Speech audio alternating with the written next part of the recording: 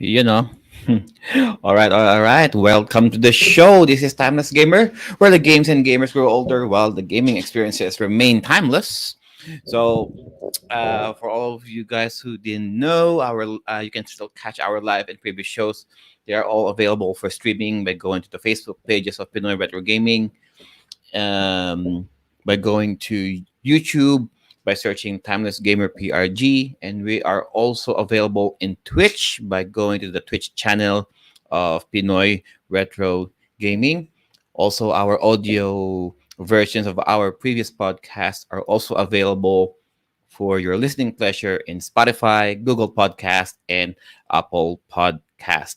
And Timeless Gamer is the weekend podcast show that discusses everything about video games under the new management of Pinoy Retro Gaming Group. And for this evening, we are just going to talk about the highlights of the previous day. So apparently, Pinoy Retro Gaming and Timeless Gamer had these twin events. Number one would be with the retro tournament, and of course our interview with Howard Scott Warshaw, and of course, oh, Sir Ray is here. Yahoo Yahoo, Sir Ray. Right. Sir Ray here of Retrofix, representing PRG and Sir Ray. What's up? Namusta? What's up? Kamusta? Yan.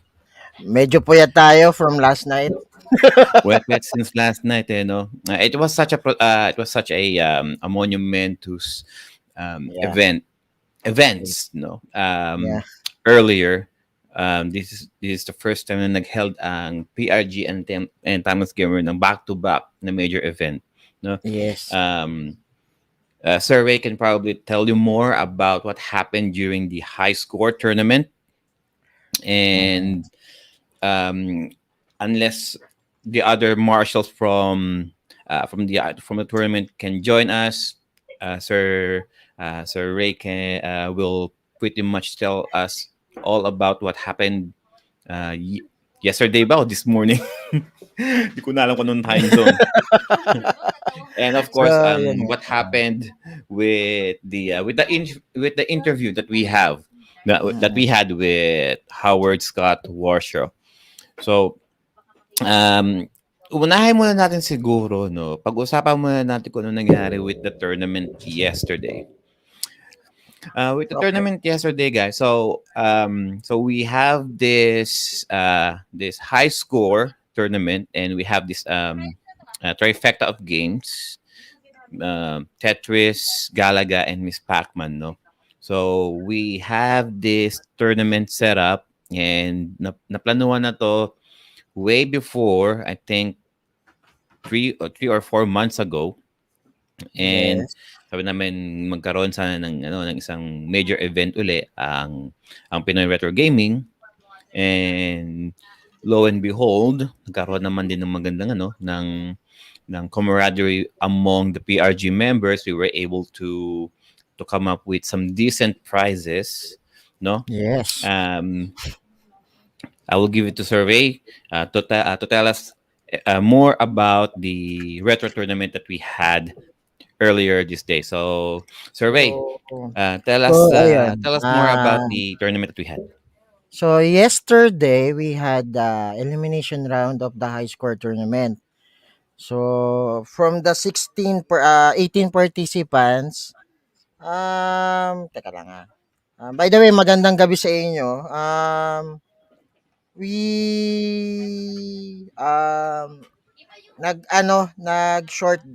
shorten yung participants ng around 16 kasi yung iba hindi siya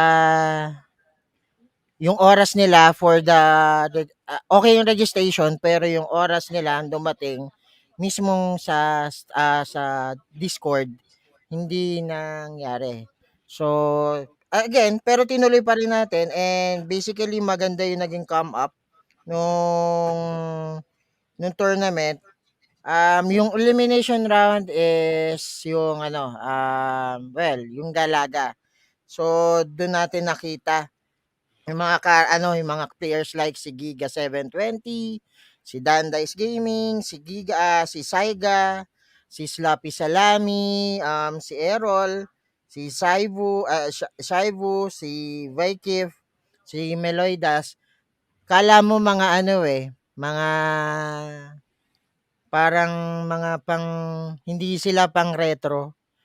Pero just imagine the scores that they gotted dun sa mismong Galaga game. They got um medyo matataas talagang high scoring. So recap lang natin. Yung first game natin si Gigas, siya yung nanalo do sa first round ng game. He got it around 25k thousand. Yan, Mm. 25,000. 25K? Yeah. And then si Saiga got 25,000K for the Galaga game. Si Slappy Salami got 17,000. And then si Errol got 27,000 and si Sabu 25,000 ay 28,000. Tapos si ano pa? Ano pa to? Si Wycliffe or si page name required got 36,000. So, sobrang tataas nung kanilang scores. So, nagkaroon ng elimination round by that time and then nag-elimination round nga. Teka lang check ko lang yung ano natin. Hindi Check ba ko lang parang yung yung mga itong mga players nito, 'di ba parang I think I heard of some of those names nung Street Fighter yeah, tournament? nag-Street Fighter, yung mga iba diyan nag-Street Fighter tournament. So, Ah, hindi mo mga nagbalik aakalain, loob. yeah, hindi mo siya aakalain na magre-retro, going retro. So, yun nga, teka, tignan ko lang yung bracket, yung bracketing. Wait lang. Sorry for some dead air. Okay Ayun. lang 'yun. Guys, so that Pinoy the Pinoy Retro Gaming Timeless Gamer event na ito, the Retro Gaming Tournament, no, as Sir Ray mentioned, Galaga, Miss Pac-Man and Tetris, for the third place prize was the 8-bit Do Yeah. control stick, and Actually, I then the have second. one. Pakita ko lang sa inyo, There you Kasi go. bumili rin ako ng sa'kin. So, ito yung price That for the third prize. Ito, that's a third ganito. prize right Ito there. yung third prize. Pero Ganyan. kanyang copy Akin yan, 'to, akin. Nakay Bell. And Nakay Bell yung prize. So, yun, teka. and then the second place would be the Pandora Box 11 I also got na one. two player, and the grand champion prize is the Neo Geo Mini, no? Yes.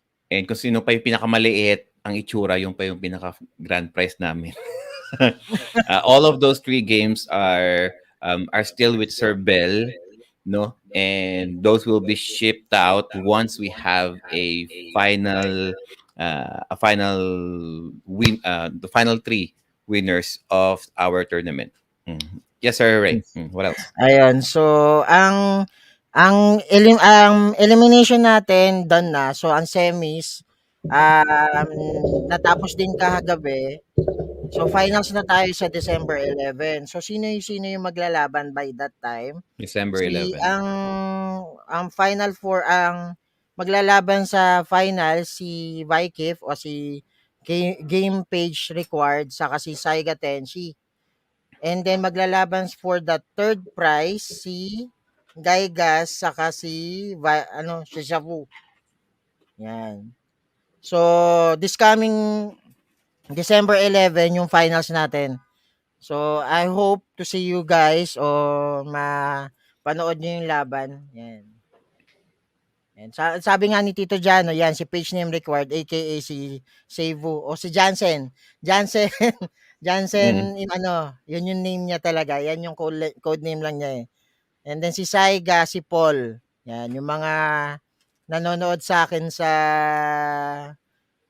sa stream ko, then napilit ko na, "Uy, sali ka." Sali ka. Nagkataon nung sinabi ko sa kanya sumali siya, "O tignan mo," sabi ko. Oh, nung sumali siya, siya pa yung nag-finals. So yun. Yung so I saw the initial hours, the initial minutes of the tournament, and di na ako nakapanood masyado. Abnormal na rin kasi yung time na yun dito sa Australia, but Yeah, apparently there are some issues na nagkaroon apparently during the first few hours of the tournament. So what happened there, Sir Ray?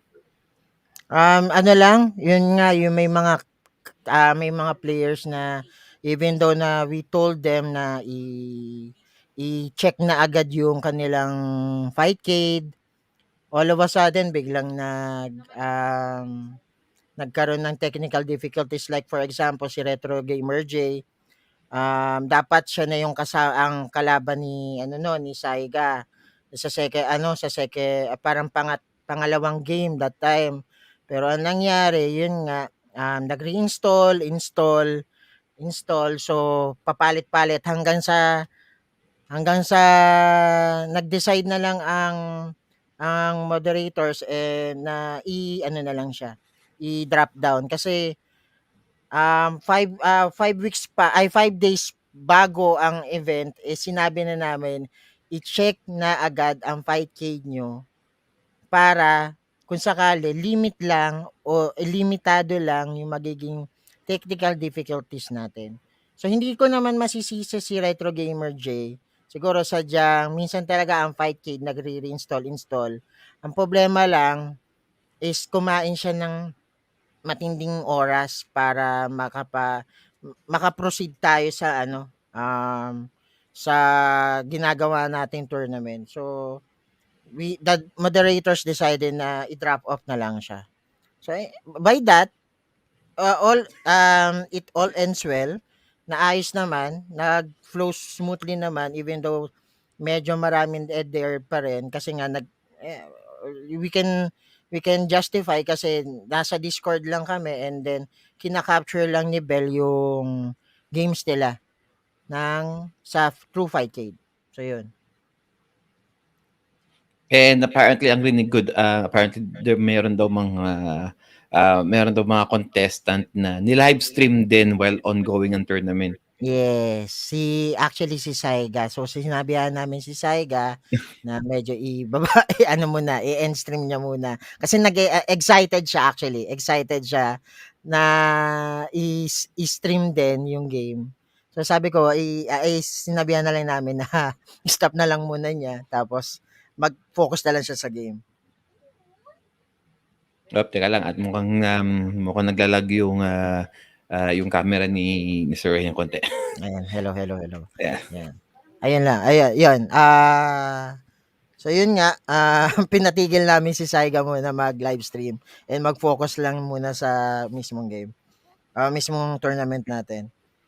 So yun lang. So basically this coming December 11, it's the finals. So yun nga, Yung sabi ko nga sa inyo. Yan, Sir Pao, magandang So gabi po. dun sa dun sa nangyari sa tournament, so the main method of competition would be using the fight cade, and then yun na nga lang, magkakatalo na lang tayo sa internet connection. Yes. And if ever yung mismo hardware capabilities din, hardware and software capabilities ng bawat isa. And Yes. yan yung mga wala na kasi tayo magagawa doon sa hardware and technical Yes. sa hardware software capabilities ng bawat players eh. And we cannot really do anything about the internet connection din naman. Minsan okay ang internet, minsan hindi. So yun ang ilan sa mga problema using if you're holding an online tournament. Kaya nga buti na lang din na napag-decide natin na within Philippine Philippine residents lang. residents na lang muna ang labanan kasi magkakataon, paano pa kaya kung pinursigin natin na pati pati pati international players Outside, na rin no. outside the Maganda Philippines. maganda leche tayo. Baka namura na tayo ng mga 'yun.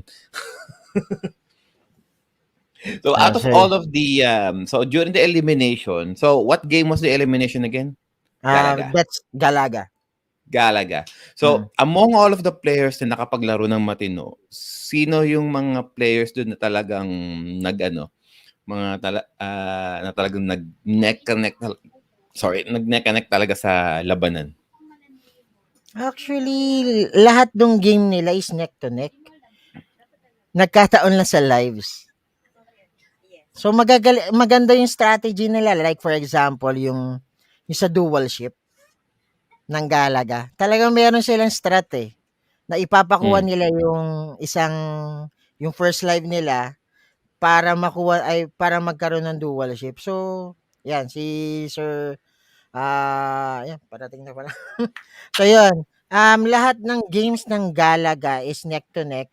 Pati nga sabi ni Tito Jano is right there.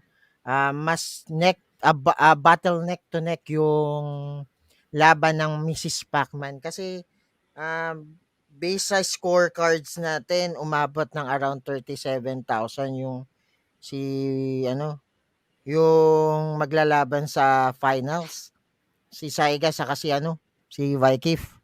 So can you imagine yung preparation ng mga to sa these games? Hello. Yan. So joining us ngayon sa ating broadcast is si Sir Joel. Hello, good day. Nakatulog na ba si Sir Joel ngayon? Hello, good morning, good afternoon, good evening, whoever you are and wherever you are. Pagpasensyaan nyo na medyo na-late ako ng konti ngayon dahil two things. Number one, nakalimutan ko na naman na hindi na nga pala daylight savings time dito sa US. I completely forgot. That's one thing. Hindi pa rin ako sanay sa weekends na 8:22 na nga pala ngayon sa Pilipinas. And number two, medyo nagre-recover ako mula sa napakalaking event namin kahapon. Aside from the tournament sa Pinoy Retro Gaming, the Retro Gaming tournament, we had our interview with Mr. Howard Scott Warshaw. Yung preparation namin sa interview na yun was sobrang intense dahil we wanted to make sure na we were able to extract as much of the retro information that we could for our audience, and we wanted to make sure na Mr. Warshaw, Howard Scott Warshaw, was able to be comfortable in our presence, dahil mahalaga sa amin na gusto naming mapasaya hindi lang ang aming audience kundi pati ang aming guest. That is correct. Mm-hmm. So ngayon medyo katatayo ko pa lang mula sa aking puntod and kinasisi ako parang all of those days in preparation for that interview biglang na flash out na. Ito pa isang super relieved na tatapos na ang araw. Si Mamuchu. Hello nga pala sa lahat. Nag-love shoutout sa lahat na nanonood. And katulad din ni Chris Joel, hindi ako sanay sa ganitong schedule ng Timeless Gamers. Nagulat na lang ako sa notification. Lahat kayo biglang nanibago. Umalikwas mula sa kama. Oo. Hindi ako, ang gulo-gulo pa nung kama ko and whatnot. And nandun ako nagbabasa ng cellphone. Oh my God, oo nga pala. Bigat pa ng katawan ko to, dali. Pareho kami ni Mama Chu. My goodness. I wouldn't be surprised if si Jaden kailangan pa sipain ni Mrs. mula sa kanyang kama. Yeah. Hindi pa nagsistream si Jay ngayon? Oh, was it? Okay, I wasn't able to check it. Like I said, nung nakuha ko yung note, yung alert bumalik basta ako ng kama tapos tapos inon ko na yung computer. Yeah, nag-message lang ako sa GC saying that mas mabigat pa rin yung katawan ko Yeah. But so we're pretty much just catching up tungkol nga doon sa what Quiz Joel was saying yung sa interview, and then with Quiz Retro kay Quiz Mod is the tournament. So ayun, continue lang tayo. Kaka-entra lang ng Team USA. Yes. Oh. So Sir Joel and Mamuchu representing Team USA ng PRG who held their own earlier today. Di ko na alam kung kinabukasan ba or kaninang umaga. Okay. That is the thing It's about just it. That is the different thing time about zones na. international time zones. No, We earlier, are earlier. No, by holding their everything is own very interview kay Howard Scott Warshaw. yes. So That's the thing as we about were international saying time zones. kanina, with Mhm. survey, so we're still talking about what happened with our with the elimination round during the with our retro tournament. Mhm. Ako kasi clocked out na ako noong mga panahon na yun. Oh I'm trying to yes. Mhm. prepare myself mentally for that. But I'm not sure if Sir Joel or Mamuchu were able to watch some of the competition I man was. lang I Yeah. was during able sa to see Discord. some of it. Yes. Yeah.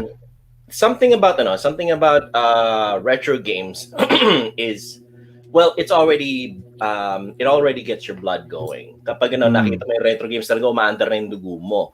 Pero seeing people go head to head, try to get the high score in a retro Yes. game for actual prizes is extremely exciting. Talagang nakaka-tense yun because you know that it's not just it's not just actual prizes at stake here. It's also reputation. Dahil Yes.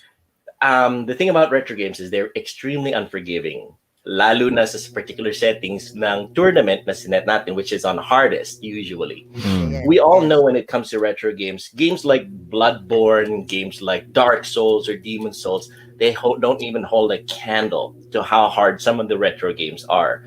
And the retro games that we had for our tournament were especially hard. Galaga and Miss Pac-Man. Now, if you made one mistake in any of those games, we're talking as an abject humiliation karon. As in magkamali ka ng pihit ng ship mo in Galaga, makikita mo na both the torpedoes or the aliens that are doing a kamikaze attack at you, wala ka ng lusot. Same Exactly. with Miss Pac-Man. If you make a wrong turn, miscalculation, pagtingin mo in a corridor, both ends, padating na ang dalawang ghost monsters, yari ka na, wala ka ng lusot din.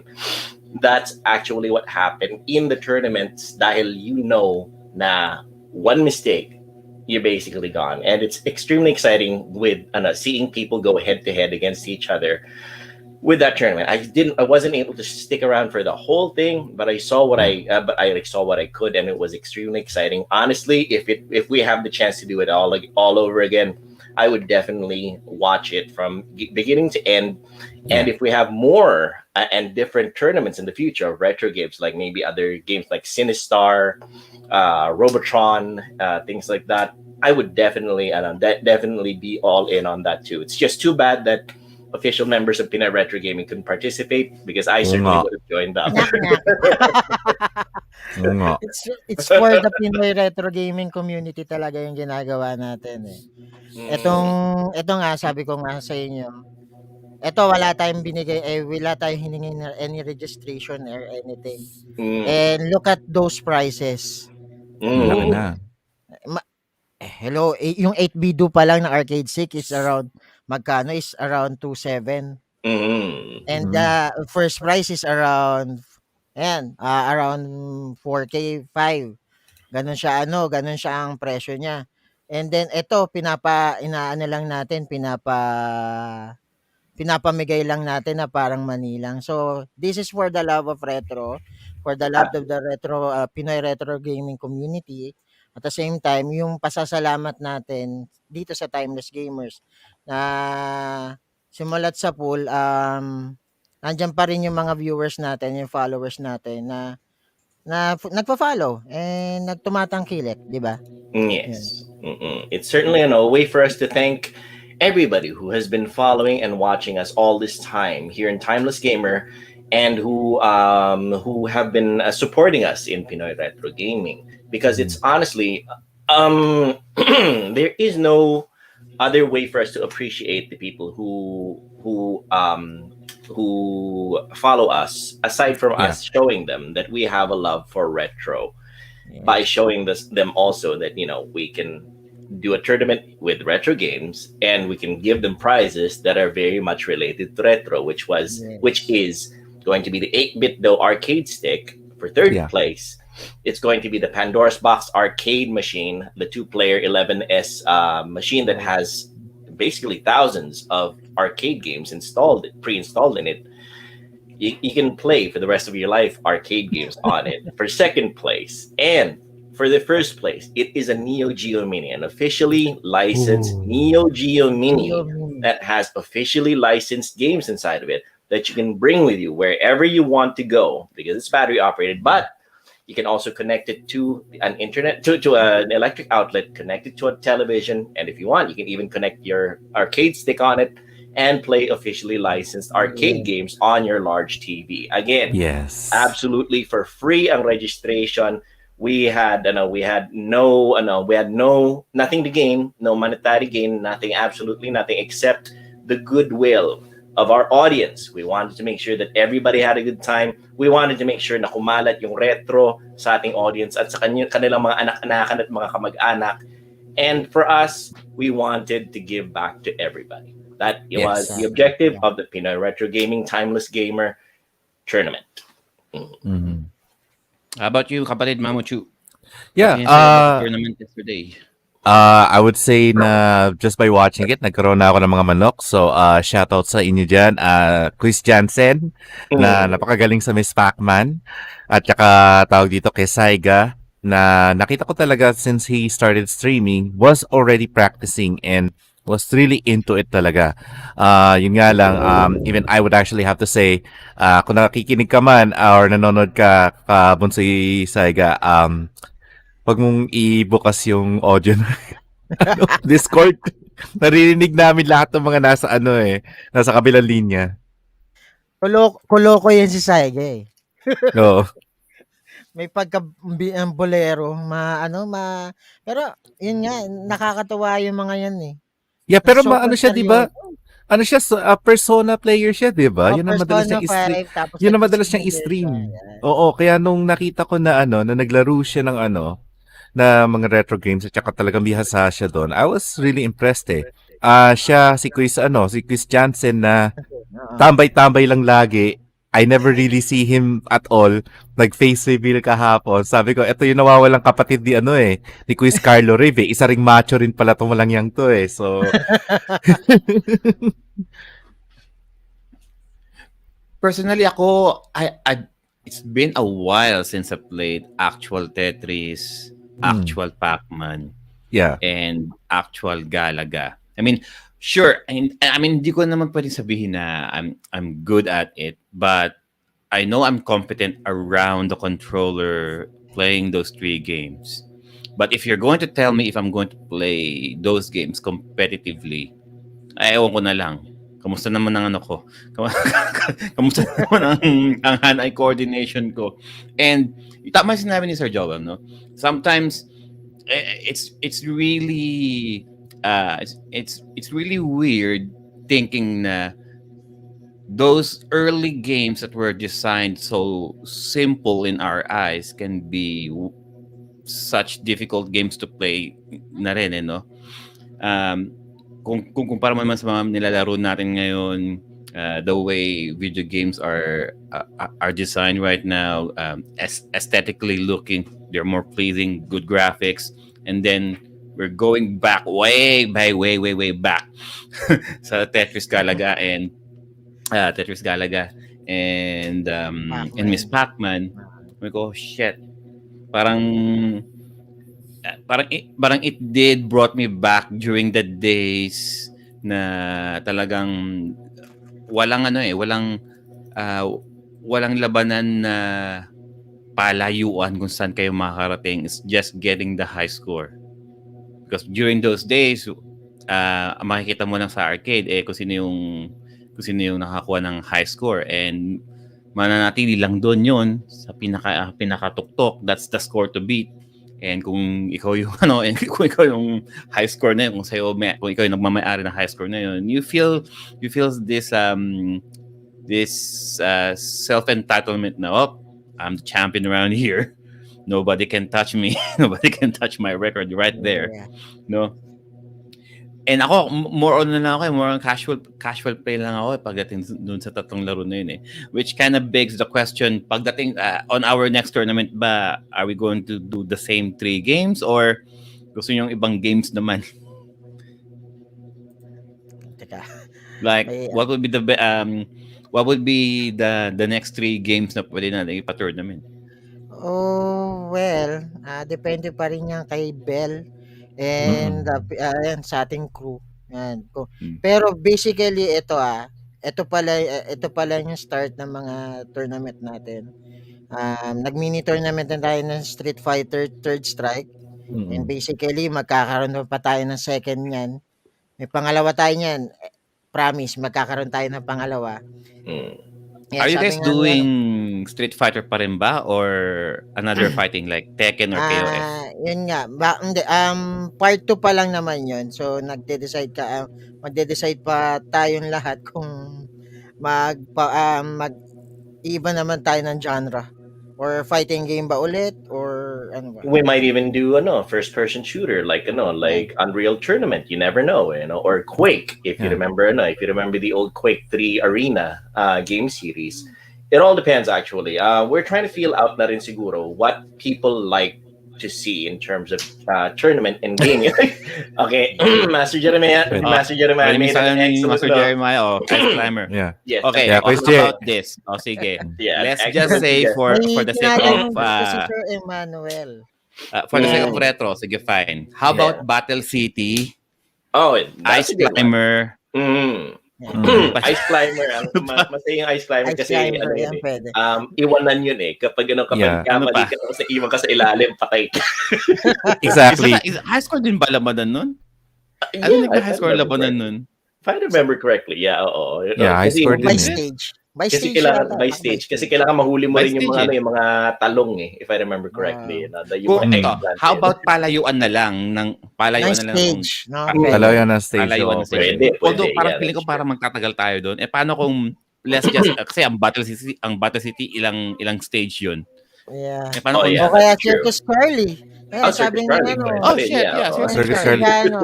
Hindi, kung ano, kung ano siya, sabihin natin na Ice Climber, meron bigyan natin na 5 minutes to reach the top.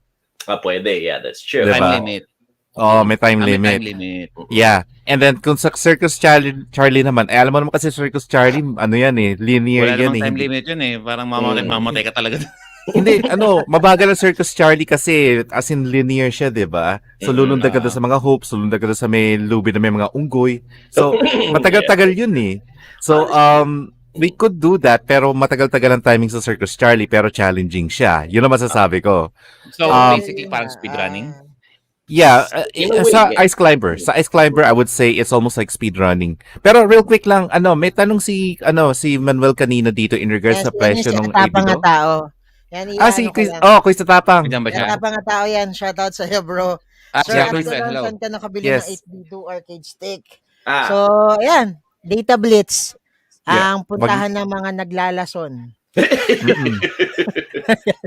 speaking of naglalason, nag-umpisa na ba tayo? We haven't had show and tell yet, have we? Not So we'll do yet. that We later. haven't yet. We haven't had it yet. Kasi, I'm not sure kung if you're kasi akala ko if you're just gonna go straight to the discussion Yeah. or we'll just do the show and tell Maraming on our ipapakita Christmas si Tito on our Joel. Christmas event. Yeah, on our Christmas episode. Ako anytime. And like Raymond says, sadly, medyo marami akong kailangang ipakita ngayon dahil dahil Black Friday. Black Friday and as Raymond says na nga nag-shopping tayo na maaga-aga kasi dahil ayaw natin makipagbakbakan sa mga tao sa mga pila. Puro online lang si Tito Joel. Yeah, exactly. Nag-online shopping tayo na namili tayo sa Best Buy. Pina-reserve na lang natin ron sa counter doon. Tapos nag-drive na lang doon na maaga nung I think tapos Monday before Black Friday. Tapos nag-drive na lang ako papunta doon and then pick up ko na lang tapos umalis na ako agad. Yeah. So first time ever hindi ka nag-camping? Oh yeah, absolutely. Now, kasi there is actually not much of a reason to camp today dahil there are no stocks to the PS5 or the Yeah. Xbox Series X. Honestly, dito talaga ang hirap kumuha ng ano Yeah, ng good Nandun sa luck. inyo? Good luck. ang May Yeah, hirap. good scammer luck. ba dyan sa inyo? May scammer. It's almost Scalper? Scammers impossible. ba? It's almost impossible to find. Honestly, yung kapag nag-pop up yung alert notification mo na the Xbox Series X is in stock in Best Buy at 3 o'clock. Magantay ka ron ng online ng 3 o'clock. Pag patak ng 3 o'clock, Wala na. available for siguro mga 5 seconds, and then before you know it, Wala gone. na. That's it. Wala na server. You can't even even if you manage to put it in your cart when you try to check out, hindi mo mailusot dahil sa sobrang konti ng stock ng PS5, ng Xbox Series X, wala. And that's why people here have started to turn to alternative means of entertainment. They've started checking out things like Google Stadia.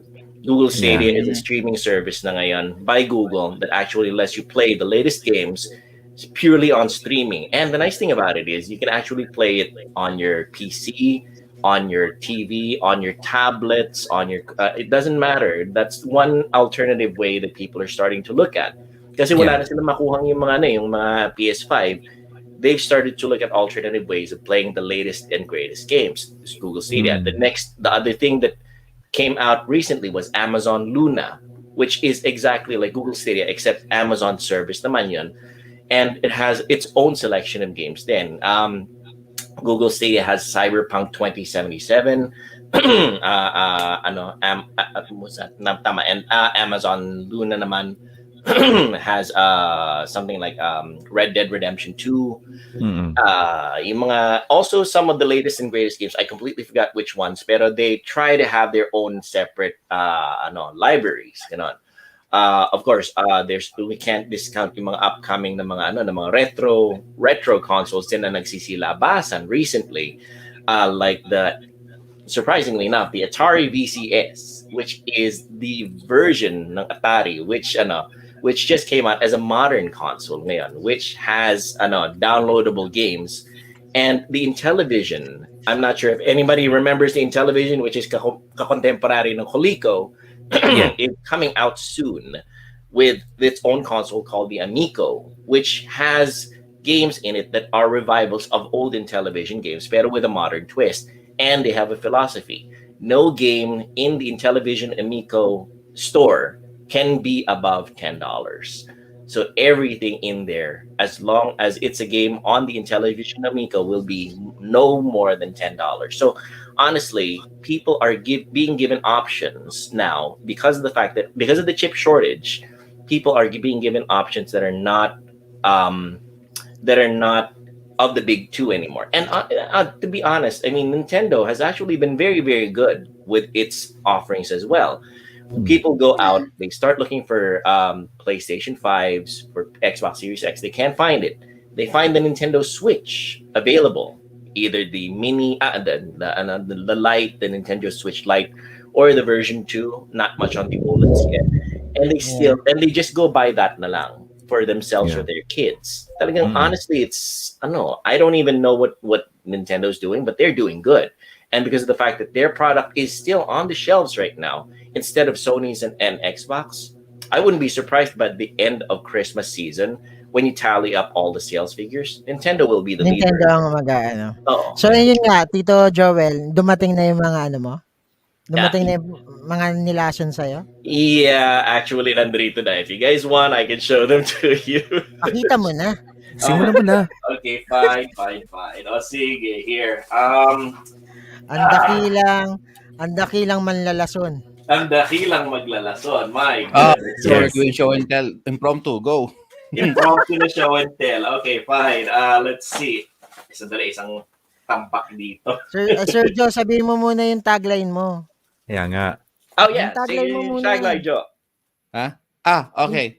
So medyo late lang ang ating medyo late lang, but as per tradition, we are going to do our show and tell na we like to call computer mag-visit ka.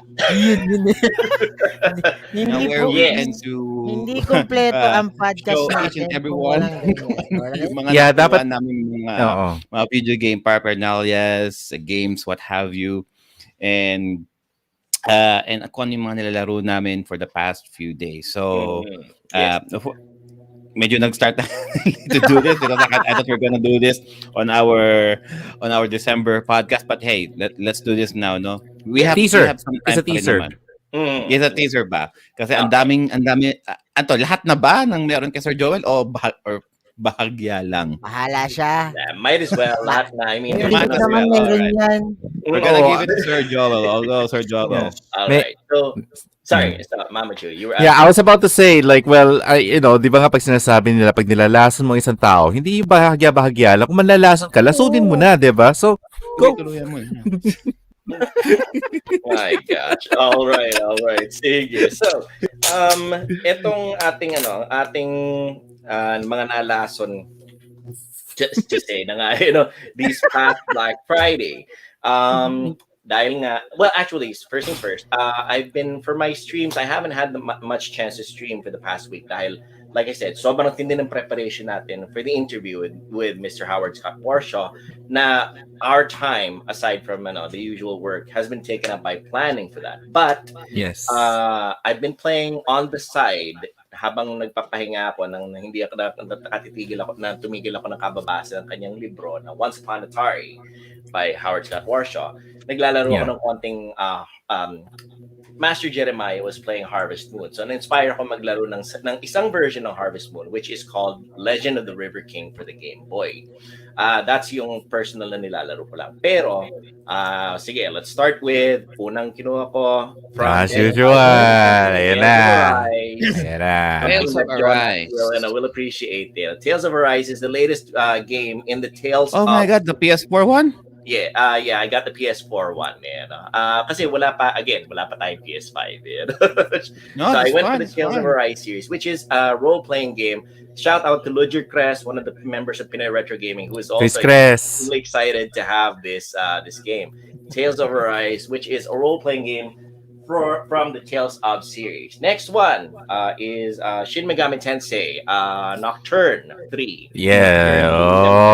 It is the third installment of the Shin Megami Tensei series that came out here in the US. Also, I think Shin Megami Tensei 5 is out. Hopefully, makuha natin yun sometime soon in the future.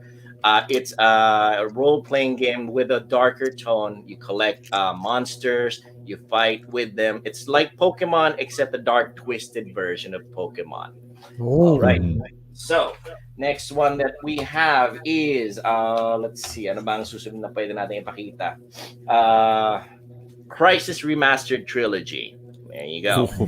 If anybody's at all, again, a little bit of retro background here. Crisis is the computer game that came out in the early, I think, medyo mid-2000s that was extremely demanding for PCs. As in, yung isa sa mga test ng mga personal It's the benchmark for every PC. Exactly. It's the benchmark for every personal computer dati. Kung gaano ka-powerful yung personal computer mo, ang question dati is, can it run Crisis?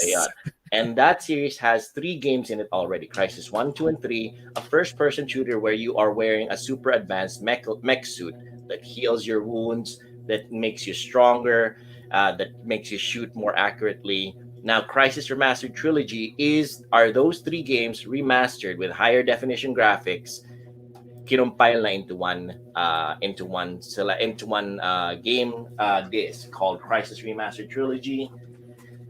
Next we have Mortal Kombat 11 Ultimate. Yan. So this game na mas maaangkop kay Shin Mamuchu and kay Bell. Kay Quiz Bell. Quiz Bell is definitely gonna be like, he's drooling right now. Yes, kay Bell. Also, Bell Valenzuela, our fearless leader of Pinoy Retro Gaming. Shout out to Bell of BLJN, Belgian. Mortal Kombat 11 Ultimate. I am not a fighting game guy. Honestly, wala akong kwenta sa fighting. I am absolute balls when it comes to fighting. Pero, kinuha ko ito because of 2 reasons. Because of RoboCop and because of John Rambo. Yan. I was about to ask, is the Ultimate one has all of the DLCs, including Terminator? Ultimate one has Terminator, John Rambo, and RoboCop. All 3 of them. I plan on having them fight it out with each other through artificial intelligence Yeah, AI. PC versus PC. I know. Yeah, go for it. Go for it. You're gonna have a lot of fun, quiz. Sinasabi ko Yes, sa'yo. I mean, I'll watch my because I'm an '80s kid. What can I say? Those Yeah. guys were my '80s action movie idols. Yes. So to I see mean, who them I mean, who beat each else? other up, yeah, Sino pa it ba would be nandun? awesome. What was that, Jonas? Uh, so you got Terminator, you got John Rambo, and you got Mm. RoboCop. Who else are there included in the Ultimate Pack? I think there's the usual suspects like Liu Kang and everybody. Let's see, everybody's here. Combat Pack 1, Aftermath expansion, and Combat Pack 2. So I'm presuming these are going to be. It says all 37 fighters are going to be in Mortal Kombat 11 Ultimate. So I don't think mauubusan ako ng mga characters to have fight with each other. But honestly, Yeah. I want to see them get beat up by Sinama ba John nila Rambo. sinama ba nila yung mga horror franchises like Freddy, Jason, Actually, that's a uh good question. We should ask We should ask the Yeah, fighting game. I believe nandyan si ano Michael si Myers. Mm. yeah, I believe nandyan yung mga horror I don't know if Freddy Krueger made it though. I don't think Mm. I it's ano kasi I never really pay attention kasi sa mga horror nila, DLC nila. Pero I think I remember that like everybody was hoping for Freddy Krueger to show Or up. baka Pero mods yung nakikita ko. I know Leatherface is in there. I know na Oh, ano cool. is yeah. Jason. So si Jason is yeah, si Jason is nandyan din. Pero everybody is also like, everybody just like the idea that like Terminator versus RoboCop. Right. Mm. All right. So another one. Let's do. This one is not very familiar to, not very popular. I'm imagining in Pinas, pero it's a game called Lost Judgment. Lost Judgment. Ay, Yes, oy, it's it is good. part of the. Well, it's not exactly part of the Yakuza series, It's but in it the is one of the side stories of yeah, Yakuza. So it's like I think it follows the story of a detective. It's already part two of the story. The first game was called Judgment, if I Christian. remember Mm. correctly, and this is going to be the second part of his story, Lost Judgment. If anybody is at all familiar with Yakuza, it is the Yes, game series that is a real-time battle series that goes around a small town called Kamurocho in yeah, Japan, and it features a main protagonist called Kazuma Kiryu, who is yes, a former Yakuza member, and he has to take care of a young child who he eventually adopts to become his daughter. yeah, Yun yung hirap ng buhay niya. He's a former Yakuza and everybody's out to get him. This yeah. guy is going to be like a side story to that main storyline. Mm-mm. All right. Next up, pasensya na guys. I mean, it was Black Yeah, Friday. Nagpakasasa ako sa Okay lang yan, Tito Joey. yeah. Okay lang. Okay, Masaya sige. masaya maglason pag Black Friday, di ba? Oh, Oh, yan the na. hell? Doki This Doki one Panic? naman is a game called Doki Doki Panic Literature Club Plus. Holy shit! Shout out to Neil Trinidad of Neil Station, part of Pinoy Retro Yes. Gaming. He streamed this, and that actually inspired me to get this game. Doki Doki Literature Club Plus is a visual novel that has a certain twist to it. And I'm not going to spoil it Yeah. for everybody, but So, for everybody, some na alam yan, knows what happened. Those who doesn't, do try to check it out. Yeah. Tinatanong ni Quiz Framer kung part 2 ba yan? yes, Lost Judgment actually was part two, but this one is the game Doki Doki Literature Club Plus, which is the entire game plus a couple of extra characters, if I remember correctly. For those who are not familiar, a visual novel is one of those games where you try to select your, shall we say, waifu. Yung pipiliin mo yung path mo para makakuha ng eventually magiging partner mo for life. A dating simulator, like Master Jeremiah actually says in the chats Yes. downstairs. Best dating simulator. But it has a twist, and I'm not going to spoil it for everybody. May But ano it dyan? has become acclaimed among the visual novel community. And I hear they're saying that it's actually really good. And I saw It's really good, yeah. yeah, I saw Neil's playthrough of it, and I was actually fascinated, and I decided to get it off of Neil's recommendation. One of the new members of Pinoy Retro Gaming, who we will be having as one of our interviewees in an upcoming episode of Pinoy Retro Gaming, which is going to be the part three of Pinoy Retro Gaming interviews the members, and that's going to be sometime in the near future. I think that's going to be sometime January, right, Joe? Yes, sir. Yes, there you go. We're going to be asking him questions about Doki Doki Literature Club Plus when he does his guesting. Yeah. So if it's if it's a plus, maliban sa character, did they actually add more endings or is still the I same multiple I'm not endings? quite sure. I think that the plus part is the fact that you get more paths as to who to choose to become your By more paths, are we talking about like let's say choices. kind of like Spider-Man saving, I think so. And something like again, we are showing right now for those of you who are only on the audio portion of our podcast. We are showing what Doki Doki Literature Club looks like, and it seems like your typical visual novel where you get to choose your responses to what the girls are asking of you. You try to impress your crush and everything. Kailangan kang mamili Mm. kung sino yung pipiliin mo para makasama Uy, habang uy, ano buhay. yan? Uy, uy, merong ano. But yes, in one of the main objectives of a visual novel is to always try to find the most perfect ending possible. And Doki Doki Literature Club Plus is one of those games. And again, there's a little twist that we're not gonna spoil, but that's one of the main reasons kung bakit kinuha ko yung game na yan. Yes. Okay, so to continue, again, there is Doom Eternal, which is part two of the Doom series that came out in 2016. Bumaba na siya finally to an acceptable price for me. My magical price point for video games is $20. Almost everything that you guys see here sa aking pile right now, yung mga pinamili ko, is all $20 and below.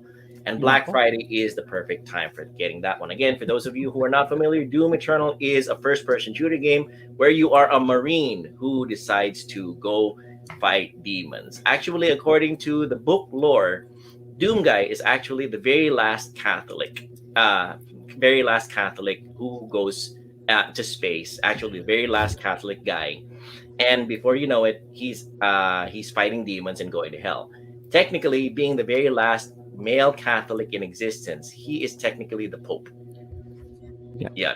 Yeah. Oh, I'm sorry, Mamuchu. I Yeah, think I'm you're. just I'll be right back, guys. Just Oh, okay, no problem. There you go. Let's see. Okay, now we finished with the PS4 games. We only have 4 Switch games, sad to say.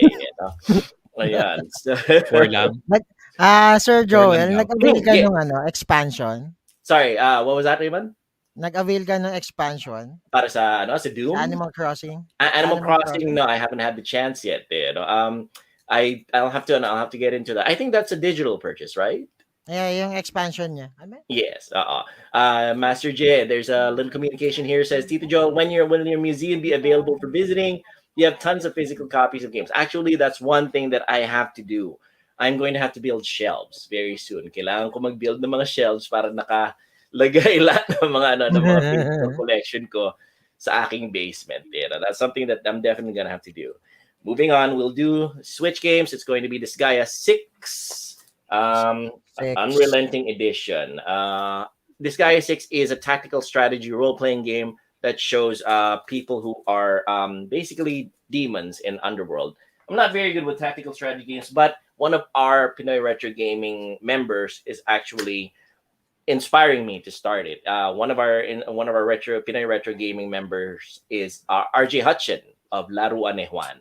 He Yeah. plays a game called Final Fantasy Tactics Advance, and he's inspiring me to do tactical role-playing games. It's a genre that I'm not very good with kasi usually ang hilig ko is Turn-based. turn-based role-playing Turn-based. games. Exactly. Turn-based role-playing Ay, Sir games. Jo, Turn-based, turn-based. exactly. Like Jonas right here, That's my forte. Also grand strategy games and business simulation games. What can I say? I'm an accountant. I love business Yeah. simulation games as well. Next game is Subnautica and Subnautica Below Zero. I got this game purely for the fact that I actually have this on PlayStation 4 already. It's a game much like it's a game that actually has you explore the ocean depths of a different planet altogether. Now I get first person style Subnautica and Subnautica Below Zero. I got it for the fact that there's two games inside of a physical cartridge.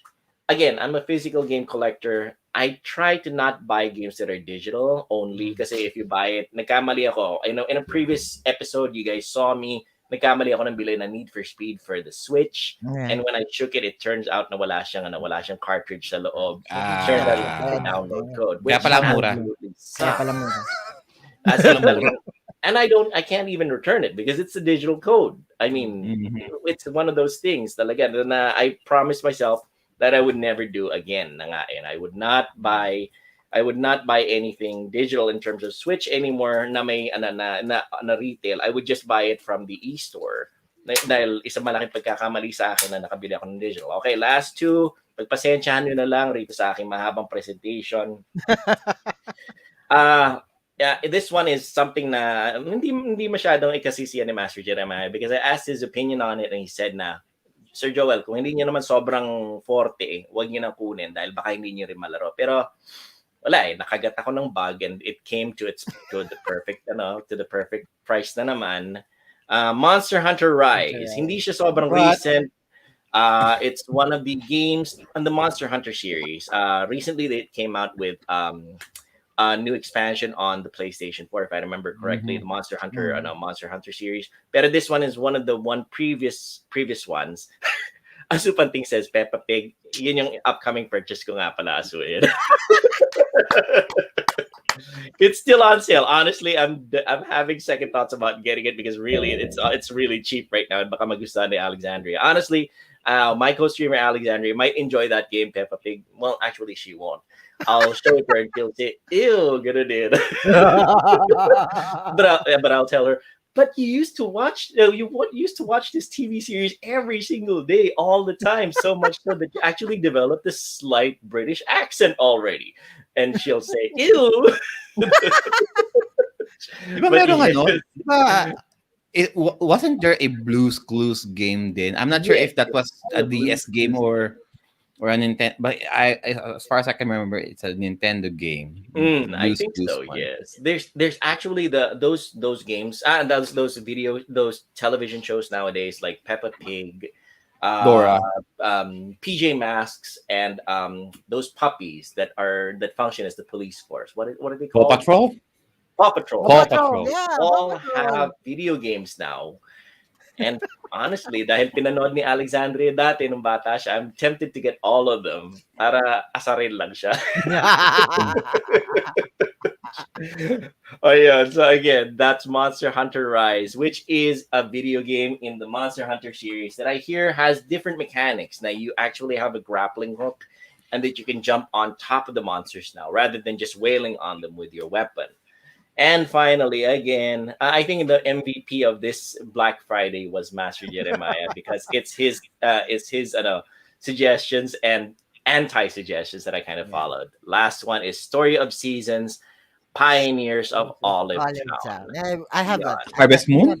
Harvest Moon, part of the Harvest Moon series, actually, because this is by the original developers of Harvest Moon. Story of Seasons, Pioneers of Olive Town. If anybody at all is familiar with Harvest Moon, which Master Jeremiah and I believe another member of our Pinoy Retro Gaming community is playing, this is one of the later versions, one of the newer versions that has that the developers have come out with.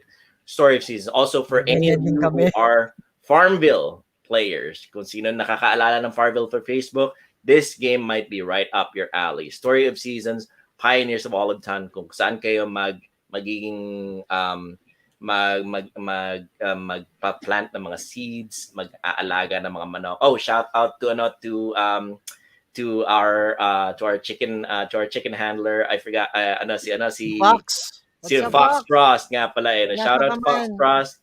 Part of Pinoy Retro Gaming. I hope to see you soon streaming again, Fox Frost. Again, Story of Seasons, Pioneers of Olive Town.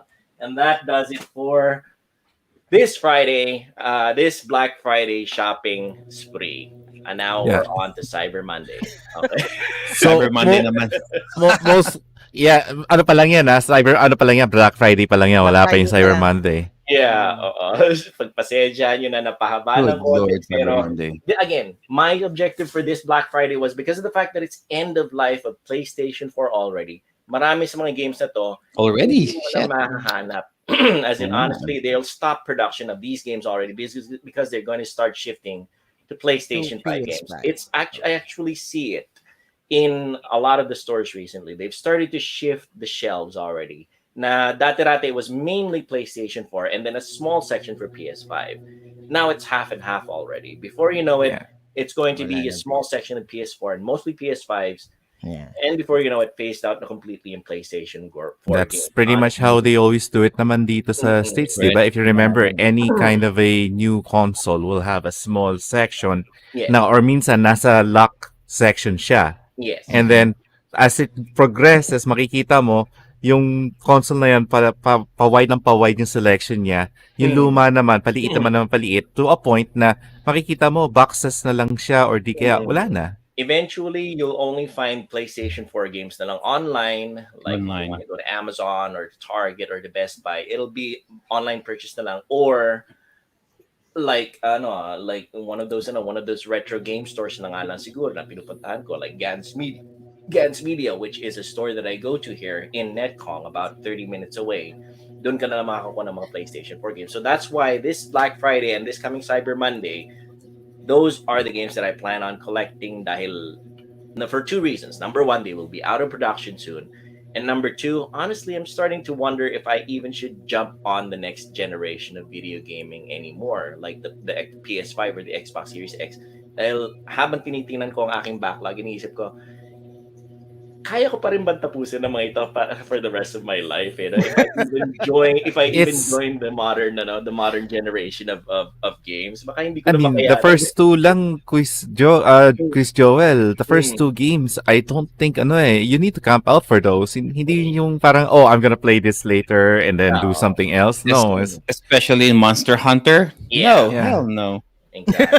I mean, it's coming to the point na I'm thinking about getting off I'm getting off the video game upgrade treadmill already, and I better start doing my backlog already. If Honestly, we are if we are those types of people, Sir Joel, who just we'll just forget every responsibility, forget every adult duties that we have, disconnect ourselves to the world, yeah, kulong lang tayo sa isang kwarto. I think it's Um, possible. I think it's possible. yes, Yun I. lang. If and if. But no, hindi tayo ganun.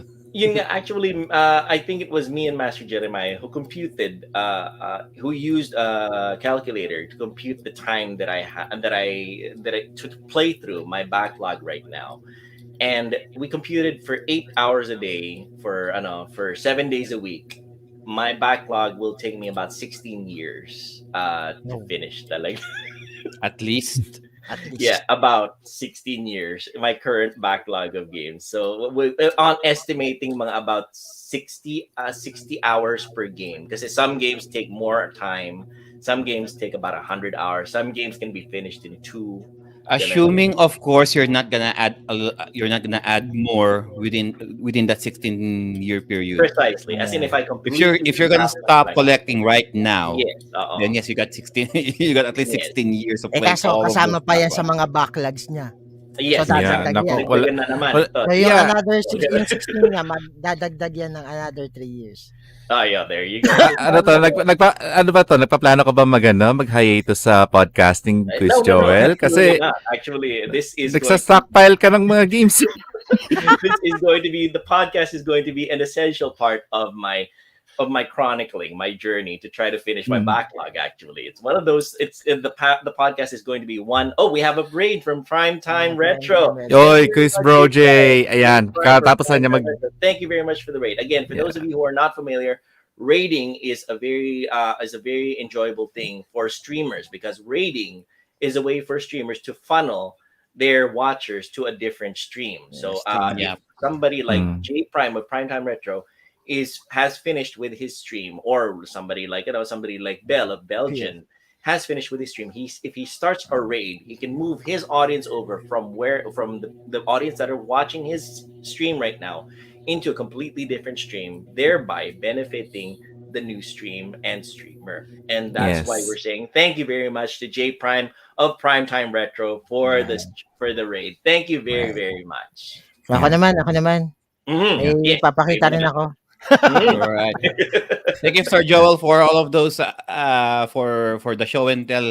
Ang dami nun ah. Wala pa yan, guys. Wala pa yan, konti pa yan. Wait until Wala pa December. Wala pa December. Podcast. Can you imagine if may December na? Yung December episode.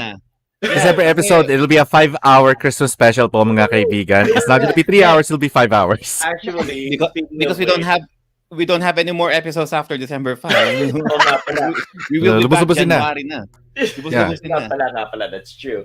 Have you mentioned nga pala, Joe, the theme of our upcoming podcast, which is our Christmas wish lists? We will announce that later on.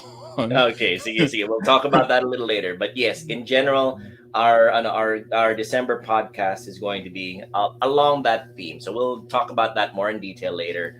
Let's pass it back to Jonas. Let's go with Sir Ray. Meron din siyang show and tell for the class. Isa pa tong demonyo eh. So ito nga. Medyo ngayong November na to, medyo marami tayong napalason sa mga taga PRG natin. First itong Mike, yung solo cast na lason tayo ni Maynard. Oo. Tayo ni Bell at ni Je. and then ni Tres Natad of Tres Kwenta Gaming. So, sunod-sunod yan. At the same time, yung arcade stick nga, nalason dito. Yes, the 8-bit arcade stick. We do arcade stick na ipapamigay. At the same time, the Resident Evil series kasi is going to parang iproproduce nila yung ilang games ba to? 3, 6, 7. Yung 7 games sila, 8? Ito ba? Teka, wait. 3, 6. Yung 8 games sila. So, nangyari kasi, by folder siya eh. Ang ganda sana eh. Kaso lang, iniisip ko kung bibili ako. Kaso, bumili na ako nito. Wala na. Resident Evil 4. So, basically, ito na lang yung kulang ko sa kanya. So, kompleto ko na siya. Kita mo. Kita mo. Kompleto ko na eh. From Resident Evil 1. Very cool. Kompleto ko na. Nice. Ang problema lang, ang ganda kasi nung artwork nung ilalabas ng Resident Evil. So, nag-iisip ako. No! Ayan na. Mega love shoutout po kay Ate Mara na automatically kinakblock po kaagad si Chris. Ayun. Eto. Again, sabi ko nga, pag holiday season din, Transformer hunting ako. So, mga bargain. So, I got this Transformer. Oh, nice. Ooh. Yan, Crowbar. Oh, that's cool. Movie series niya, alam niyo kung magkano to? Magkano? 400 pesos. Pero may 400 really pesos good siya, price. sila na siya ha. Pero nakuha ko siya ng 300. Oh, wow. Okay. That's good. Because you paid cash. Sale.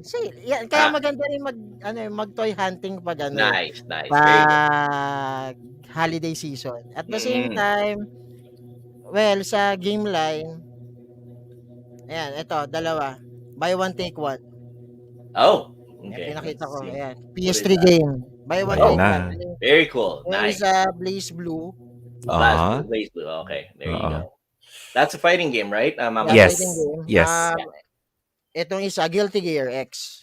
Oy, nag-aaral ka ng anime dashers, Chris. Okay, there you go. May balak? Initially, lang, parang Are we going to do a Blaze Blue some sort of a competition din ba? Soon?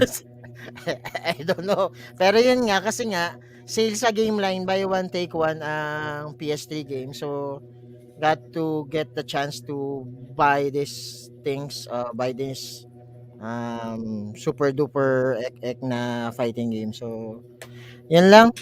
Medyo nabudol tayo ng November. Hopefully by December, konti lang. May tanong ako, Chris Mod. Yung para kay Ate Mara, nabili mo na ba? Hindi Oo. Di ba daw?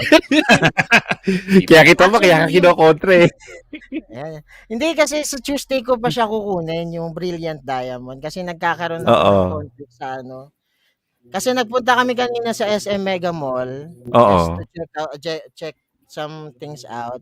And Mm. sabi ko sa kanya, naka-pre-order ako sa Green Hills. So, Yun hindi lang. naman siya mahilig yung mag-crossover sa iba't Yeah, ibang mall, magta-transfer siya from one branch to another. transfer to Oo. mall. So, Layong biyahe yan. this coming Tuesday ko na lang siya i-pick up. Yan, masungit na Oh. nga eh. Kaya Masungit. nga ano eh, kita mo kagad, nag-no kagad, ang bilis mag-no. Oh, eh, pag No. nakuha na yan, wala na. Yes na yan. Ayun. Ang hinahabol niya rin yung tote bag eh. Yung Oh. tote bag. Yan. Oh. Tapos may palabas pang R shoes. Nako, Diyos ko. December. Saya. yung pawis, balos, tumatakas ko. Ang saya-saya ng December. Ay, naka. Honestly, it is one of the most It's the enjoyable most wonderful time of the year. It's the Kaso lang most it's the most wonderful time of the expensive year. time of the Kahit na month. lumalabas si Mariah Carey I at agree. si Marichan, masaya pa rin Mm. tayo. Of course. It's the most expensive time of the month. I agree. Yeah, Diba? my goodness. Of the month. Of the month talaga. December talaga eh. Kahit Honestly. saan mong angulo tignan eh. Magtitipid ka kunyari pero Di yun rin. nga eh. Pag may nakita ka talaga eh. Honestly, sa dami ng Ganyan ka na lang, oh. Yeah. Ganyan nga yung Yeah. For those of you who are on the audio podcast, ang style na lang namin ni Raymond, kaming mga namimili. Nalasa. Pumipikit ka na lang. You're just You going put to you take your palm, close your eyes na lang. Yes, you take your left hand, you put it over your eyes, and then you use your right hand to click on check out now. Ganun. Yeah. Tapos, bubuntong hininga and say, Christmas naman eh. Exactly. May Ikaw, darating. Jo, mararanasan mo rin yan once na lumaki-laki na yung inaalagaan mo ngayon. Ay, Mm. nako. Lalaruin niya lahat tong mga to. Yun, Wala yun yung siyang- gusto kong marinig. Wala Yes. siyang wala siyang ibang lalaruin kundi ito. Gusto ko Oh, yeah, kung sure. hindi ko if I can't play it, she will. Ano eh, para may house rules. Oo, may house rules na, you want to play Pokemon Brilliant Diamond? Well, you have to pass Mario level 3-1 muna. Or say, you want to play Pokemon Brilliant Diamond? Subukan mo muna yung original version. Once na makalusot You do the Oh. Gen 1 first. Oo. Collect mo muna yon, bibigyan kita ng isang buong paper ng quiz, pop quiz. Pag nasagot mo lahat yon, then we will get the next one. Hanggang sa makaabot ka sa pinaka-latest installment. Oh my Just like my God. daughter right now. Mm. She's so addicted to Pikachu and Pokemon Unite. Halataga. Every time, nanonood siya ng Pokemon Journey.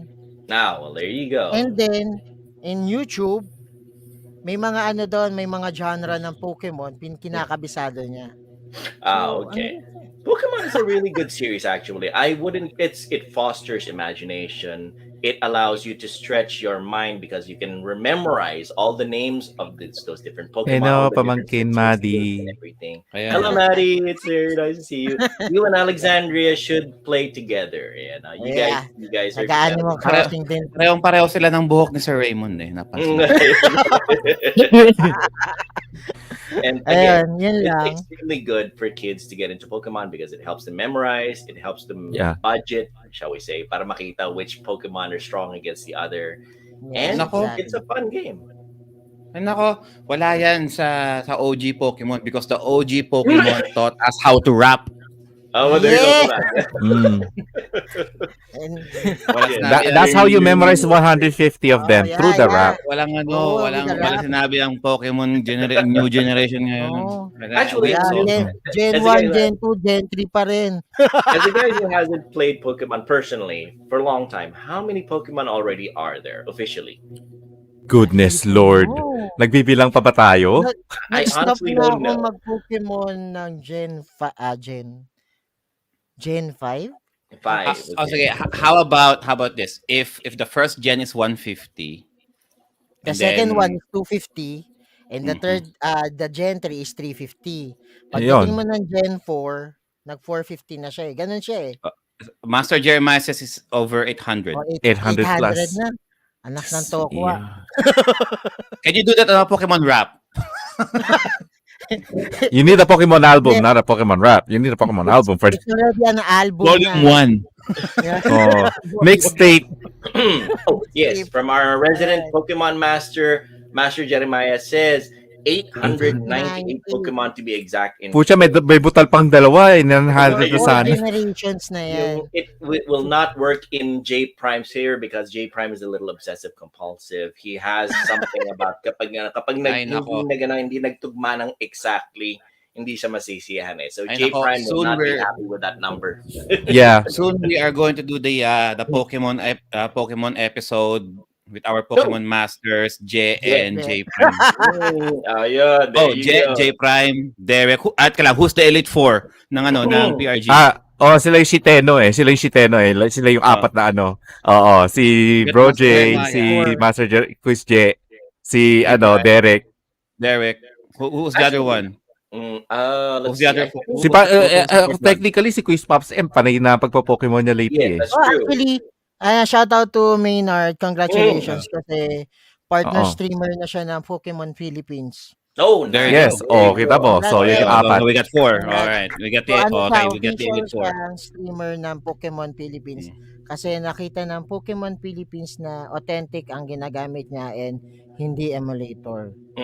Yes. Dahil dyan, Master Jeremiah, alam na this. Yeah. Alam na this. Ibig sabihin, it's time to kiss him sa gums. Magagums to gums. Ay, nako. So, shout out kay Maynard. So, Maynard is playing Pokemon, what? Game Boy or DS? DS, GameCube. Through the GameCube player. GameCube player. Okay. Akala ko he's playing Game Boy tapos tiyatapat niya lang sa camera. No. Diba ang GameCube may siya? May Game Boy player. Game Boy player tapos sa baba, saksakan. Yes. Right. So, doon na amaze ang Pokemon Philippines sa kanya kasi he's playing hardware. Hardware, software talaga. So, right. Yan, again, congratulations kay Maynard, kay Papa M, kay Kaka Computer. At the same time, happy anniversary, first anniversary sa page niya. Yes. Anniversary. Again, shout out to Maynard of Kaka Computer mo yan. Pakis sa gums. Pakis sa gums. Weird saying that. Yan, gagawin natin yan. Oy, Master J, gagawin natin yung Elite 4 Pokemon special natin ngayon.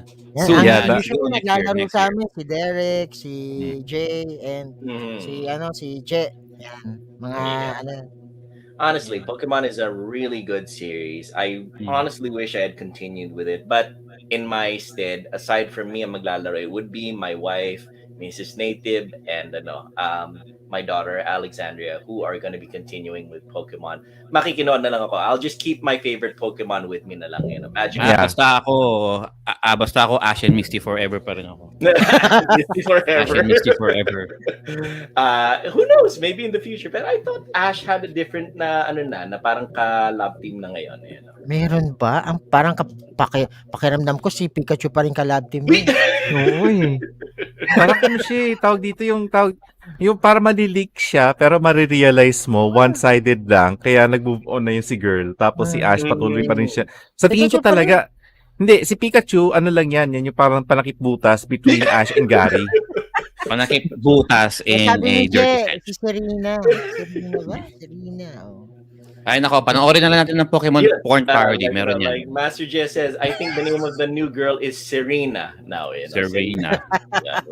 We'll keep Pikachu forever. Hindi na nag-evolve si Pikachu. Nasa Pokemon Journey na tayo na Netflix.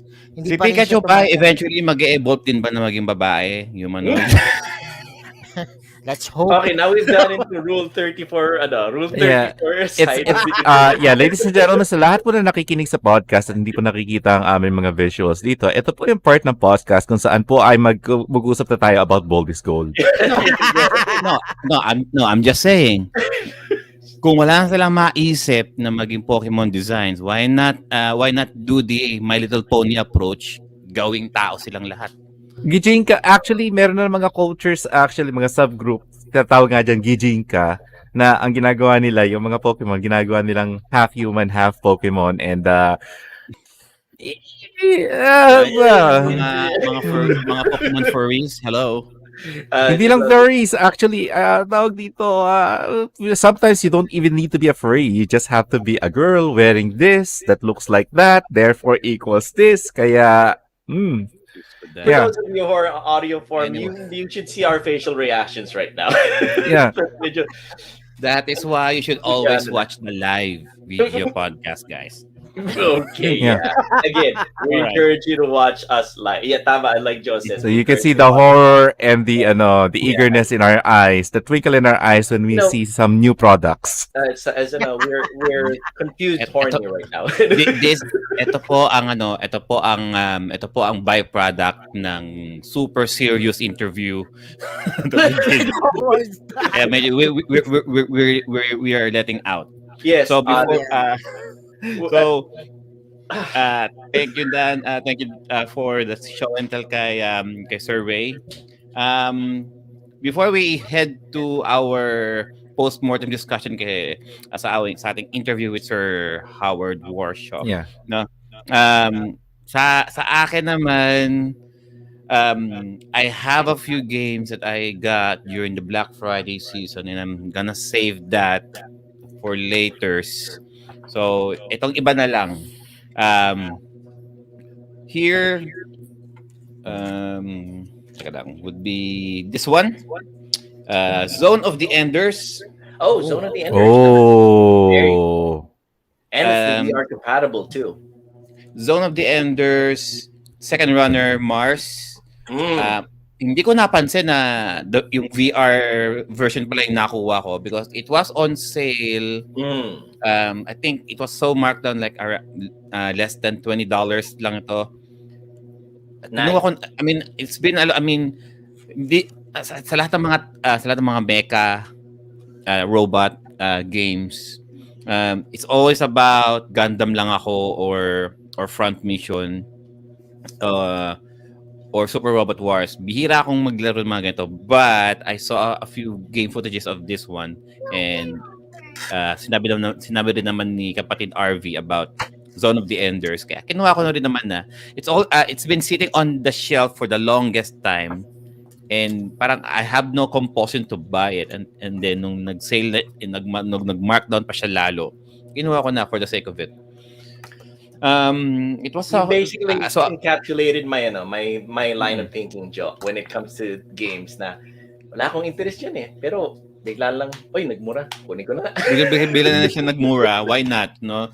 And I played the first roughly 30 minutes of it. It does take a while getting used to the controls kasi pwede kang mag third person, pwede kang mag first person dito. Kaya it takes a while of getting used to. It's a very fast-paced game. If you don't kung wala kayong lalo na kung VR pa ito, if you don't have any issues getting dizzy or lightheaded, flashing lights, quick movement, it's a rather good game by its own right. It's And also then by we Hideo got Kojima, right? It's also by Hideo Kojima, if I remember correctly, correct? Was it? Yes, Hideo Kojima. Mm-hmm. Hideo Kojima, the same developer of Metal Gear Solid. Yes. And then we got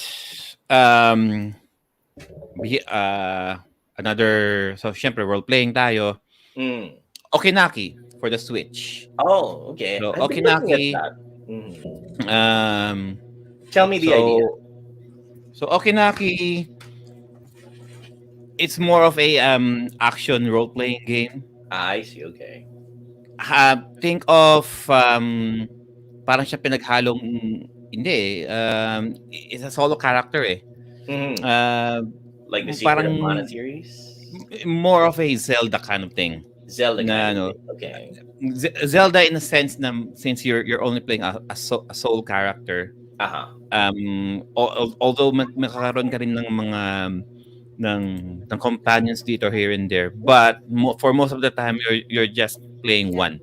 I see. Okay. And ako pa naman yung tipong if I'm gonna play a role playing game, gusto ko a party, no? Yeah.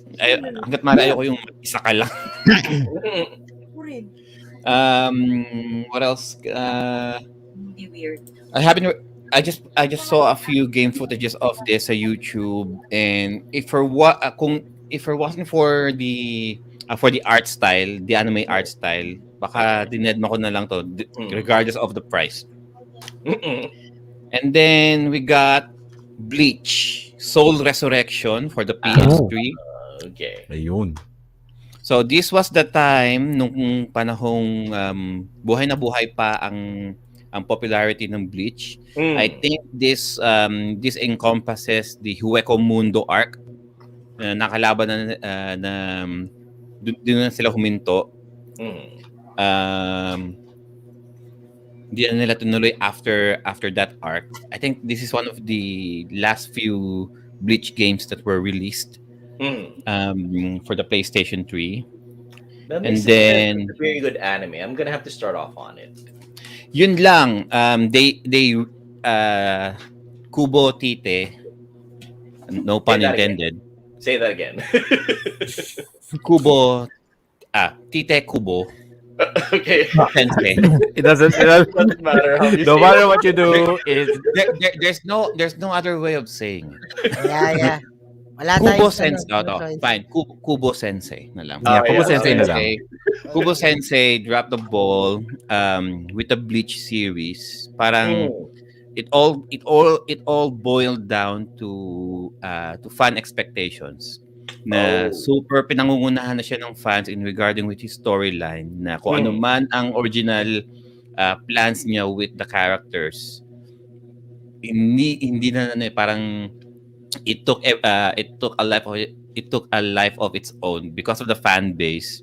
Mhm. They were expecting way too much with the storyline. They have these head canons in their minds na itong gusto nilang mangyari, and then either Kubo Sensei Has to fulfill it. either has to fulfill it, or I'm gonna stick up with my original plan, or just to a big F you to all of you. I will take the different route. Bahala na lang kayo. Yeah. Well, you And also have to then- take in consideration, hindi lang fans yan. Fans and the editors. Fans Diba? and the editors. Yeah, din. the editors are basically the voices of the fans. So, usually, kaya si Kubo Sensei is kind of like, wanted to give He the burnt FU. out so far. Yeah. He burnt out after what, 10 years doing Bleach. 10 years. My gosh. I can only Yeah. imagine it, you know. Ah. And you would think na Oda Sensei doing One Piece, going strong over 1,000 chapters na already. Yeah. But Yeah, it's all a matter of character building din kasi. Yeah, hindi, at saka well, a lifespan of a manga is not just based out of the author's story eh. Story is actually created based on like the longevity ng suggestions sa mga editors ng publishing. So, kung comic artist ka and then you have a specific story, meron ka ng beginning, middle, and end na na-pitch. Once you started that out and then nakita nila na tumataas sa ranking ang comics mo, they're gonna ask you to make another arc and another arc and another arc. Kaya nga maski tawag dito. Yeah, and the only reason why you would see certain mangas biglang namamatay yung series is because the editors tell them na mababa na yung sales nito, yung ranking nito. Let's actually end it already. Ito namang Bleach, Dragon Ball, One Piece, and whatnot, because they have so much followings, it just keeps going and going and going to the point na maski yung author na mismo, ang ending lang niya talaga is like dito lang sa arc na to. But now they have to think of something new dahil gusto ng mga readers. Which kind of makes me think of the Fist of the North Star. I think first kay Shin pa lang yata when he faces against Shin, I think one of the Southern Cross. I think the original author only had up to that. And then before you know it, tuloy-tuloy na ang dami ng mga ibang mga schools na kailangan niyang kalaban. Dragon Ball is also a good example of that. Dragon Ball was supposed to end at the first tournament with Piccolo. Diba? And then, tapos they follow it up. Lumitaw na si Gohan, lumitaw na si Raditz. They were planning na matapos yan sa Saiyajin Saga. Natapos sa Saiyajin Saga, go with Frieza. And then with Frieza, you guys get the point, di ba? Ngayon, may kalaban na niya yung galactic na mga kalaban na gano'n eh. Oh no, Super naman is like it's a whole different who else to fight? I mean, kung ang universe rin naman na nakalaban mo na, the only ones who are left are what? The angels? The gods. The gods. Gano'n, yeah. And not to mention, may alternate universe na sila. Yeah. Right. Di ba? So it's only a matter of time until they started crossing over to other animes because Goku doesn't have any more any more possible opponents to They've beat. already been they already been like tawag dito, nagkakaroon na nga ng mga crossover mangas No, minsan but there's na one anime. anime there's one character that Goku will never be able to beat. Saitama. Saitama. Yes. There you go. Saitama. Si One Punch Man. Yeah, One Punch Man. it's called plot Because that armor. is his power that he can. That's plot armor. He cannot be beaten talaga. Ganun yun. So, Bleach Soul Resurrection. If you're going to watch this, Sir Joel, if you're not gonna read the manga at all, Uh-huh. there are certain if you're with Bleach, it's okay for a longest time during the mid 2000s. It's the big three of Shonen Jump is Naruto, One Piece, and Bleach. And then on the first two arcs of Bleach, they are the author was pretty much setting up characters. He was pretty much overhyping their capabilities to the point nung medyo pauling during the pauling medyo nung mga patapos na kung ano man yung hype na yon, wala. He completely disregarded everything. So kung ano man yung inaasahan mo dun sa in a few characters, hindi mo na it was never fulfilled. Kasi because he was promising you these characters are this strong, this powerful, and then pagdating doon sa mismong part na yon, yun lang. Hanggang dun lang pala. It's like a lot of role-playing games na you fight main boss and you're supposed to be able to recruit him into your party. Pag tingin mo, bano pala. Walang kalaban yung boss na yun. So, it's parang the fans were over beside themselves. It was so underwhelming and underwhelmingly and anticlimactic lang talaga. And then that story pretty much ended up right there. And parang okay, parang let's just end this and then it just ended. Kaya it started out strong and it ended up really really weak. Okay. Next up, we got syempre alam naman ni Mamuchu ito. We got Gundam Reborn for Dynasty Warriors Gundam Reborn. Yes. Ito yung mga panahon when we were talking about our hack and slash episodes and nung sinabi ni Mamuchu, ano yung favorite sir mo? Chris Joe? Gundam. Oh shit, biglang nabuhay ang ano ko, ang Gundam blood ko. So I went out and bought this game. The only reason why I wanted this game because of Wing Zero Endless Waltz edition. Apparently, he was a DLC. It's a download content and the physical copy PAL lang ang meron. Ang US wala. It's just a digital digital copy lang sa PS3. And for you to play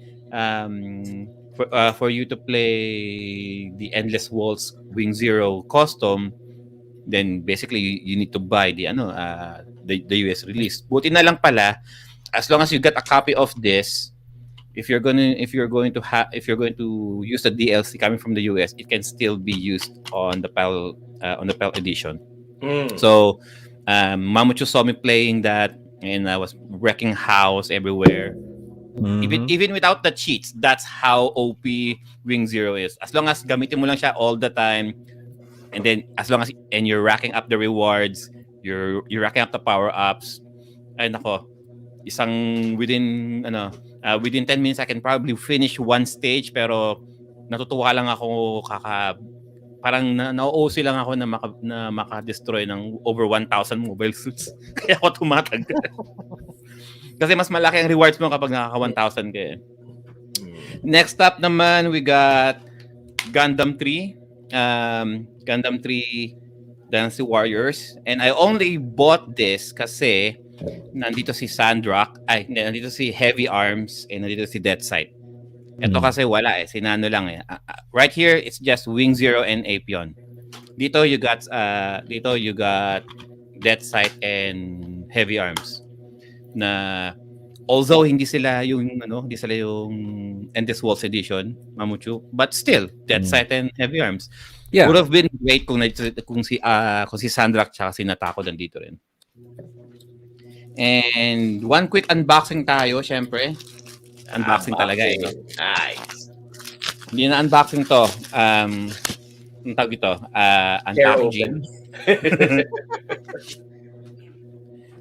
Hindi to I was expecting this during our fighting episode, pero wala. Hindi siya dumating kaagad. So as far as fighting games is concerned, Gundam Battle Assault 2. Classic. So for the PlayStation 1. So Black Label PlayStation 1. Is that the American version ba? The American version. And syempre, one of the main reasons why I bought this, you got makagandang wing ako, alam niyo naman ako. You got Wing Zero, Dead Sight, Heavy Arms, Altron, Nataku, and Sandrak. I think Tolgis and Apion. You got all 7 here. Yeah. Versus mode, pero to versus mode siya with the other UC mobile suits. Yeah. Ibang-iba siya sa sa Japanese version kasi I think for that version talaga halos lahat ng mga Gundam yung nilagay nila diyan. Yung Battle Assault kasi ng laro ko a long time ago, it has an original story with a different character. And there wasn't any Gundam wing characters in it.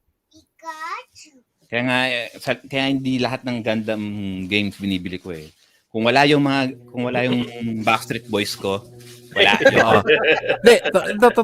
Totoo lang.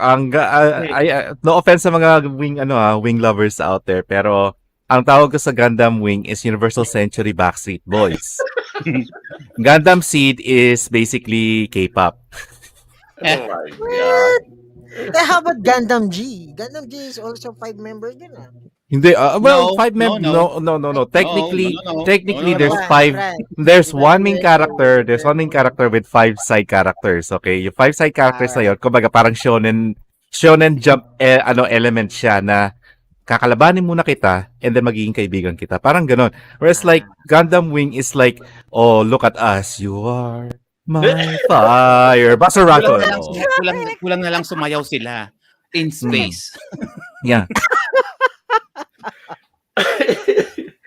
Ay, nako, that is funny. Anyway, so that's all for me. That's all for now for me in regarding with the show and tell.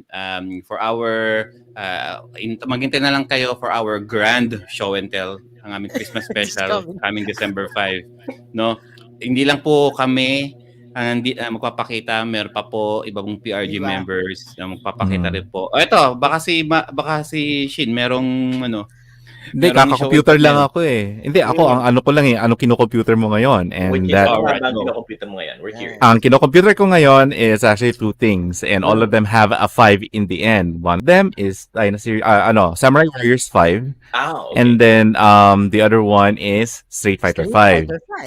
Yes. What's the first one? Samurai Warriors 5. Akala ko Samurai. Yeah. No. Samurai Warriors 5, which is is a hack and slash game. Iniba nila ng konti yung style ng Samurai Warriors dito. It's a little bit more with thick line and whatnot. And iniba nila ng konti yung story. Binigyan na nila ng a little bit of a twist in comparison to the base sa Sengoku era. They are trying to solidify yung history from the time na bata pa si Nobunaga when he was still the fool of Owari, and then all the way sa magiging parang demon king siya na kilala sa Samurai Warrior series. What's the Samurai Warriors game where they feature the Shinsengumi? No, Shinsengumi is way further into the history kasi Shinsengumi came out like during the Tokugawa era, which is by that time patay na si Oda Nobunaga, patay na ng mga Takeda. Mostly all of the daimyos during the Sengoku era are mostly either dead or some of them already been dispersed. And Tokugawa was pretty much like tawag dito, he replaced Hideyoshi Toyotomi, which is like yung parang kanang kamay ni Oda Nobunaga.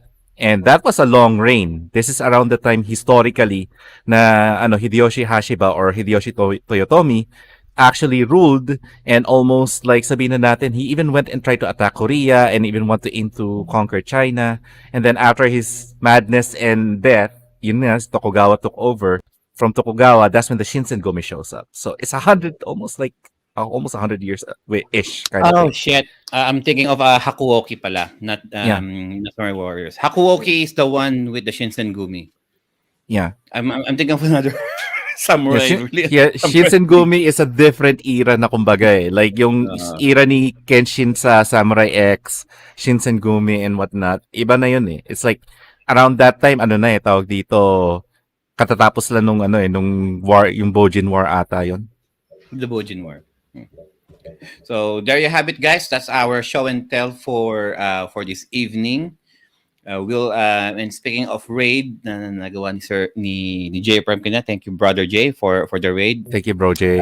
Speaking of raid, mga raiders, let's proceed naman with our post-mortem discussion with our interview with Howard Scott Warshaw. So we had that interview Mhm. with Howard Scott Warshaw. To all of you guys who don't know, he was the brains behind some Atari classics like Raiders of the Lost Ark, Yar's Revenge, E.T., and eventually Saboteur. No, and all thanks to Sir Joel. He was the one who managed to nab, to convince ba, nabudol ba, what you Mhm. say what you will, na maging guest natin si Sir Howard Scott Warshaw sa ating Timeless Gamer podcast. And I think he is our biggest guest we had so far in this show. And By the size, Not yeah, just by by size. by literally and by figuratively speaking.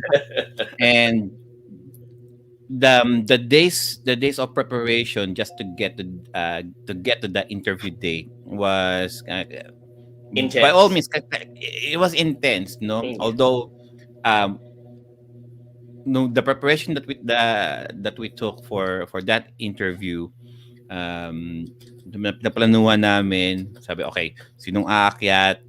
And then eventually it was said, okay, how about Team USA? Let Team USA handle it because may pag-Englishan lang mo tayo. Baka Mhm. dumugo daw ang mga ilong, guno. Yeah. So, ang mga naging taya, of course, Team USA representing Sir Joel who took the lead, si Shin Mamochu, and then si J Prime, and then nag-iisang Team Australia ako. Sige, fine. So, let's give it to Sir Joel. He's the one who pretty much made this possible for us to tell more on how this came to be. So, what was the behind the scenes on how this came to fruition, Sir Joel? Mhm. All right. So generally, my vision kasi for Timeless Gamer and Pinoy Retro Gaming in general is that we want to not just be any just a playing group having fun playing games, because we are a group having fun playing games all the time. But Yeah. I don't. My vision for Pinoy Retro Gaming's Timeless Gamer is that we don't just want to be just plain having fun. I want us to also have a serious side to us, a serious side that we are going to be serious archivists, historians, people who don't just deal in retro gaming, but also have a real sense of what retro gaming is all about. It's not just for us, it's also for future generations. We also want people who come along to Pinoy Retro Gaming to come away not just having fun, but also an education. I'm thinking of this not just for us, for our group, but also for the audience and for our children. Now, with that in mind, I checked out my list of contacts, and I saw, because I've all through my life in Facebook, I think I started in Facebook in '08. I've amassed a few contacts that in siguro in the video gaming industry, and particularly in retro gaming. And one person that stood out to me was Howard Scott Warshaw. I have a few other people here that I'm going to try to be able to bring into our future podcasts. But what stood out to me with Howard Scott Warshaw is the fact that he was one of the foundational members of gaming as we know it today. He was one of the people who started off with so many things in gaming that we take for granted nowadays. He was the first one to do a backstory to his characters. He was the first one to do like one of those technical aspects in games, like a full screen explosion, and of course his infamy of having been linked with considered one of the least flattering games of all time, which is ET for the 2600, which I personally don't feel is justified. Honestly, No, it's he not. Yeah. has amazing technical details inside of ET, and of course, his other games like Yar's Revenge, which is featured in the Museum of Modern Art here in New York City. Honestly, is it's mind-boggling to me the fact that not enough people know about him, and of course the fact that he has amazing stories to tell in his book Once Upon Atari. His book Once Upon Atari: How I Made History by Killing an Industry. I got this book and I read through it. First, I got the ebook. It was a fascinating read. It was so good that I decided to buy a physical copy. Physical copies for me are have a particular place in my library because of the fact that if you're good enough in terms of books to actually be a physical in my library, you're really good. And Howard tells an amazing story with his book. So I reached out to him through Facebook, and just on the off chance, na mali natin baka sumagot, who knows, the guy might say yes, might say no. What the worst thing that can happen? He says no, and there's no big loss to us. We're just back where we started. I reached out to him, and surprise surprise, he emailed back. He messaged back on Facebook Messenger, and he said, sure, I'd love to do a podcast with you guys. And I was thrilled. I was very excited. I shared the news with Jonas right here, and we started planning. And before we knew it, we tried to nail down a date. We had to shove aside one of our Timeless Gamer episodes to make Nako. room for such an honored Ang- guest with a name as Howard Scott Warshaw. As Yes, long as Jonas. he's available, screw everything else. No, we'll stop with our plans. As long as he's available, let's just book him now, or else we might not be able Yes, to. honestly, We it's one might of be able those to secure things. him finally. It is one of those things, especially with big name guests like this, like Mr. Howard Scott Warshaw. Yeah. You don't know what their availability is. You can reach out to somebody. It can work out on paper, pero before you know it, things come up, and you don't get the chance anymore. Like Jonah says, if you nail down a date, you do it. You push aside anything else that you might have planned, and you push forward with what you got. So that's exactly what we did. Yeah. It was a flurry of email communications between me and Mr. Howard Scott Warshaw as to the date and to the time. But all throughout, he was a gentleman. He was a great guy. He was a wonderful person. Napakabait ng tao. He's so kind. He's so generous with Mhm. his stories and with his time.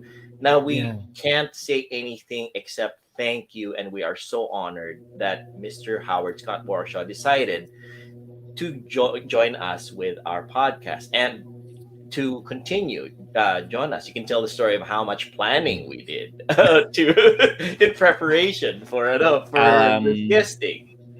before we, ang dami guys. Sa totoo lang, we in regards with the planning, but I'll give it to Sir Ray and Mamuchu first.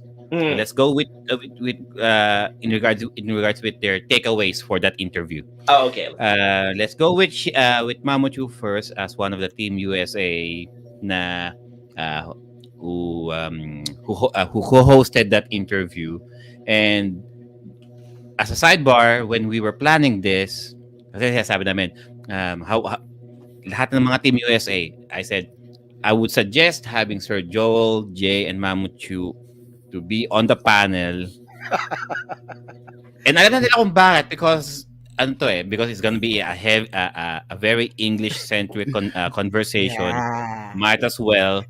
And I remember asking Mamuchu, bro, Howard Scott Warshaw, E.T. Pwede ka ba, are you available on this day? And then originally he was said, Kuya Chuys, medyo na yan, medyo malabong date yan, because bebe time yan. And I'm like, Yeah, say no 100 more. days. So I said, say no more. We'll work through it. I'll talk with Sir Joel and Jay. Baka hanap tayo ng pwedeng hanap tayo ng pwedeng kapalit mo sa sa sa panel seat. And then eventually I got word from Mamuchu na Miss Momo sent me a private message saying na, "Oy, hindi pwede. Sumama ka dyan." I'm paraphrasing. Sumama ka dyan. O hindi, sumama ka dyan. We'll have it. We'll have our time later. I'll give it to Mama Yes. Chu. Yeah, well, pretty much just as like what Quiz Joe said.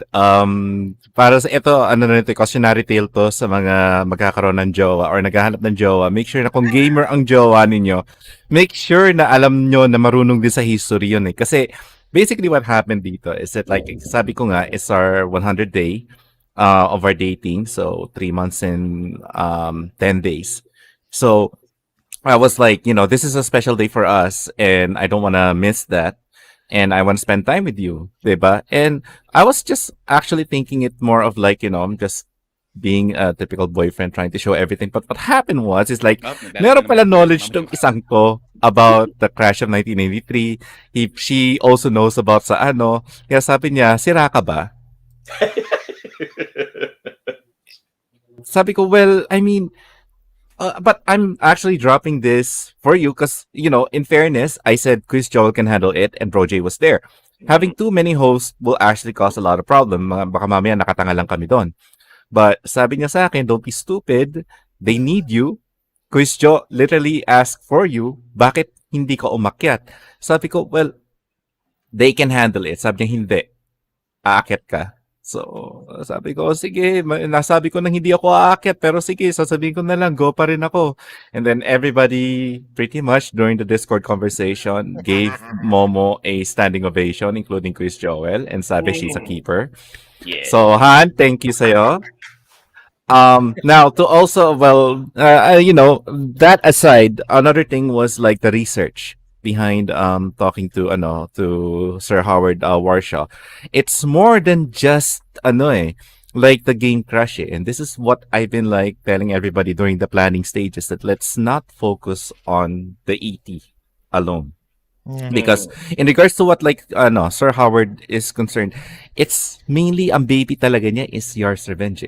And there's so many story eh. Kumbaga nga sa tawag dito, yung layers ng story na alam lang natin about Yars Revenge is like, it's just one of his favorite game. It's the first for a lot of things. Hindi lang sa you release a video game with a comic book, with a backstory, first one to have a pause button, first one to actually move around back and forth. Like, there's a lot of first dito sa game na to. And that's why he was so proud of it. And na-realize ko na, yes, he's not that sensitive in regards to what happens with the video game crash of 1983. But actually proud nga siya di ba? Yeah, sabi nga niya, di ba, like in the interview, sabi nga niya, he's proud that it was the worst game, but he's also just as proud that like he has the best game. Best game. Yes, agree. Yeah. That is true. Yeah, so like if there's any takeaway that I have out of this is that like he's a tale of somebody na he actually went through his passion. He wants to actually do certain games beyond like what others would do with all the resources that he has.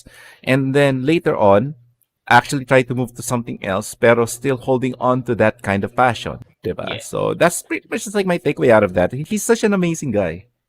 Mm-hmm. He is an amazing guy. Raymond, your opinion. Takeaways.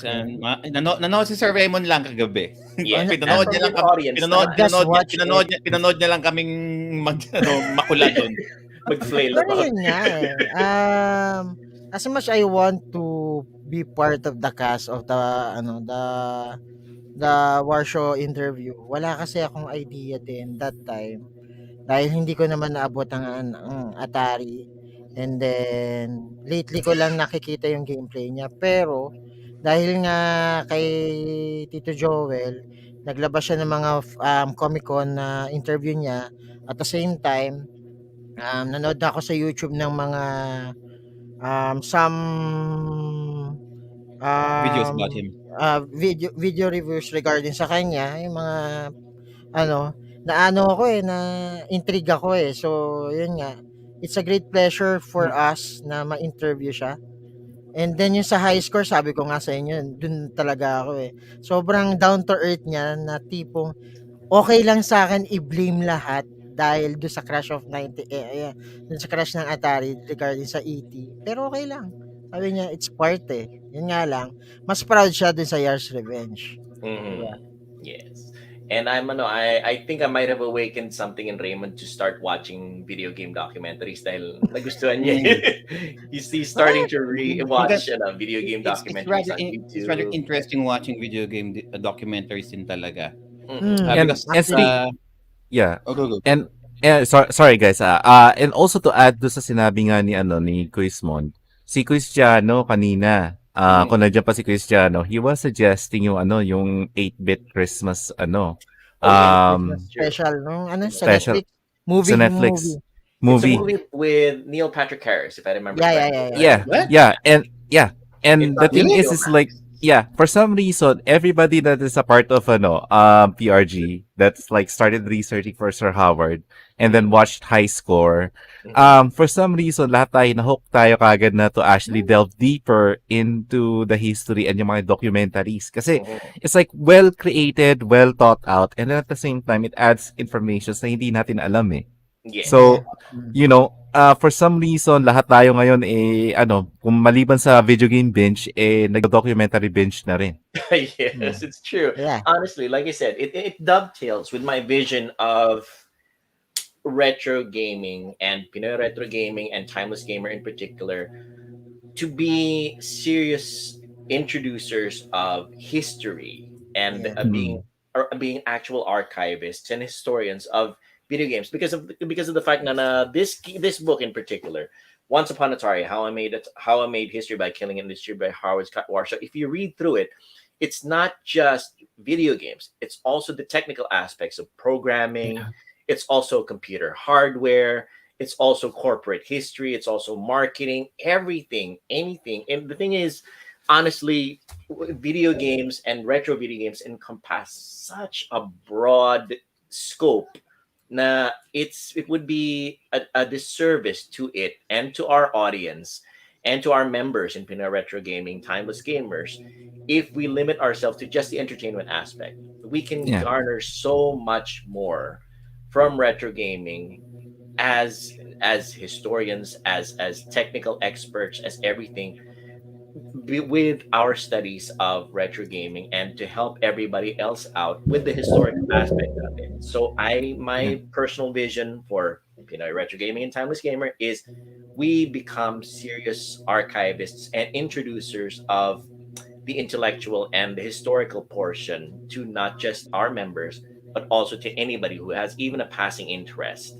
Yeah. of retro gaming and retro technology to anybody. That's it. Yes. It's a nice vision. I love it.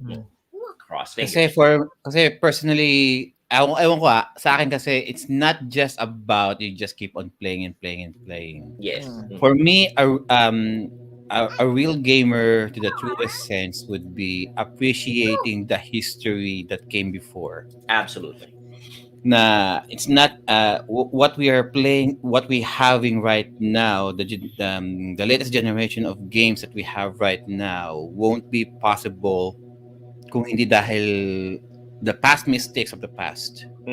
And for me, Sir, I still keep calling him Sir. Howard Scott He actually Warshaw. specifically said to you, Jonas, He told you Just that call me specifically. Howard. just call me Call me Howard. Howard. Howard Warshaw. The first time I heard of the name, when I was watching a lot of other video game documentaries and histories, one of those would be the crash of 1983, and his name keeps on popping up. And the way I describe Howard Scott Warshaw in a few words would be just a victim of circumstance. Na if it wasn't for ET, the crash won't happen. The Atari wouldn't have folded Mm. during the late 80s. And if Atari didn't um, fell from grace, malamang sa malamang wala rin yung Nintendo. Mhm. Yes. Atari would still have been Dominant. The dominating one. the dominating market share in regarding with video games. Mhm. So if parang it's just a causality effect din eh. Na if it wasn't for kung hindi lang naging and he pretty much told us everything. When he got there, Nolan Bushnell was not there. It's just a culture that he when he That he first had left behind. came in Exactly. left behind. You're gonna make games, do it for fun. Mhm. By the Yeah. time he was there, the merger or the company took over by Time Warner happened. Ray Kassar took over, and then out of the fun, sinabi niya, it's all about making money now. Mhm. Yes. And Yes. for and since all throughout that time, nung sinabi niya, and I think it's mentioned in the book na Atari started discrediting the game developers without giving them credit when they're making their video games. Yeah. Mhm. Yes. Once you finish a video game made by Atari, you'll just see made by Atari. Hindi Mhm. nila sasabihin who was the programmer behind it. Mhm. Yeah. That's why because of the lack of recognition, you got at least five guys left Atari and made Activision. Yes. Mhm. Yeah. And Mamuchu knows more about that. Mhm. Yeah. And what else? A few takeaways another takeaway that I observed while I was reviewing the footage, the recording that we had. Nung sinabi niya na he was struggling to find a job, and then nagkataon lang na napunta siya sa Atari na he pretty much agreed on a 20% pay cut just as Mhm. long as he can have the job. Yes. Mhm. And he had to learn program. Although ang dami rin niyang degree sa totoo lang. He Mhm. has meron siyang mga majors and minors in various He had subjects. theater. He has Yes. theater on his Theater. repertoire. Theater. And akala ko nga baka mali lang ako narinig because he was having some lag as well. Some No, internet theater. problems. Now. He explicitly said theater and I'm like, theater? Umaarte-arte rin pala. Kaya nga naisip ko, why not ask about the AVGN question din. Kasi Honestly, nag-teatro siya, nag-artista siya. You can term Howard as a Renaissance man. He He's is a got Renaissance almost man. everything. He's a technical guy. He's an entertainment guy. He's well rounded, not just physically, but also in terms of talent. So yeah, continue, Joe. Among other things that he mentioned, alin pa doon yung mga nasabi niya na nag-resonate sa inyo? Let's give it to Sir Ray. So as one of the viewers kasi mas siya eh. Kasi tayong tatlo we were there. We were Yes, pretty much that's true. concentrating on our interview with him. Yes. Na I would like to ask yung talagang mismong viewer talaga. So alin sa mga what's your personal takeaway from all of the things that he said dun sa interview na yun, Sir Ray? Nasa mute si Sir Ray. Your mic, Ray. A few things that you could remember. Isa lang yung tumanda sa akin. He wants to develop the Year's Revenge 2. Yars Revenge 2. No, Yes. kasi eventually ilang years yung gap nun for developing, and all of a sudden dun sa PRG sa podcast lang natin last night ni-reveal niya na gusto niyang gumawa o gusto niya i-develop yung Yars Revenge 2. Yung official na Yung sequel to official Yars' Yars, Revenge. yung official sequel of that game. So Yes. it's boom.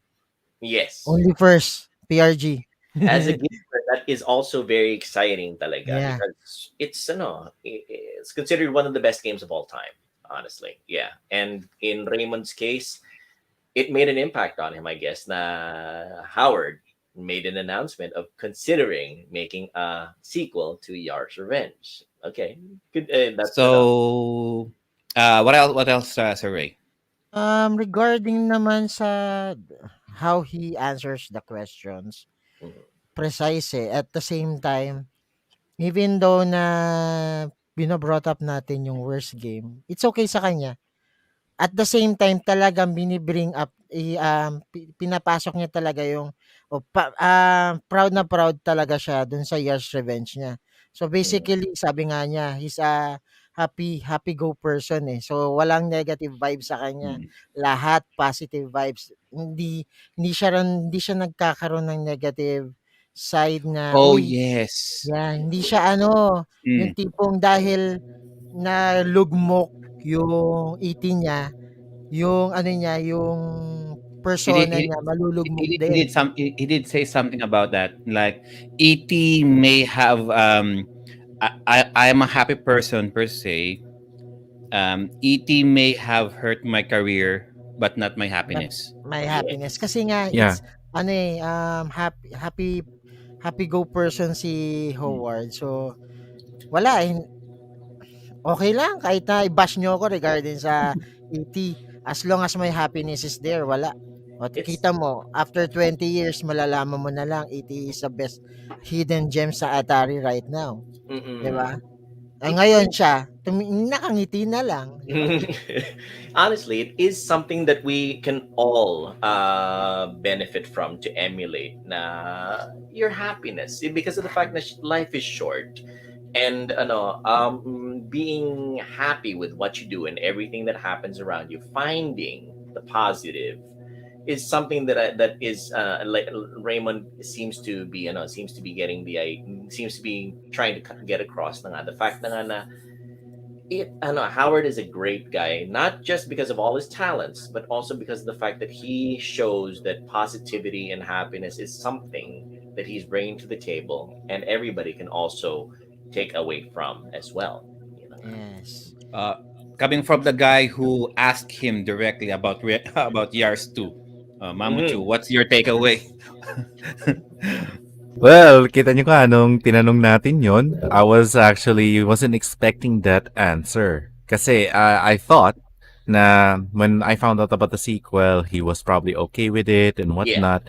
And I just out of curiosity, kasi nga, tawag dito, he pretty much was telling us about nga yung ano, how much he loved this game. It's like his baby. So, I asked him, so how does it feel that somebody actually took your baby and altered it a little bit and call it a sequel? And then, For those of you who are mm, not familiar, it's called the pseudo sequel to Yar's Revenge that Atari came out with recently is called Yar's Return. So yeah, yeah, two games. it was originally just a fan-made creation, but Atari decided to go with it and actually make it quote-unquote canon. Mhm. So, So this is the reason why kaya nga na-curious ako and I wanted to ask more Mr. Howard, how does he feel about that? Kasi we can't really tell eh. It's like what a programmer would actually feel knowing that somebody else uses your own code and then at the same time recreated what you have. Did they got your blessing ba or did they allow you to did they actually got all these permissions? And his answer was like, good question. Yung tono pala niya ng pagkasabi ng good question, sabi ko, oh boy, he has a lot of things to say. Yeah. So, what did he say? He pretty much said na, tawag dito, he wasn't aware of that. He wasn't very happy about it. So, what actually led to is that now he's planning something, and which is like a scoop for us, is that like he is planning another Yours Revenge, kind of like a remake of some sort. Na Mhm. it's been 30 years in the making, guys. And there are Yeah. things that he's sabi nga niya, there's some mechanics in there that has never been taught in any other video games, even up to this date, and he wants to try that out. Mhm. He did he? I'm not sure if he mentioned it. Did he mention doing it for the Atari 2600 still, or No, I don't think. From the way it sounds like it's going to be an indie game, and we Yeah. just don't know where it's gonna be actually gonna fall into. Pero namukhang 2600 graphics? Could be. You never know. it could be. I don't know. You know what? I don't think so. Because if you try to watch the replay, he seems to actually more implying that he's gonna make it more na ano na it's similar More to high what def. we have. Yeah, more of what we have right now. It's Right. just that like he's going to continue with the mechanics. Maybe the Mm. graphics are gonna be different dahil mas marami na siyang resources ngayon. Pero as far as like the game mechanics and whatnot is concerned, it's going to carry on to what he had before to now and then adding these new things na hindi pa raw nagagawa ngayon. So let's just hope that like in the future if he does actually create this we can interview him again and Oh, that ask would be more, awesome. Yes, diba? that would be awesome. So J Prime asked the question: would he still, uh, if things turned out differently, um, if ET was not that much of a bomb, Mm. would it would he stay sa Atari making more games for Atari, or he would have still be on the gaming industry, still making games and not being a psychoanalyst. Hmm. And what else that Jay asked if he wants to change anything about ET Yeah. if given the opportunity. And yeah, he said no. He would, um Yars maybe, but not ET. Well, he did say na nga that his everything that for in his initial vision of ET was there, and in a way that's actually positive and a negative because of the fact that your initial vision is not necessarily the absolute best vision. And he says that he would not change it because everything that he originally conceptualized for ET is already there. So I think that's his reasoning for it. Now, yeah, it's something I know. Well, I'm just to continue, Joe. You can wrap up your side.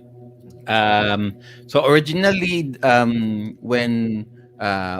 when Howard Scott Warshaw agreed to do the show, sabi niya, okay, we'll just do 90 minutes of he would allot 90 minutes of his time to do the interview. And so on the drawing board, Sir Joel came up with his 11 questions, and then another powwow meeting. So we redacted that into 6 questions. Not really questions. Na I think parang one question pero dalawa tatlo ang question doon. We had nested questions. You know? Parang pinag-bundle-bundle lang into one. And Because then we said, yun nga, because sabi nga ni Mamochu, he likes to talk a lot. yes, And kung ano man yung tanong, whatever questions that we might have, he may just at least discuss it through passing. Kesa naman sa ulit-ulitin niya, kesa naman sa we asked another question, he already answered that one, he already mentioned that one. Let's not do that. Let's just let's just proceed with the next question so we can extract more information out of him. Kaya nga nung pagdating sa akin tuloy nag I'm what? I'm question number 4 and he already mentioned a lot of things. I'm like, okay, what more can I get? What more can I get from this guy? No? Kaya out of nowhere, kaya biglang natanong ako bigla ako natanong ni Master Jet. Oy, Sergio, yung bang question na yun, yung natanong mo, nasa plano ba yun? No. no. No. Well, that's one of the things that we have to be here in Timeless Gamer and particularly in Pinoy Retro Gaming. We have to be dynamic. We have to be flexible. We have to be able to adjust to circumstance. And that's something that we gamers do. We improvise, which was actually something that Howard showed in spades last night. That improvisation is one of our fortes, nga yan. And in Joe's case, he tossed out a question which was actually extremely relevant too. Extremely relevant. It disclosed a lot more information from Howard, and it I don't know it kept the conversation flowing in a positive manner. Honestly, it was a great question. So turned out well. Inisip ko na lang din na by asking him about his involvement with the AVG and movie, Mm. um, it did reinforce the concept na that he is a social person, Yes. that that he appreciates people like James Rolfe, Mm. who appreciates retro old video games for what they are worth, no. Mm. And it's just so kasi unless of course you because in the AVGN channel they didn't really mention anything about Sir Aki ko napapa Sir pa rin ako Lester na nung naman. yung mismong side ni Howard saying Yeah. describing how he was during the set. If anything, it was more of an exclusive thing. It's more of an exclusive answer that he lent to us Mm. in a sense na in the set, ito ang original. James made this first draft, pinakita kay Howard, Mm. and he negotiated, according to Howard, he negotiated with James to do a rewrite of his character. Mm. Yes. Kaya And dahil parang I'm not sure kung sinabi niya kung bakit niya gusto ipa-rewrite. Parang gusto niya yata mas konti lang yung kanyang involvement. Kasi parang mm. on the first draft, mas malaki pa yata yung involvement dapat niya dun sa movie na yun. But gusto niya mas maliit I yung, think yung part niya. he does go it does go a little bit more detail on that someplace else. I'm not quite sure exactly where. But yes, Because I'm not even sure if it's in the book, though. yeah, I think it's in the book. Yes, I know Hmm. there was a part there that he did mention, if I remember correctly, or it might have been one of his previous interviews na nga siguro, in one of the previous panels that he did in yung mga video gaming conventions and everything. But yes, his working relationship with James Rolfe was very, very positive. He came away with it. Came away from it with a very positive experience. And his request to compartmentalize, make his role a little bit smaller, was for story considerations, if I remember correctly. And I think it kind of Kasi made his story flow a little bit better. it's not just about ET being made by Spielberg, but the AVGN movie centered on ET pa rin naman din. But the video game side. And you cannot really have a ET video game without involving the man himself. Kaya in my mind, I'm just trying to justify it in my mind na yes, this question is still somewhat relevant pa rin. No, it Oh. was very relevant. Honestly, with a man like Howard Scott Warshaw, with the breadth, with how broad his experience is with all of his life experiences, almost any question that you toss at him is relevant, and you will get a very He's relevant still answer. relevant. Yes, That's why we mentioned despite in what 3 decades now or Mhm. almost already, Yes, he's still his name is still synonymous to those games, and they Yeah. go hand in hand. You cannot really mention ET or Raiders or Yars without mentioning his name, Mhm. Yeah. and you cannot really mention his name without mentioning the other 3 games. They go Yeah. hand in hand, you know. Exactly. Kaya nga ang maganda sa pagiging guys if you're dwelling into video game history na out of all of the advancements that we have so far, yung mga video game personalities na yan, once they knock on wood, kapag once they are all gone, then a piece of your childhood goes with them. True. Very true. No. Yeah. Kaya in a truest sense, maganda talaga mag-invest din sa history, guys. Absolutely. Anything else, Mamuchu? Well, Your takeaways from earlier? kung like remember he did ET for 5 weeks, di ba? 5 weeks. And yeah, so if you think about it, he's a first for everything, and then he's a storyteller, di ba? Yes. So if you think about it, can you give Hideo Kojima 5 weeks to make a game? No, Hideo So Kojima. what will happen is like No, if we gave let's give it into perspective.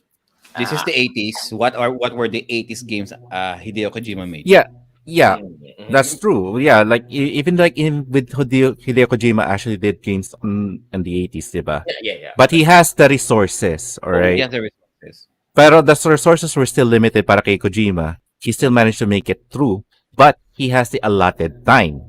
He yeah. had time. Again, yeah, Time. again, it Time is goes a back big. to my question. Yeah, again, this goes back to my questioning. If Hideo Kojima was only given 5 weeks, Mhm. what can he do? Eh, storyteller din siya. Ah, yeah, that's Hmm. true. 'Di ba?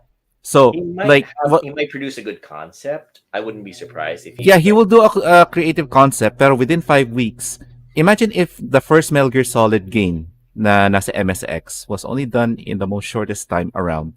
And the Mhm. only thing that you can do is sneak around. At pag nakita ka, tatakbo-takbo ka, you don't know what to do, and you don't have any weapons, maiinis ka. Doesn't Yes. that kind of similarly sounds like what E.T. kind of like encountered because lulundag ka lang sa isang hole, you climb back up, and then you go there, put another hole, diba? So, Yeah. it's like, ano eh, So yung, imagine ET as a As snake. Solid Snake. yeah, yeah, diba? Like, Yeah. ano eh, in a way, kasi the reason why I brought this up is I because would if play you that think about, actually. yeah, if you think about it, yung, kasi si Quizmon, he was saying na ano talaga eh, kung meron na talagang time si Mr. Howard talaga na matapos ng game na to, it would actually be a very good game. It Yes. would actually leave a certain mark para sa Atari. Mhm. Kaya when we're talking to him talaga, you can see na ano tawag dito, he's not regretful about what happened. Well, he was regretful na ganun yung naging consequences. Pero he was still happy that like yung takeaway niya doon is that he led to a different path that made him appreciate whatever happened in the past more. Otherwise, imagine niyo ang what if sabihin natin na naging successful ng Atari. And then like he's still in Atari doing all these games and whatnot. He would be burned out by now and probably gonna be desensitized, diba?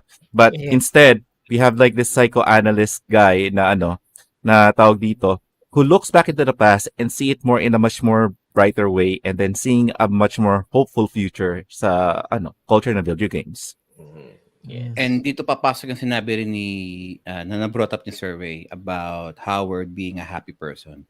Yeah. Let's just say ET was that bad during the 80s, it was being recalled, a lot of angry kids and parents wanting their refunds. Yeah. And then all of the blame crashing down on him. If he was not that of a positive person, things might have turned out ugly.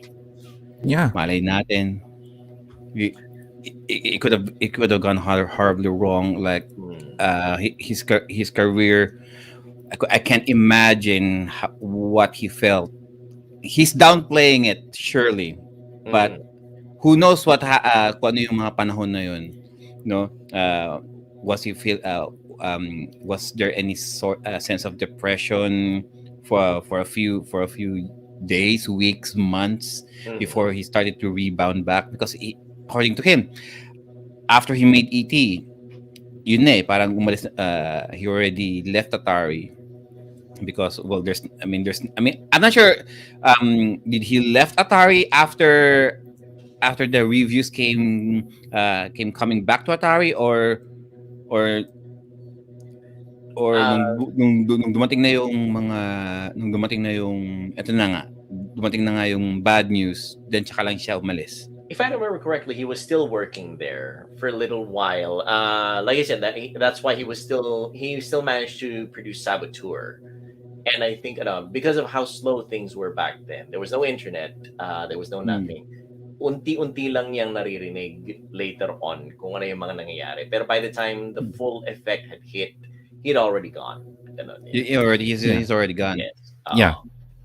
Like, kumbaga nga sa company, di ba, it's like, yung marirealize mo na lang na nagda-downsize yung company mo. And then, parang ano mo na, well, it's time for me to go. And then, later on, makikita mo na lang Wall Street Journal or sa mga articles na ito pala yung nangyari. Yes. Di ba? And also, just to add to that, if you think about it, kaya napunta kay Warshaw yung game is because of the fact he's like one of the, parang SWAT team siya ng Atari eh. He's the Yes. go-to guy. Di ba? He was the go-to guy. Yeah. He was- So, Ray Kassar pretty much like oh, I want you to do this and whatnot, diba?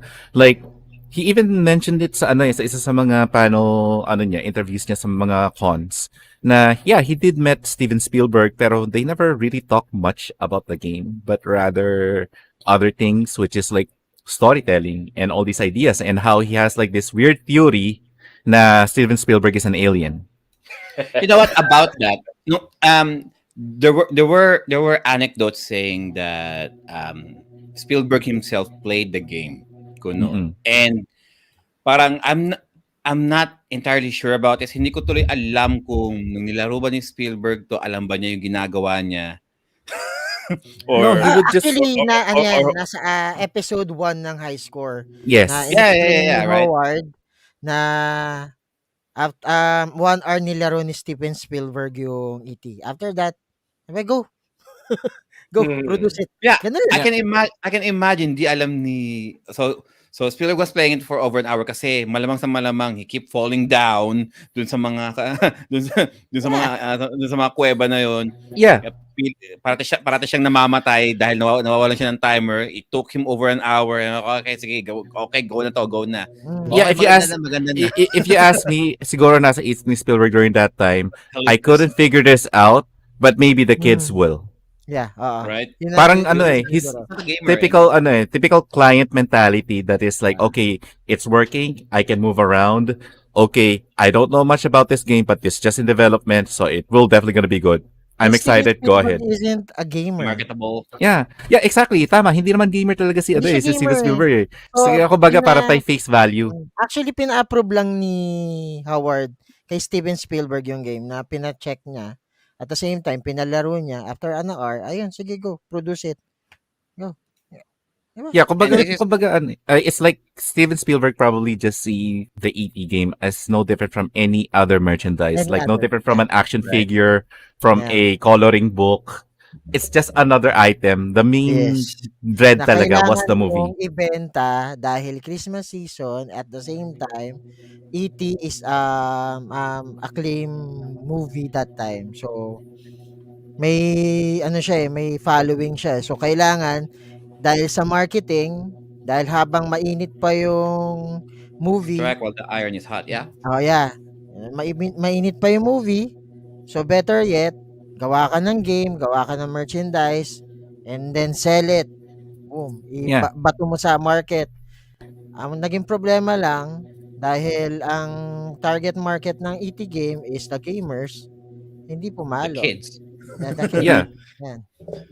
So, yun. Oh, at saka isa pa, tawag dito, like, I won't even be surprised if Mr. Spielberg was more focused on his other projects by the time na pinapakita sa kanya yung ET. Mhm. It Diba? wasn't a schedule. Yeah. And if anything nga because it's just merchandise, ang mga nagpo-push talaga dito is yung mga marketers at saka yung mga sa Time Warner, diba? So, Yes. what do you expect? It's like, sasabihan lang nila si Spielberg, you gotta check this out, ganyan-ganon. Okay, let's see Yeah, okay, it's it's a video game. Okay, whatever. Well, anyhow, I'm off to clock out because I'm gonna do my next movie. Marketing Ganun wise, lang they can use the announcement na this is an approved game by the director of ET himself. Yes. Yeah, So if the exactly. director says it's a good game, then well, okay. Sabi niya, Actually, go. ang maganda yung marketing strategy ng ET that time. Kasi Yes. pagka pa lang a month later, pagkalabas, ang dami ng mga marketing commercials ng ET game. Yes. Yeah. And then pa yun holiday season Mhm. It was Diba? it was prime marketing time talaga. Honestly, Yeah, it was fresh pa sa against the utak ng mga book. bata yung movie, diba? Yes. And it's just unfortunate na nga talaga na the expectations of the gamers and the kids back then were not in line with what was actually produced by Atari back then talaga. Yeah. So, ayan. It would have been better talaga if he was able to give us the 90 minutes kasi Yes. on the day of the interview he did mention sorry, I can only do 60 now. Yes. Yeah, on the back of our minds, oh shit, 60. So kung ano man yung pinaplano namin Usog for na natin. bahala na natin. There's a saying nga kasi 'di ba na no plan survives the first punch. Walang Right. Yes. balak na natutuloy kapag naunahan ka ng maumbag. Yeah, Ganun. yeah. I Oh, yeah. That's yung saying nga na ano eh, everybody has a plan until you get punched in the face, di ba? Yes, exactly. Oo. Ganun. I In this think ano case, siya eh, I think for me aha. he's testing waters for sa atin. Yes. Yeah. In And our then I case think naman, nag-enjoy siya. So Yeah. I Well, think yeah. there's a I second agree. time for this. Yeah, Yeah. I For that agree naman for ano that. Kuis Monda na he's testing us because you can tell naman habang ano pinanonood niya tayo habang nagsasalita tayo eh. Pero one thing also you have to take in consideration mga guys, we did the interview right after ano, tawag dito, after Black Friday. Okay, so Mm. Thanksgiving, Black Friday, and then it was like a Saturday. So everybody is still recovering from the food coma, from the shopping, and then preparing for Cyber Monday. Honestly, And yes. clearly, a Thanksgiving weekend doesn't just end on a Thursday. It's No. always like it will just continue on kasi yung mga relatives mo bibisita yan sa ano sa bahay mo. You have to Yes. accommodate them. So in fairness naman kay Mr. Warshaw, I wouldn't even be surprised if he has guests himself sa Yeah. bahay niya. Yes. And you know, I'm sure na he wants to spend that time with them. Absolutely, yes. 'Di ba? So, like he said 90 minutes na lang kasi nga take note, umaga nung time na kinausap natin siya 10 o'clock ng umaga dito sa California 'yon. Yes. So, I wouldn't be surprised tulog pa yung mga guests niyan. So, by the time that 11 strikes, It's gising na almost mga yan. lunchtime. Yeah, they have to go somewhere. They gotta meet up with somebody, 'di ba? So, But to our credit, though, even after Howard had said na he has to cut the conversation to only 60 minutes rather than 90 minutes, we were able to adjust naman, and we were able Yeah. to produce. But That's still, the ano eh, 60 that's minutes, that's 60 minutes worth eh, no?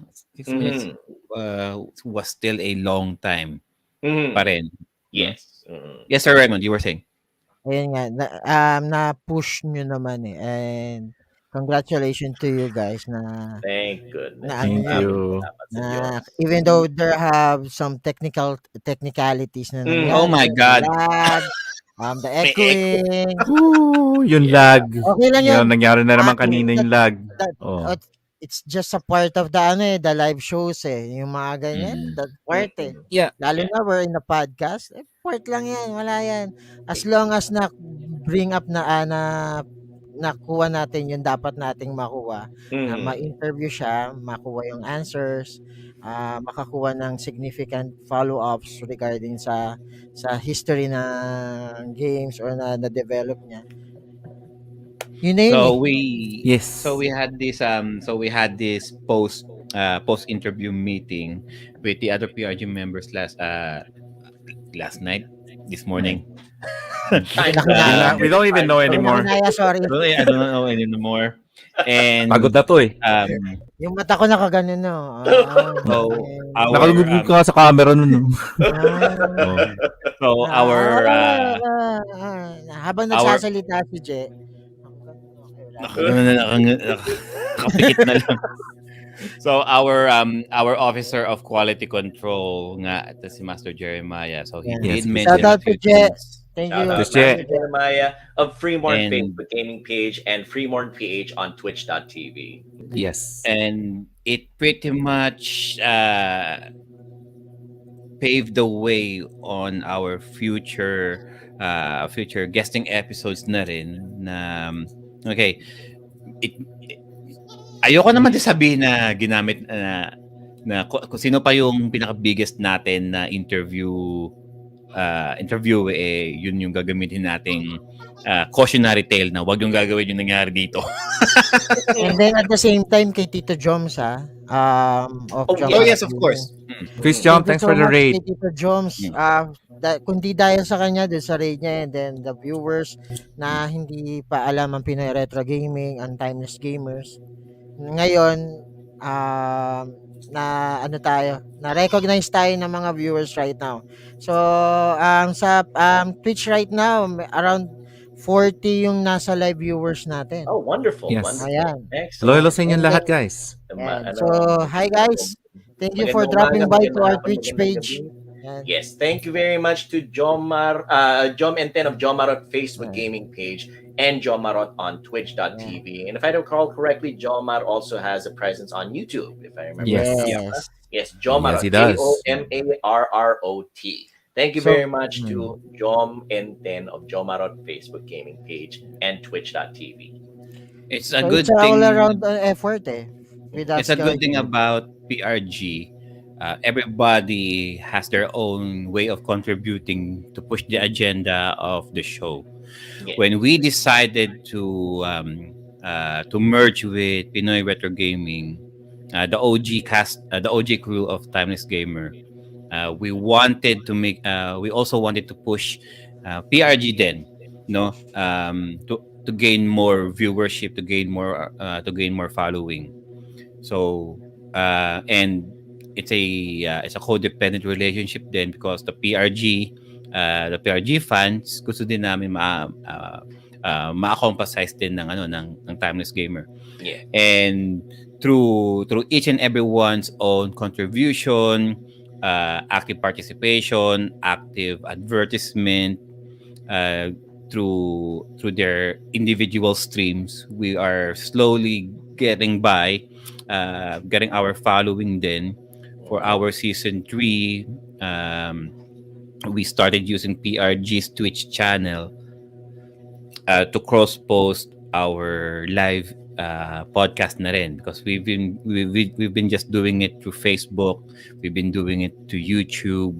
um the YouTube, actually our YouTube account, parang archive lang natin yun. There's not a lot of people um on the YouTube side who are watching our live. It's more on Facebook talaga. And now that we started season 3 using the Twitch channel, we're getting a lot more viewership, no? So parang nakikita ko na lang, we're just gonna use YouTube as our archive base. And then kasi halos lahat naman din ng gamers nasa Facebook, nasa Twitch and Facebook lang naman din. So it does make sense.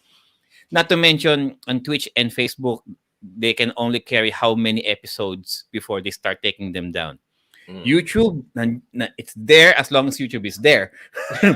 Yes. So as long as Yeah. as long as YouTube is there, it's keeping our channel. We are continually uploading. We're still uploading our podcast there. YouTube will leave us alone. Tama ba ako, Ma'am Chu? Yes, I believe so. Yes. So um so for all of you Twitch, so to all of you guys on the Twitch side, thank you so much for being here. I see most of them. I think on our numbers, I can see right now most of the viewership we're getting are in the Twitch channel. Twitch. I'm not sure Twitch if and they're Facebook then. Twitch and Facebook. Facebook too. Kasi Yeah. ano Uh, yan hand in hand. I'm not sure if all of them are Filipinos, but to all of the non-Filipinos viewing this, Thank you thank so you. much. Thank you so much for being here. And if you can follow some of our some of the conversation that we are having, we are trying Yeah. to make it more Taglish, Tagalog. Yeah, And thank you so much for everybody who's watching. We do we gotta apologize if sometimes we do end up talking in our language, but Yeah. rest assured that like as we continue on with this episodes, we are going to start talking more in English. And Yeah. probably perhaps we might even separate an episode which is like more for you guys and for the Filipino Americans and Filipinos who are all in different parts of the world. We're gonna start probably talking in English so that Well, it'll be a much more I mean, Yeah. we're all inclusive. anytime that we actually do slip into our vernacular, into Tagalog, Yeah. Yeah. we always try to our very best to try to translate it right after we say it in Tagalog into English, so that Yeah. whatever you say, whatever we might slip into Tagalog every now and then into our vernacular, we Kaya will nga. always try to translate that right away into English, so that anybody who doesn't understand what we just said, we will always try to translate it so that you can still follow the conversation. Rest Yeah. assured, Yes. that's exactly what we plan to do going forward. Yes, and don't be shy to actually talk to us in the Twitch the channel. chat. Yeah, on the chat rooms, because sometimes we might not look like as if we're reading the chat, but we are. It's just that like the pacing of the conversation here is a little bit too fast that we can really squeeze in the moment to say, hey, hi to you guys and whatnot. But we are trying our best don't worry. On the next few episodes, we are continue to try to interact more with everybody that's on the chat room.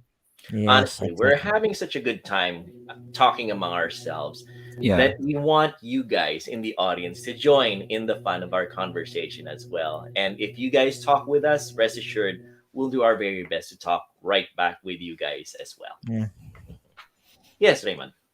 yeah. Yes. Second emotion. Second emotion. There you Second go. emotion. I And concur. for I I concur. concur.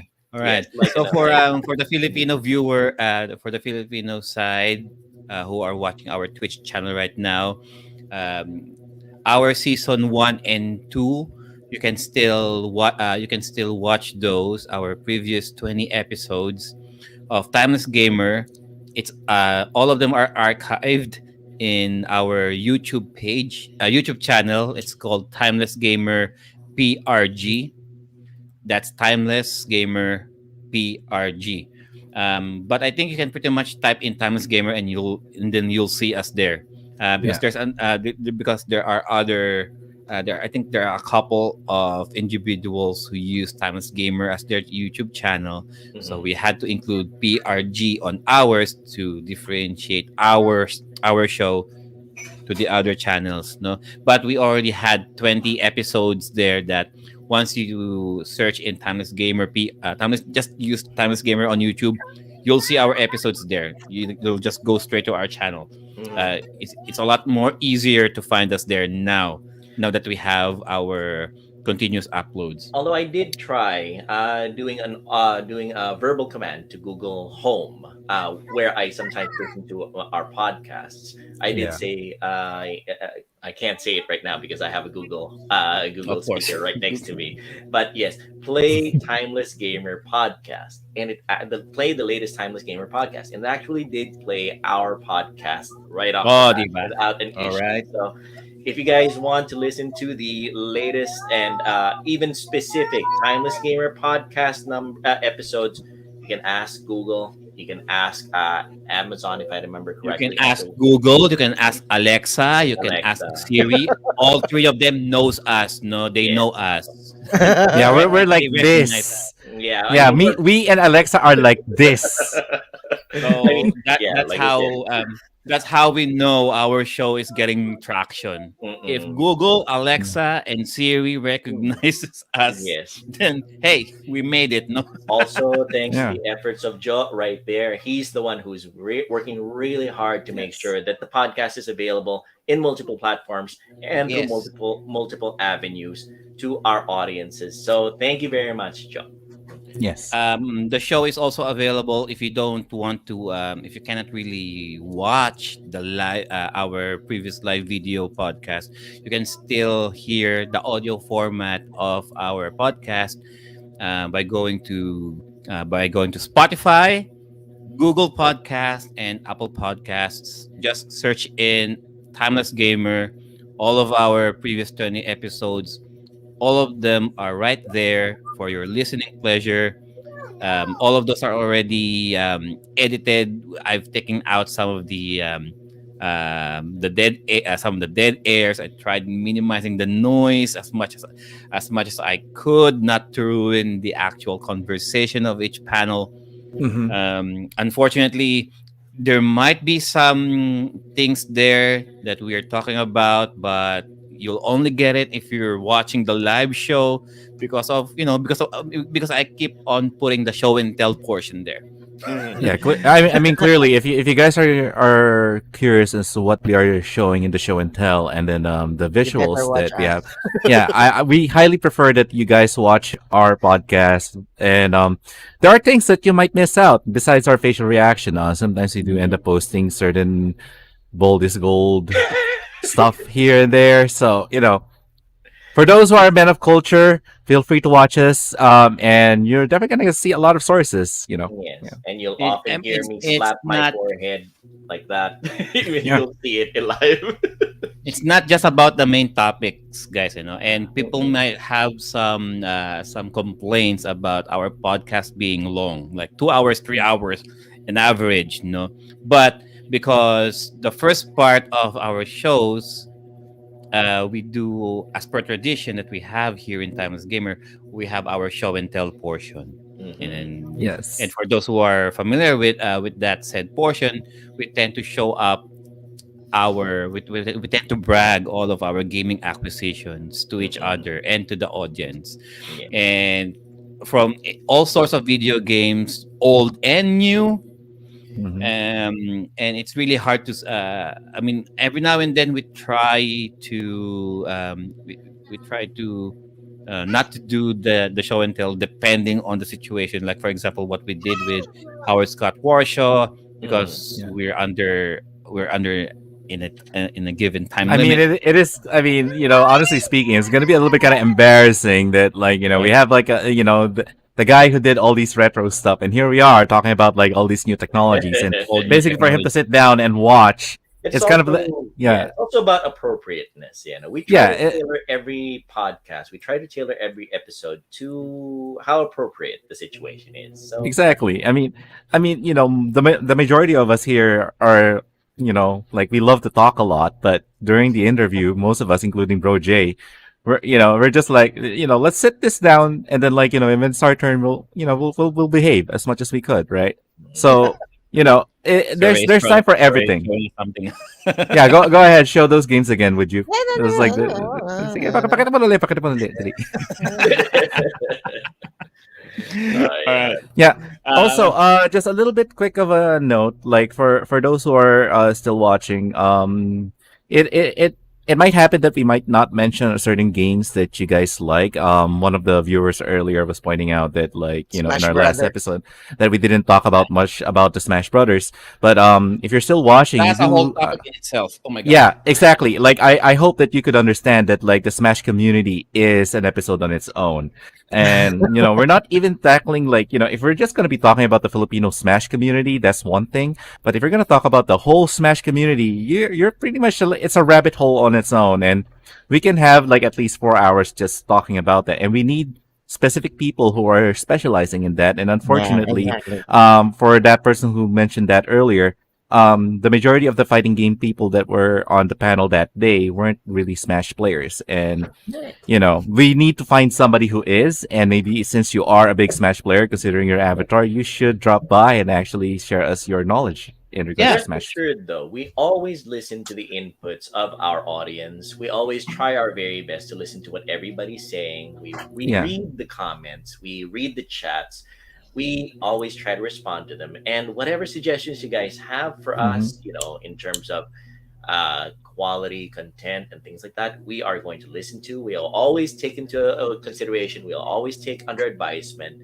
We Yeah. always have a discussion among ourselves to try to make the podcast and Pinoy Retro Gaming better all the time. Exactly. So Exactly. please talk to us. Please let us know what you guys want. We would love to hear from all of you. And, we look forward to having you as part of our Barkada. Mhm. Yeah. And here in the and here in this podcast, it's never just the four guys that you see here. Mhm. There's a There's a lot of lot of us, us. There Yeah, there are a lot of this us. is just like the comeback version. It's like whoever was left from, what happened the other night. Usually there's like at least like 10 of us here, and it's more of a chaos. Like, it's a real Royal Rumble. And this is the reason why we originally have like a format where we take turns in what we think. But considering that, like, we are in a new season, we are trying out a lot of things, and this is what we're trying to do now, which is like, instead of us just waiting our turns, we could just interject and then, like, freely talk amongst each other, just to give a bit more of a natural podcast feel, and also so that way we would even have room to talk to you guys who are on the chat room right now, which I believe are, still there and saying hi. So anyways.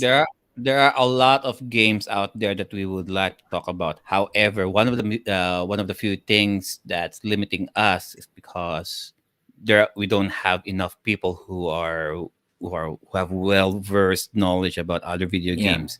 Here in the Timeless Gamer podcast, we got Mamuchu, among others, Sir Poi, Sir Jano, Sir who Asu. are Quiz Asu also. Asu, who are Sir Ray Popoy. in his own right, Sorry, with Popoy. Boy, who are more more enthusiasts of fighting games. They are more versed on that. You got Maynard, who is more of a jack of all trades kind of guy. Yes. Sir Joel is more of the obscure, the not so famous, the older video games. Um, Yeah, he's our yeah, the resident obscure, historian the there. weird, the strange, the games that nobody gives the time of day to. That would be We- me. I'm that kind of guy, and that's actually kind of dovetails to why I kind of gravitated toward Howard Scott Warshaw, because Yes. he's not being mentioned as much nowadays, despite the fact that his relevance is still very much in no, Mhm. his relevance is still very much a figure in our modern day gaming. So Yeah. Yes. I we guess have that's who I am. I like yung mga hindi sobrang nababanggit, hindi masyadong. Oh, sorry. I'm in vernacular again. I'm the kind of guy who loves giving the underdog a chance, and Well, I that's wouldn't really even call him an underdog. I no, mean, no, if you no. think, Mm. if Television, you the think other kind about of it, guy. like, he didn't just made a game. Basically, Mhm. his codes, quote unquote, his codes Yes. Mhm. are pretty much still like his memes and codes are pretty much still intact to like the Yeah, common, like in the modern video game industry.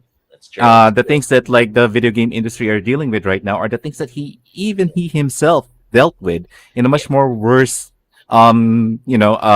situation. Whereas like Mhm. now we have like all these video game developers that the limits of their resources is not as much as in comparison to what he has. Like if he Mhm. has the resources that like all the video game developers have now, back Mhm. then, dear lord, you can Yeah. just imagine the things that I'm this guy just would saying do. that. Yeah, what I'm saying is that I'm the kind of guy who likes the people like Shigeru Miyamoto, who's the Yeah. creator of Super Mario and Donkey Kong. Yeah. I like them, but I Hmm. also gravitate towards the not as often mentioned people like Yeah. Howard Scott Warshaw, who are just as important, if not more Yes. so, to video gaming history.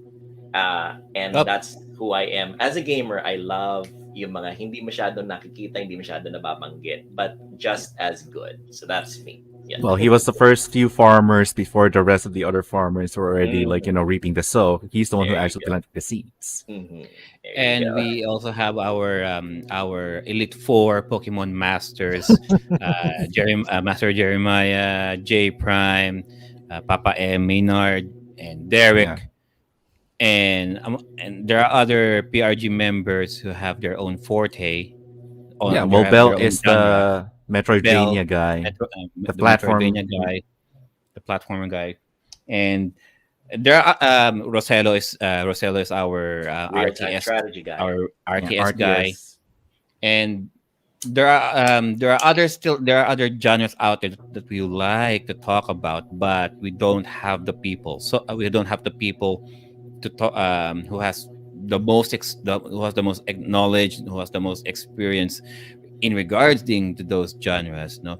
And if you think, to any one of you, if you think if you want a particular genre or a particular game that you want to talk about, just give us a line. Just Yeah. Just email let us us. know. I'm gonna type it here at timelessgamer.prg at gmail.com. Mhm. So you can just send us an email. I already put it there in the chat. Yes. Timelessgamer.prg at gmail.com. If you want to get in touch with us, if you have the time to be our guest, one of our guests to talk about certain video game genres, or a certain video game title that you would like to talk about, by all means, of course, we welcome you. No, Yeah, we welcome we're you not guys. just accepting suggestions. If there's enough of you who are knowledgeable, hey, you never know. You guys might even become guests in Timeless Gamer for a Yeah. particular topic, Or right? Yeah. be a regular here. Yeah, you might become a Yeah, you Or regular. could be be a the regular resident so panelist. and so guy. Like, you could be the person that like, are into like a specific game itself, not just a genre. And you can actually help us out learn more about it. You see, Yeah. this show is more about reaching out, and also since we are going a little bit international here on Twitch, it's also to reach out with fellow Filipinos who are from different parts of the world. Yeah. That even though we are already in our 30s, our 40s, or even hell, even in our 50s, it's something that we can all look back into. We all grew up with one video game or another, and there's no way that you can tell me that you didn't. Most of us actually grew up in the arcade scene, like the what we call the Bijuhan Kanto area scene, where all of us actually line up for a coin so that we could fight somebody or play a certain video game, go for a high score. This show is so that we could reach out for all of you guys, and it's not, you don't need to be embarrassed that you were a gamer back in the 80s or like in the Yeah. early 70s. It's something that you need to be proud of because it's a part of your childhood. And one thing that we love to do is to look back and reminisce and appreciate the things that we had in comparison to what we have now, which is like a plethora of all of these different games and gadgets. Yeah. And for Mm. you role playing games gamers there, you RPG gamers out there, we got you covered. Sir Joel, RPG player. Maynard's an RPG player. We got Yeah. RV, RPG player. Sir Carlo, also an RPG player. Sir Ray also Yes. dabs on role playing games. Papa M also plays some role playing games here and there. Sir Derek plays some role playing games as well. So NES games. Mm-mm. NES Yeah. games. So we got NES, NES, we got NES, Sega, hey, Atari, Atari, that was Commodore, me. Atari, Home Commodore television and 64. Yeah. television, arcades, handheld consoles like the Game Boy, Game Boy Color, Game Boy Advance, the Atari Lynx, the Genesis Nomad. We even are the newest, trying. yeah, even the newest retro handhelds like the Anbernic devices. We're all in on those kinds of things. And nangingiti na si Raymond, look at his smile Yeah. right there. Yeah. Look at that. Poison. Lason, poison. Yeah, because Lason. we Poison. we as gamers, we are very we want to include you guys, not Yeah. just not just talk with you. We want to include you in the conversation. Yes. We want everybody to be welcome. We want everybody to share their experiences, to share their joys. We want everybody to have a good time, not just with us, but with each other. Because Yeah. honestly, retro is the way to go. And, you know, PRG is the place to be. Yeah. And And Timeless Gamer. being a retro doesn't mean that you're automatically a hipster. Just just Yeah. just to let you know, you're right. Right. None of us look like a bunch of hipsters here. Just like a bunch of like people like basement dwellers who are into old games. Exactly. So whatever your tastes are in terms of retro and retro related, it's not just the retro games, but also the legacy games, the games that have come along because of retro games. We Yeah. welcome you in the conversation as well. We're not limiting our conversation to anything. If it's at all connected to retro, even the later sequels, even the things that Yeah. are ancillary to it, like the recent revival of indie games that are retro inspired, we still are open to talking about those kinds of things with you because I mean, as a barkada, as Timeless Gamer and Pinoy Retro Gaming, we want you guys involved in the conversation. Yes. Right. And yep, we could probably wrap this up. Let's do shameless plug. Let's start with Sir Ray. Sir Ray, where can they find you? So on Facebook, you can catch my streams on Retro Freak Gaming. You can type Retro Freak RETROFREAK, and I'm Hmm. also on Twitch, Retro Freak Gaming. So may there's someone's already got my name on Twitch. So Hmm. I just added another F on my Retro Freak game. So Retro Retro Freak. Freak. Yeah. Alright. Sana ma-change ko siya. So again, thank you so much on Twitch. Thank you so much to the viewers. Thank you so much on Facebook. Thank you so much. Let's go. Let's go. Thank you. Thank you. All right. Let's go with Shin. All right. So for me, you guys can catch me every weekdays on Timeless Gamers, which is this show right here. Also, I will be returning back into the other community, which is the what we call Webcom Cantuna, which is composed of amateur and budding artists with their web comics, and we discuss comic techniques and whatnot. We even talk about interview the people who are a part of our community. You guys can also catch me here on Twitch as well, because I will be dusting off all these dust from my Twitch account, and I might consider playing video games again and doing some artworks as well. So be sure to check me out, which is Twitch/Mamochu, and be sure to actually give me a bit of a message, and I'll respond as quick as I could. Anyhow, back to you. Hmm. There you go. Thank you, brother Shin, and we Yeah. go to Sir Joe. All right. So, for those of you who are not familiar, my handle is Banyagang Native, which translates to native guy in a foreign land. So, you guys can catch me on Facebook, on my Facebook gaming page. Just type in Pinoy Gamer Abroad or Banyagang Native right there. You'll find me also on twitch.tv. You'll find Banyagang Native. I stream occasionally. I try to stream as much as I can. Things got a little busy just this past week because of Black Friday and because of our preparations for our interview with Howard Scott Warshaw. But I do my very best to stream retro games. I gravitate towards the games that are obscure, that are strange, that are weird. The games that not many people give the time of day to, but I also love role playing games. I love business simulation games. I love grand strategy games.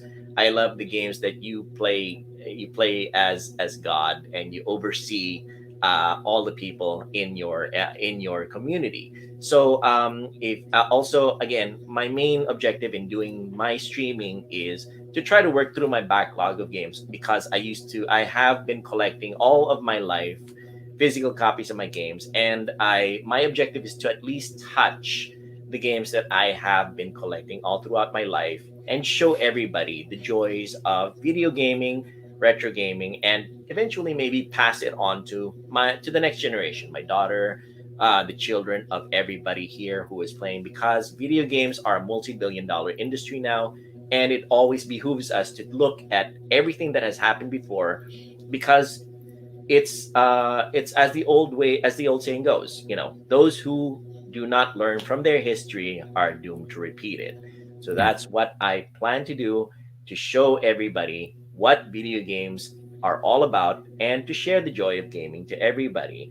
And I guess to go through my backlog, which I'm still sabotaging myself because I keep buying new stuff anyway. So Yeah. it's a snake biting its own tail. Again, thank you very Peer much to pressure. everybody. Yes. Back to you, Jonas. All right. Now, so sa akin naman. So, for me, just you can catch me by going to my YouTube channel and my Facebook page, Joe RPG, as you see right there. I just play a lot of role playing games. Playthrough of role playing games. No, I don't really play various like each day. There's a different role playing game. No, I'm just trying to finish just one game, and then if I have the time, and it's been a while since I played my last game, which is Batten Kaitos for the Nintendo GameCube. It's been a That while was a since really I good one, touched. though. That was a really good It's one. been a while since I touched the console because fatherhood. Ah, yeah. Congratulations, Congratulations. by the way. Also, by the way, Congratulations, congratulations, your baby Congratulations. girl. baby Baby girl. girl. Yeah. Sir Ray and Sir Joel can relate. Mga baby girl. Welcome to the club. Yeah, Welcome to welcome the to the baby club. girl club. Baby girl Welcome to club. the Baby Yeah. Girl Club. And Um, umanda-handa ka. You better The be ready. Changing Diaper Gang. Yeah, but as for the me Pampers naman, gang. guys, Bumpers. even if you don't go to my channel, just go to the Pinoy Retro Gaming uh YouTube Facebook page and Twitch channel, Pinoy Retro Gaming. You know what? Just go to the Facebook page of Pinoy Retro Gaming. All of our crew under Pinoy Retro Gaming and Timeless Gamer are all streaming each of their games. They're at at that particular Facebook channel. You can follow all of those guys. We Our Timeless Gamer podcast. We use the Pinoy Retro Gaming Facebook channel as our main channel to broadcast the podcast. So just go there. Um, and so if you have any concerns, issues, suggestions, just send us an email to timelessgamer.prg@gmail.com. If you want to be a part of this show, be a guest, maybe be a guest panel, talk about your particular games in question. Why not? Just drop us a line. And to some of you guys who didn't catch our interview with Howard Scott Warshaw, you can go to the YouTube link that I provided right there. The link. So that's available on the Facebook page of Pinoy Retro Gaming. If you, it's right there, or you can just go directly towards the YouTube link that we have there at the chat. Just click on that, and it will go straight to the archived podcast interview that we did with Howard Scott Warshaw earlier this day. And I think that's it for everybody. Greetings and salutations to Master Jeremiah and Sir Tito Jano right there on the chat. Thank you so much for accommodating some of the viewers there, especially on our Twitch feed. And anything else, guys, that you want to bring up? Well, I just like to thank the mention of Ninja Fart, who's also on the Oh, chat room right now. Can you do experiences? He asked. experiences like what experiences? Can you do experiences like? Be a little bit more precise, Mr. Demented. Demented Ninja part. Oh, thank you Mm. so much I think we can do it. for I your think we can do for it, your man. Yeah, thank you what for what does he mean oh, specifically? Like Because I think like experiences? experience regarding gaming playing experiences. games. Oh yeah, yeah. Oh, if that's the case, then yeah, we don't just get Mr. Howard himself and that's it. If you're just any gamer who's into games and you just want to climb up here and talk to us and whatnot, I don't see any problem with that. Yeah, Yeah. Yeah, Yeah. absolutely. like your Mm. Yeah, yeah, experience yeah, we can do on it. We can do LAN it. games and Oh, arcade. Land games. oh We God, we did an oh episode about that. we already had an episode about that, but you know what? It's not a. I don't think it would be a problem for us to do a rehash of our episodes in Mm. more like us speaking like this because if you Mm. think about it, like the last episode that we had, it's just us basically talking about our experiences but in our language, so most of Mm. the people here are probably going to be like, oh, what did they say? So we all have our own horror stories, and I'm sure Demented also has his own horror stories, so Ah, yes, yeah, be we sure Yeah, feel free to share that too. Worst case scenario, we can do Yeah. not just a rehash, but a deep dive. We can do a deep dive of our a part of our two Yeah. experiences. Yeah, a part two. I mean, Let's say. like College in Storm English this Halo time. LAN game, that was like Yes. my jam back in the day. It's like, Mm. Friday night, the last thing you will want to do during in your dorm is like, okay, we know that there's a D&D happening on that room, but I know I'm bringing my CRT on this other side because we're going to have a LAN game. Or we can You dive know into what? my experiences back in 03, 02, the cyber cafe scene in the Philippines, like how Oh, that's a whole everybody different culture in its own. yeah, And you know what? I think some of our Western viewers would love to hear how we all deal with that because it's not similar to the way that internet Mm. cafes in Japan or Korea would be. Ours Yeah. is very similar, but the difference is like you see a lot of shirtless people and a lot of swearing and you know people that basically are from the same town who doesn't even talk to each other anymore just because the other guy didn't carry the other guy from this one campaign. Oh, Mm. he's asking not on Twitch. Where to find it? YouTube. I don't go to Facebook. We do have some of our previous episodes archived on YouTube. Actually, a lot of our previous episodes archived on YouTube. You can check out our official Pinoy Retro Gaming Yeah. Timeless Gamer YouTube channel. As Jonas has pasted here in our chats. But yes, Yes. we are open to any kind of topic as long as it interests our audience. We are willing to Yeah, we discuss just our personal histories, our yeah. experiences. That's the whole point of actually of Yeah, Timeless. we should just like just make another episode again next Yeah. year, Oh my and god. we can just like I mean, is there's I don't see any problem with us bringing up the topic again, and this time it's a little bit more on like sharing it with the international Survey, alam na audiences. this. Yeah, it Alam, would be. survey, alam na this. It's a Since part. Timeless Gamer is going international, so that means Eh, Yeah. So just for Mr. Demented down there, just do look forward because we will talk about that again. It might be a little bit different from the old episodes that we have, guys, because some of the other members weren't even there back then, so I'm sure most of them are going to be sharing their experiences, and I myself weren't around during that episode, so I would probably bring my own experiences. So yeah, just look forward for that, Mr. Demented, and everybody else is on Twitch. We're definitely gonna go a little bit international on this one, which is no. I mean, Okay. it says we don't have to make one just because of one guy. Hey. No, oh no, we no, no, don't. we're not doing it just for you. Don't worry. I mean, we're acknowledging you down there right now, Mr. Demented. But you do actually prove a point because the thing is, all of our past episodes were all in Filipino.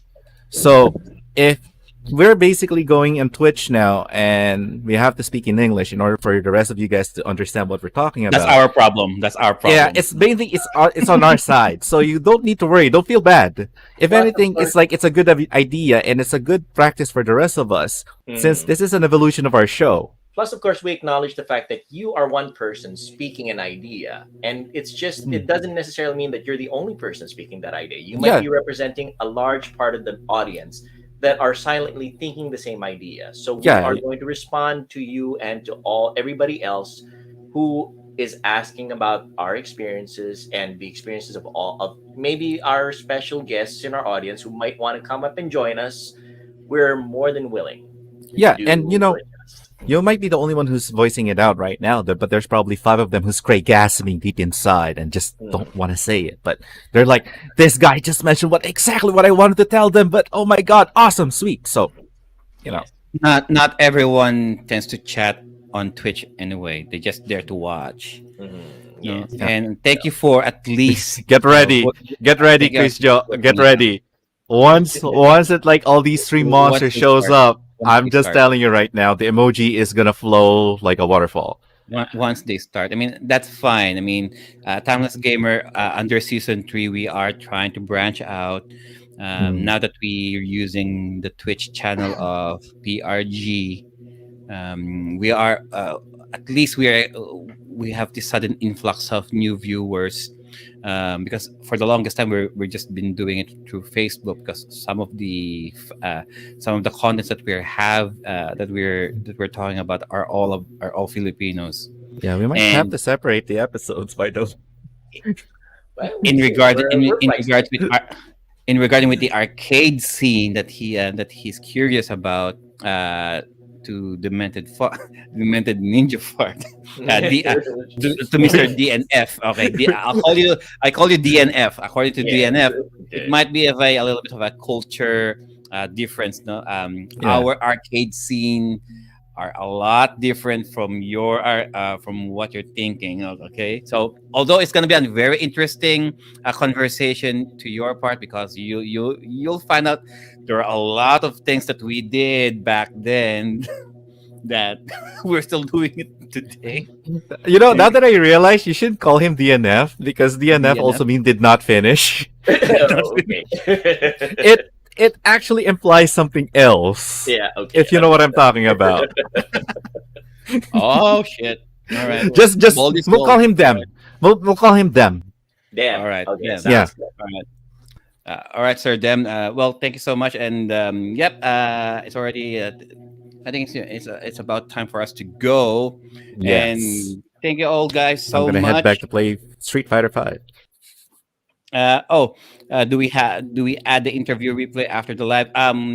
After this, we're going. After we end this conversation, this side of the discussion, I'm going to show to you guys.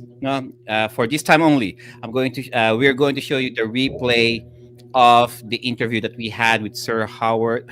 Here we go again with Howard Scott Warshaw. Okay, Yeah. once You'll we get said used our to it. You'll goodbyes, get used to it. we'll I'll get used to it. We're gonna do the replay, so you don't have to go to the YouTube link if you don't want to, because we're gonna show it to you guys anyway. But it's there just in case you want to rewatch it. Keep in mind, guys, there are some internet and technical difficulties during the first half of the interview. It's just it's just an hour interview, so keep in mind and bear with us. And we apologize in advance just in case. So We'll try to be better next time, guys. try to Stick do around for better, the content, right? honestly, because the content we'll is try to do better. the content is the key for the interview. If you guys want, just power through the technical difficulties, because what Howard Scott Warshaw is going to say is fascinating, and honestly, stick around for it because that's the quality of what's there. All right. Exactly. Mhm. All right. So, and that's all for us, guys. On Yeah. behalf of all of the PRG crew, Sir Ray, do you have anything else to add before we end the show? Well, before we go down. Well, That's before anything else, I would love to actually give a shout out to Jano, Quiz Jano, and everybody else who have been a really, really good judges for the video game tournament, which is happening, which just recently happened, and the upcoming tournament is December 11, I believe. Yes. December 11. So we're Yes, gonna finalize so- the tournament.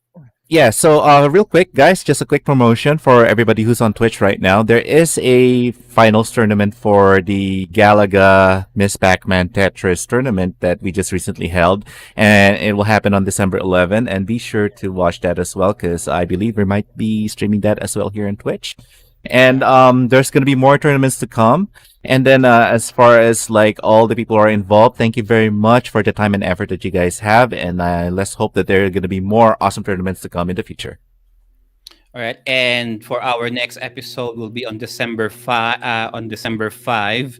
So that will be our Christmas video game wish list, where the panels of the Pinoy Retro Gaming crew and Timeless Gaming crew will go up here live, and we're going to talk about our wish list for this coming Christmas. So that will be on December 5, and the finals for the Retro Gaming tournament will be on December 11. Then after that, we are out for 2021. We'll be back on January. We'll be back on the 9th of January 2022. Yes. So thank you, guys. And to Sir Demented Ninja Fart, thank you so much for watching the Roger. interview And for thank your you, input as them. well. Yeah, Dems, thank you very much also, because he just said like he's not spilling the Yars info. Thank you very much, Dems. You're amazing.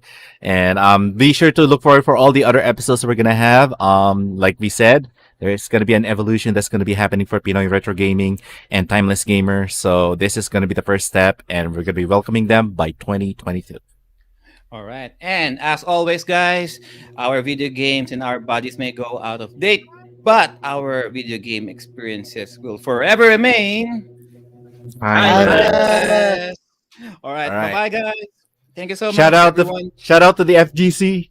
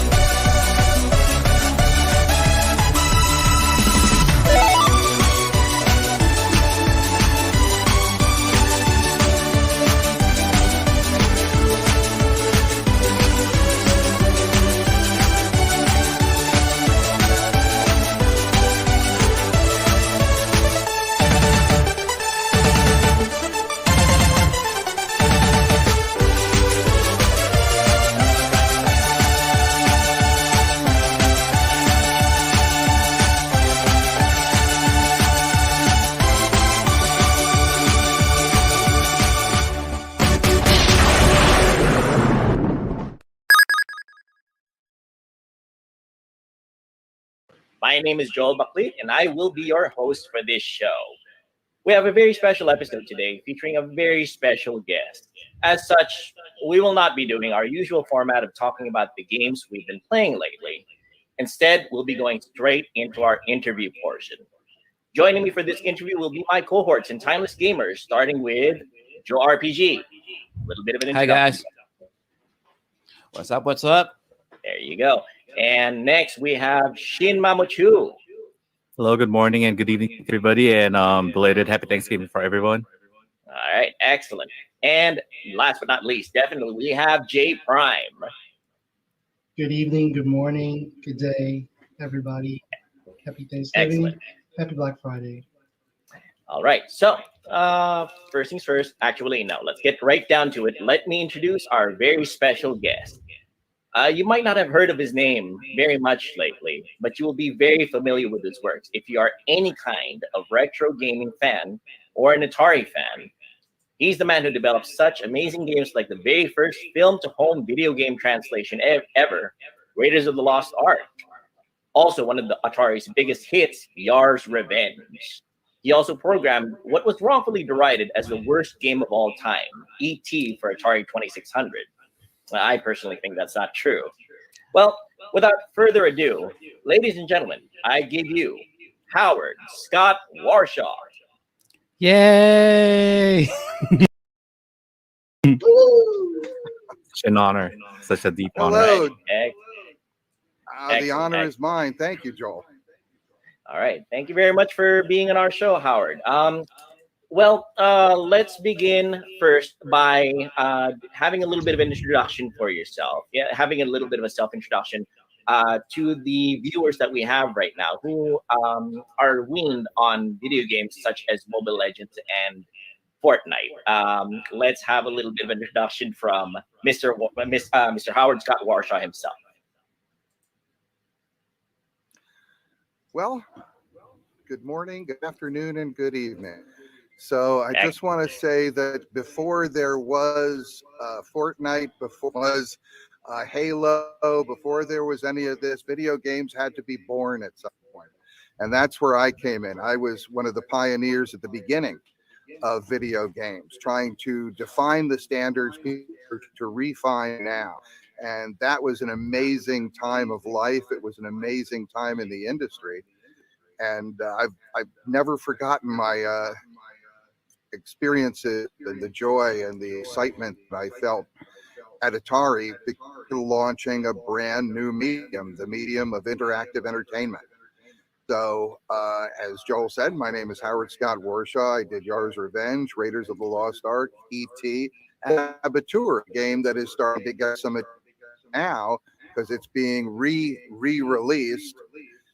Interestingly, I have some records, and I have the shortest game development of all time with E.T., which was done in 5 weeks and then released. I also have one of the longest developments because my game Saboteur was done at Atari but was not released then and is being released now some nearly 40 years later. So I have the fastest and the slowest development of all time on the 2600. And I have held it. I'm sure we can get to some talk, but thank you very much for having me.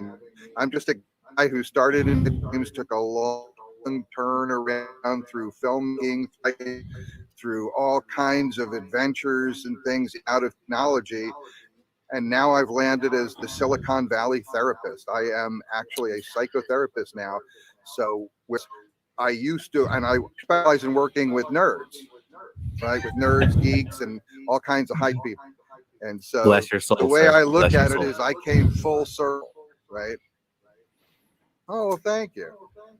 The way I look at it is make games to entertain nerds, but now I actually work to make their lives better.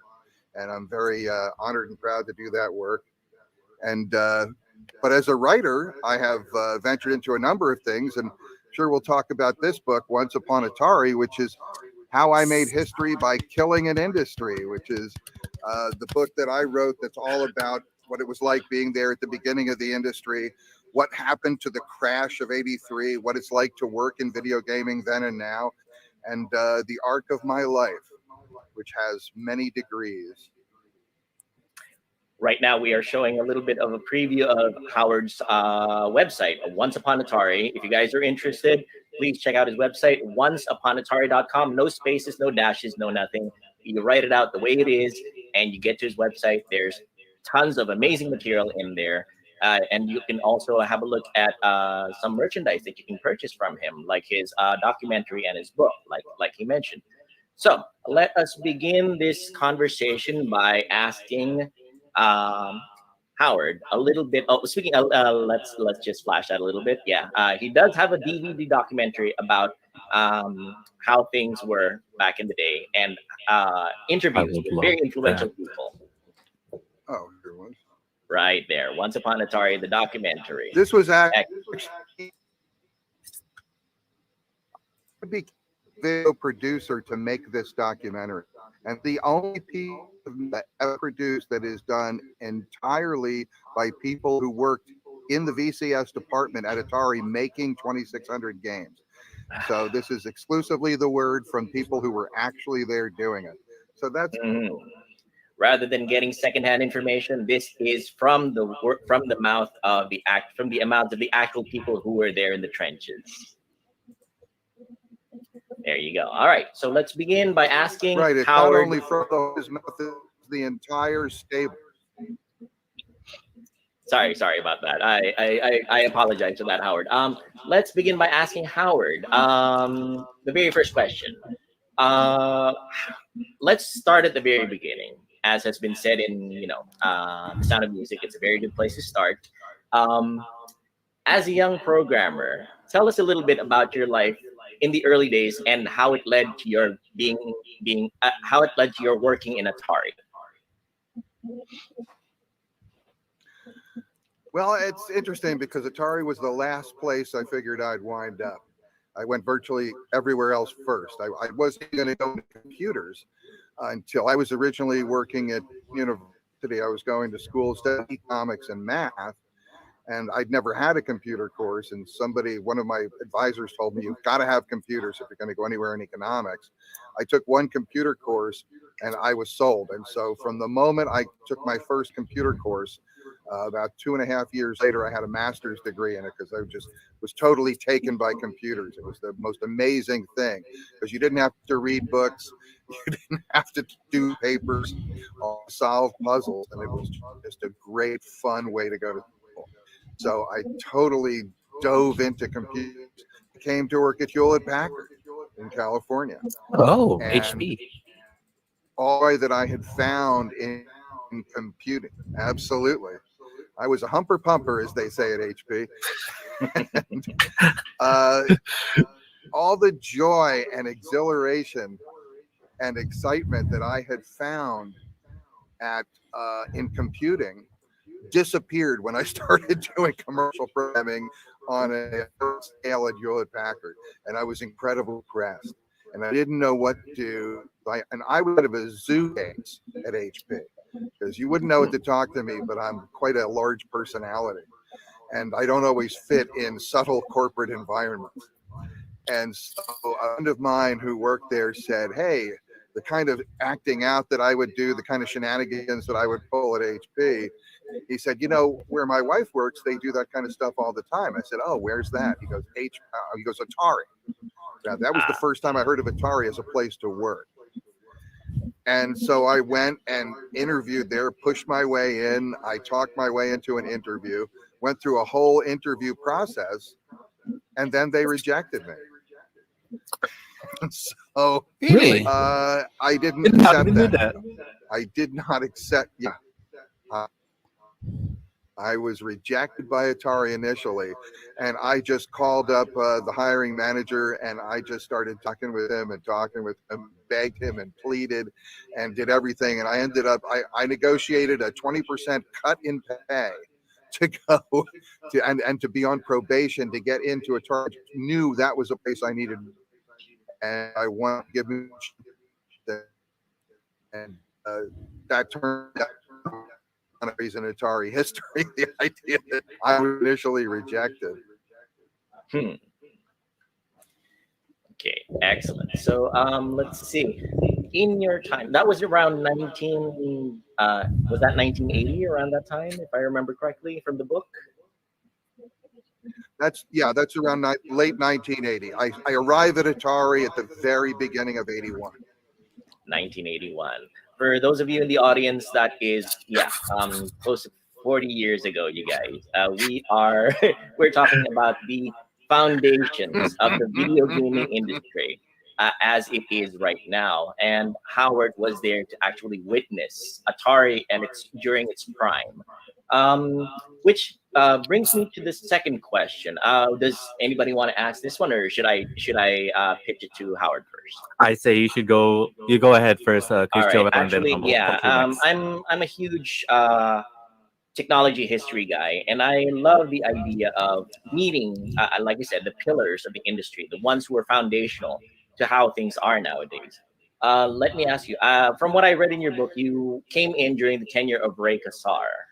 If I read that correctly, right, Howard? That's correct.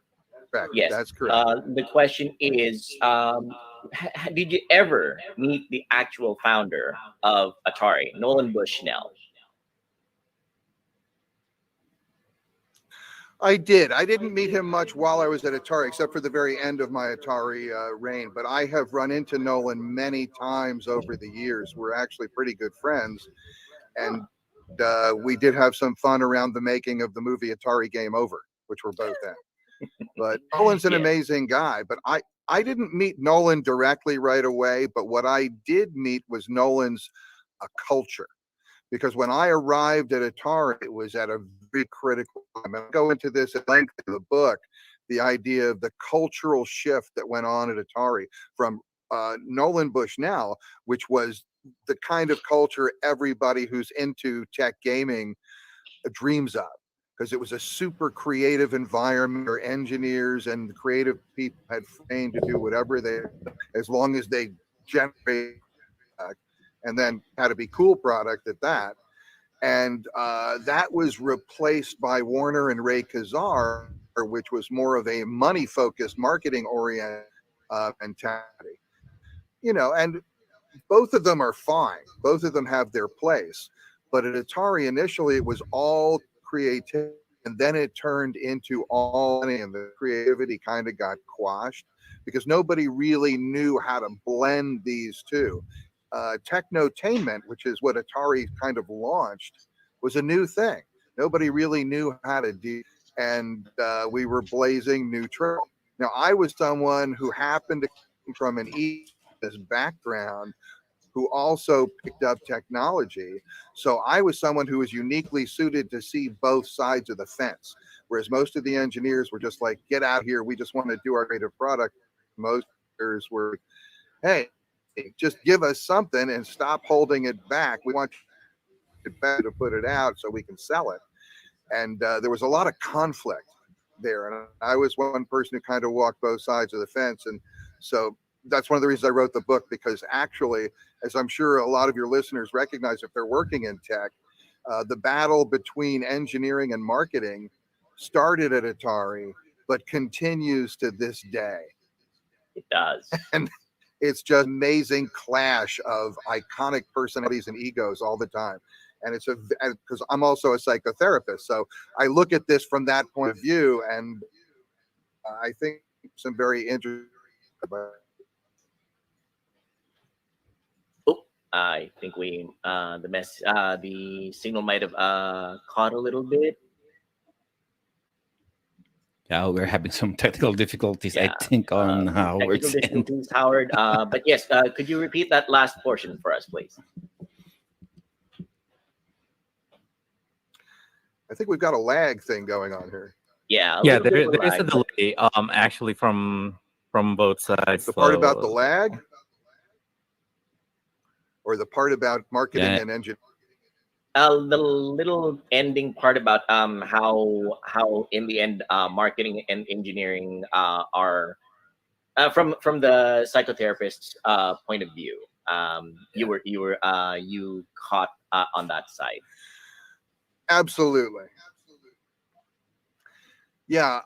What's a therapist is that in the engineering community, you have some really brilliant and creative minds, and it's very interesting people to deal with. And in the marketing department, you also have some brilliant and creative people.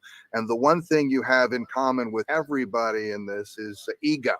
There's a tremendous amount of ego involved in people who are trying to really make a mark, to really do big things in the industry. The clash between the two of them, intense. It's intense because it's in a lot of ways unnecessary. We should be working together, right? That is very true. There's an old joke in academia that says, "Are academics so vicious?" And the answer is because they,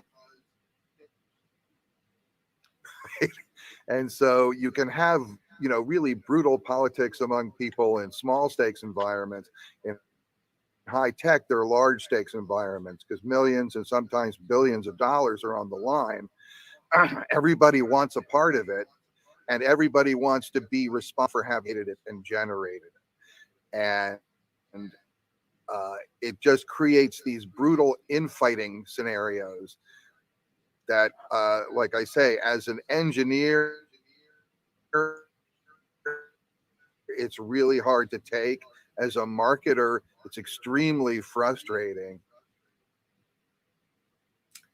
All right. Wow. It's and like Howard says, it's like one of those things that you can see from his experience that happened before, and it continues to this very day.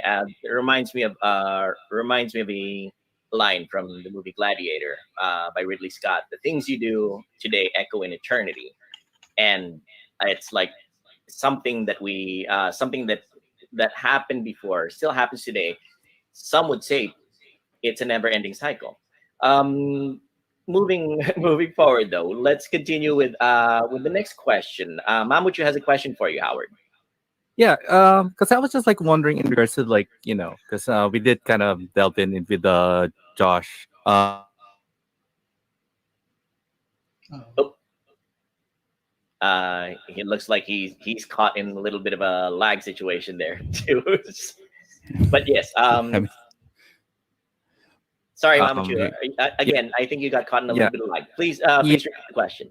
Yeah, sorry, my internet is acting a little bit weird, so sorry about that, guys. That's all right. You guys were actually already mentioning about Nolan Bushnell earlier, and then like your time in Atari. I was like wondering, like in regards to the.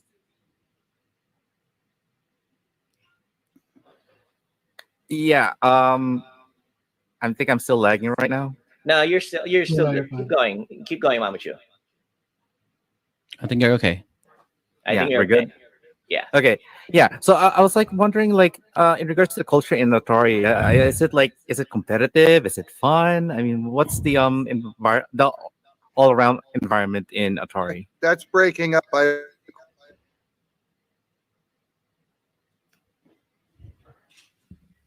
Okay. I think Howard got caught in a little bit of lag there as well.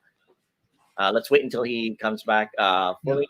There you go. I think Mamuchu's question was, how was Atari's culture during the time that you were there? And you mentioned that in Nolan Bushnell's Atari, it was very much fun, and transitioning into Reika Sar's culture, it was different. How was it? How was it actually, Howard?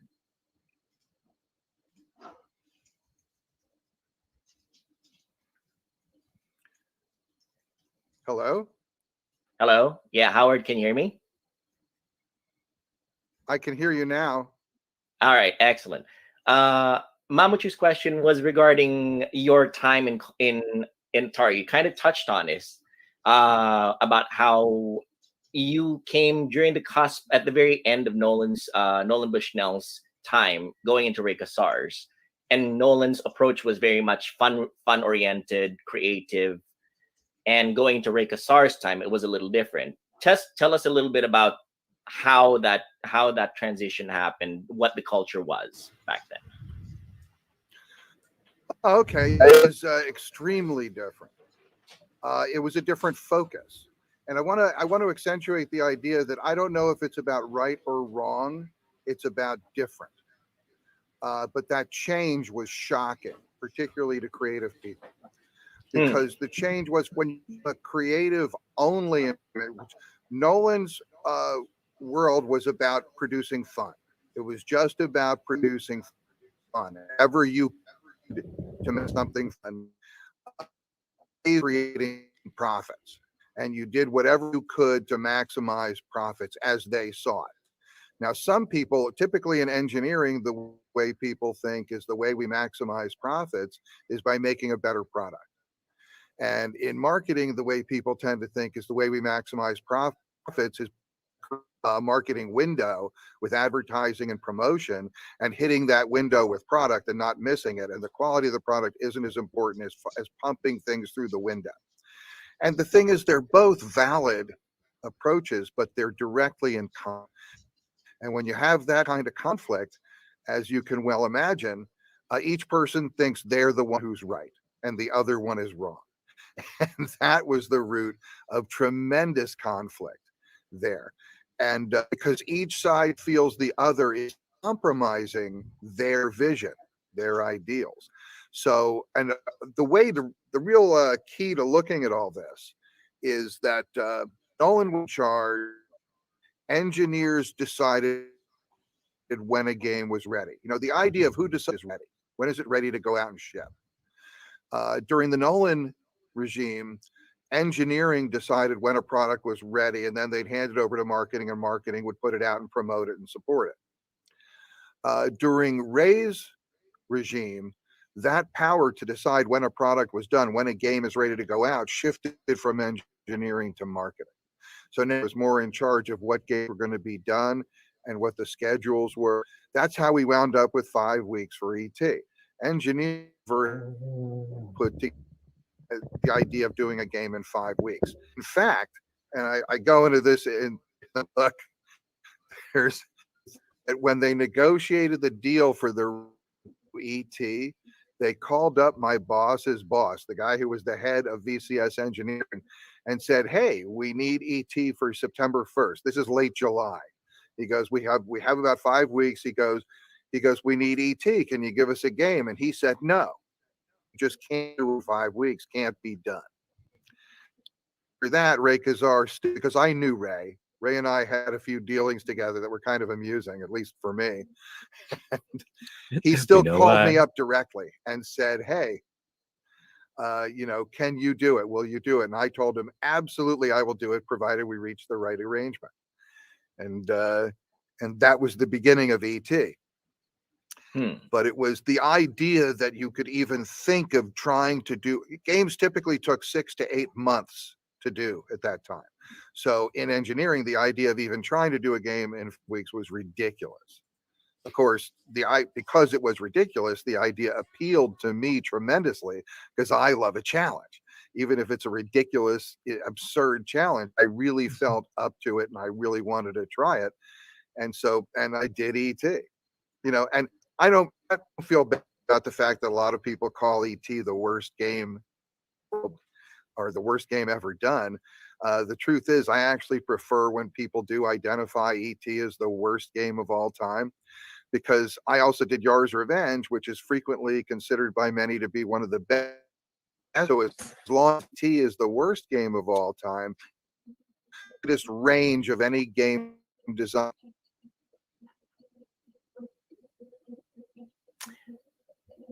All right, excellent. We have here. Let me just forward you to my colleague here, Jay. Actually, Jay Prime did a stream recently of your games. Actually, Yes. Howard. He did a stream most recently. I think this was just this past Thursday. Yes. Jay is considered one of the youngest members of Pinoy Retro Gaming, and I gave him a challenge to play through some of your games. Like Yar's Revenge. He did a little bit of Saboteur. Actually, he played Saboteur, and he played ET. Now, I want Jay to give a little bit of feedback. Noel, maybe like his opinion on how fun your games were.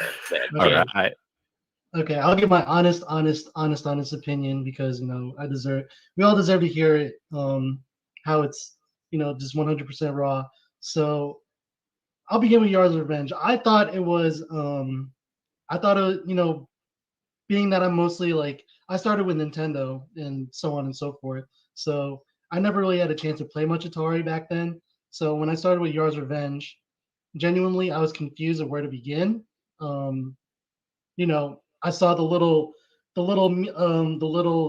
whatever section it is, like you can't shoot through the little yard thing, right? And then I had to figure out, like, I had to like get to the And cannon um towards the end. So for the most part, I had quite a bit of fun with it. I was confused, but I had Joel's guidance to get me through. So far, like, yeah, I actually enjoyed it.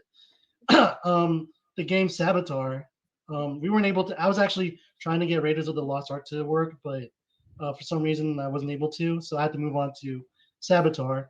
And Saboteur I actually enjoyed. Had a little bit of struggle here and there. I did appreciate the fact that there was a little Easter egg. You could see the yard fly or whatever it was called as one of the enemies.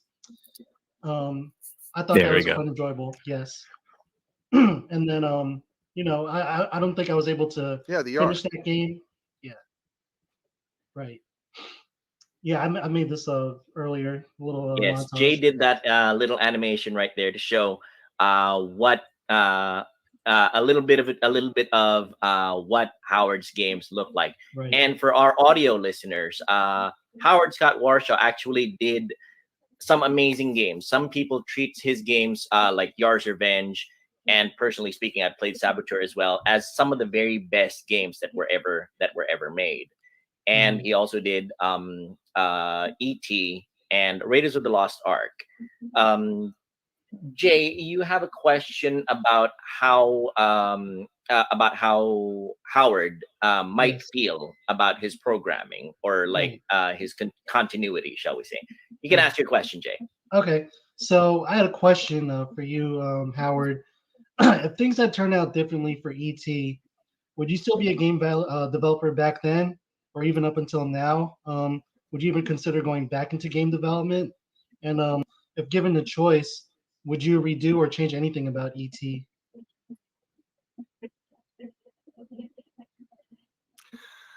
That's a really good. That's a good series. Actually.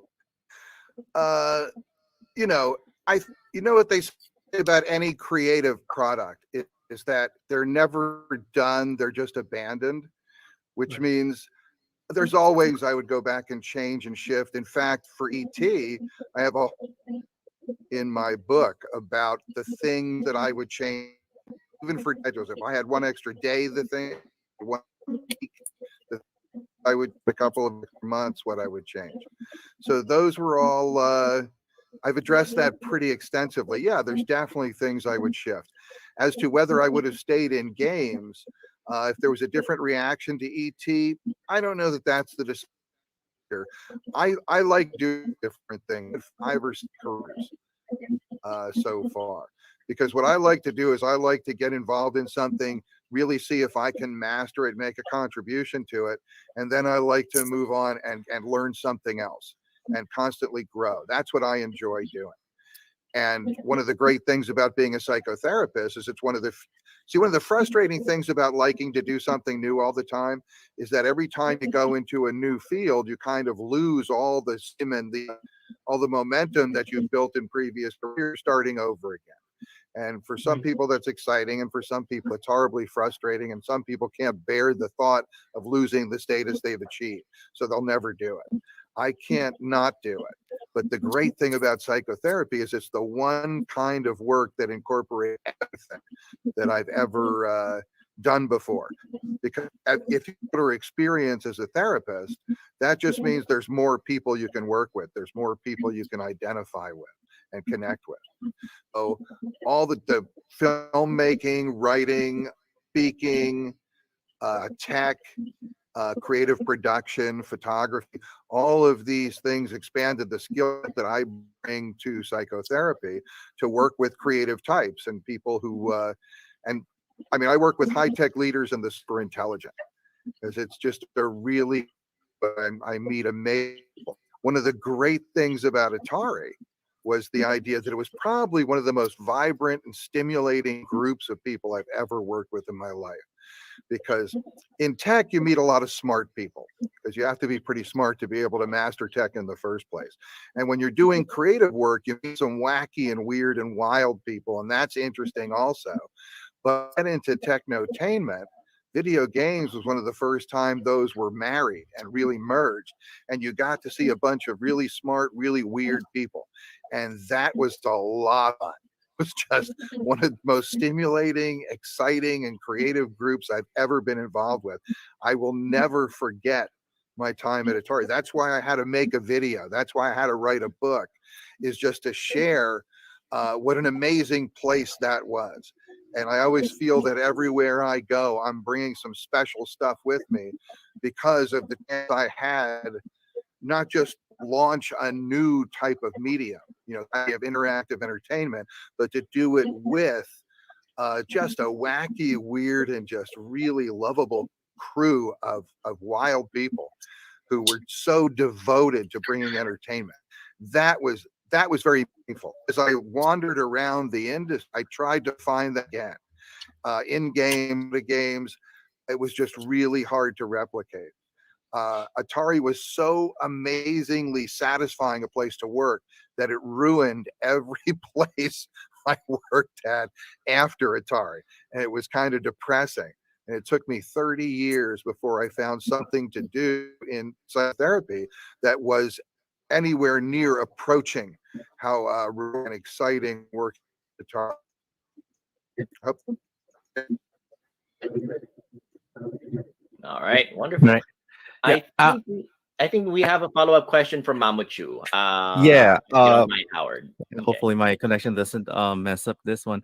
You were mentioning earlier that you basically have a huge camaraderie and friendship formed when you were in Atari. Now, this question is a little bit more connected to Yours Revenge. Did you basically titled Yours Revenge out of the sheer cause of that camaraderie in order to give a bit of a nod to some friends who, let's say, moved to a different greener pasture?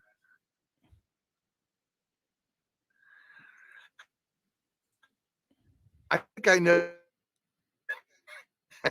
It's what I did in naming Yar's Revenge was strategic more than it was collegial, as they say. This was more about working marketing. Okay, what you're talking about, I did that when I Revenge got any story behind it, didn't have any name behind it, nothing until very development. I was just, because my feeling was, what's the point in naming a game until you have a good game? So I kept working on the game. When it got to the point where it was a pretty good game, then it was time to name it. And marketing had some horrible suggestions for names as far as I was concerned. I wanted to be the one to name the game. And this is a whole story, that's a whole elaborate story in the book about how I actually arrived. I used an algorithm to arrive at the name for the game, and it worked into, it turned into playing back on itself into Easter eggs that I put into the game. And another thing I did was I wrote a story for game, environment, and the story.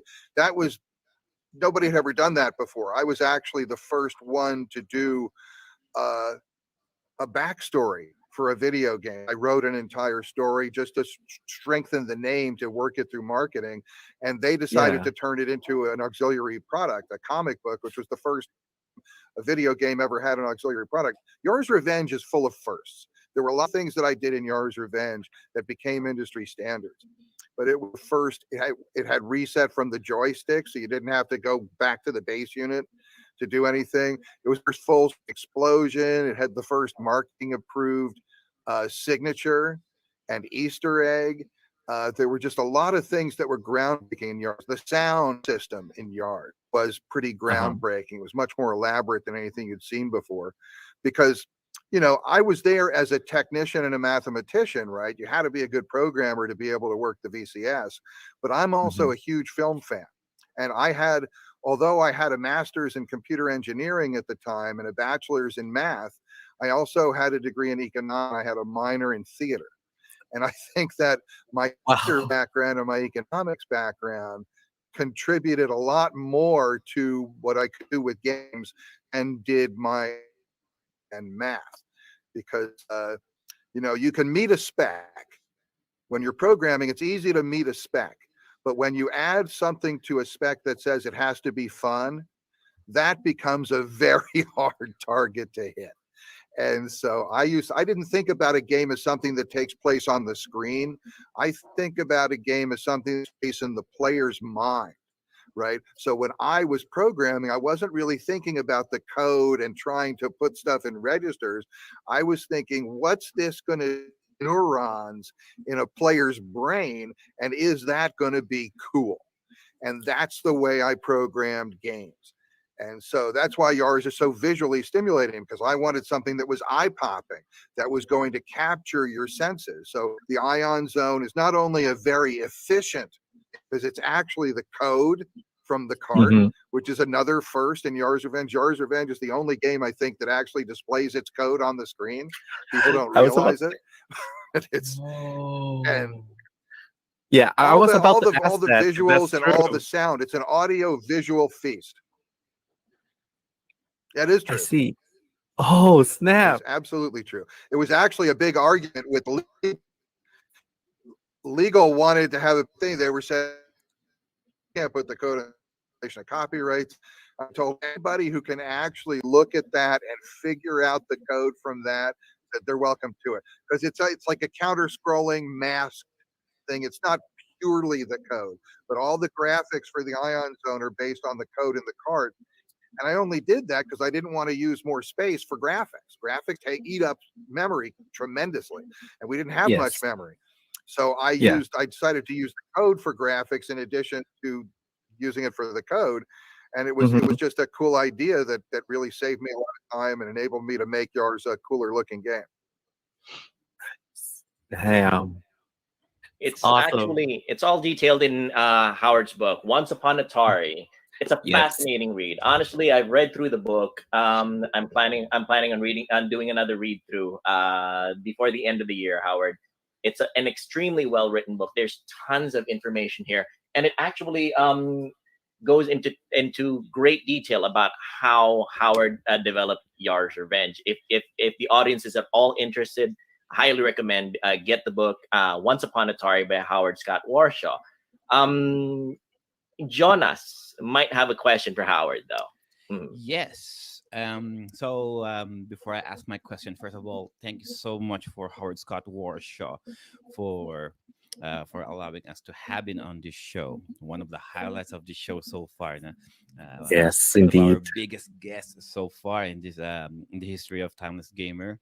And to all of you guys who are watching and listening to us live, be sure to ask some questions there. We might not have enough time to rummage all of them, but we'll try to.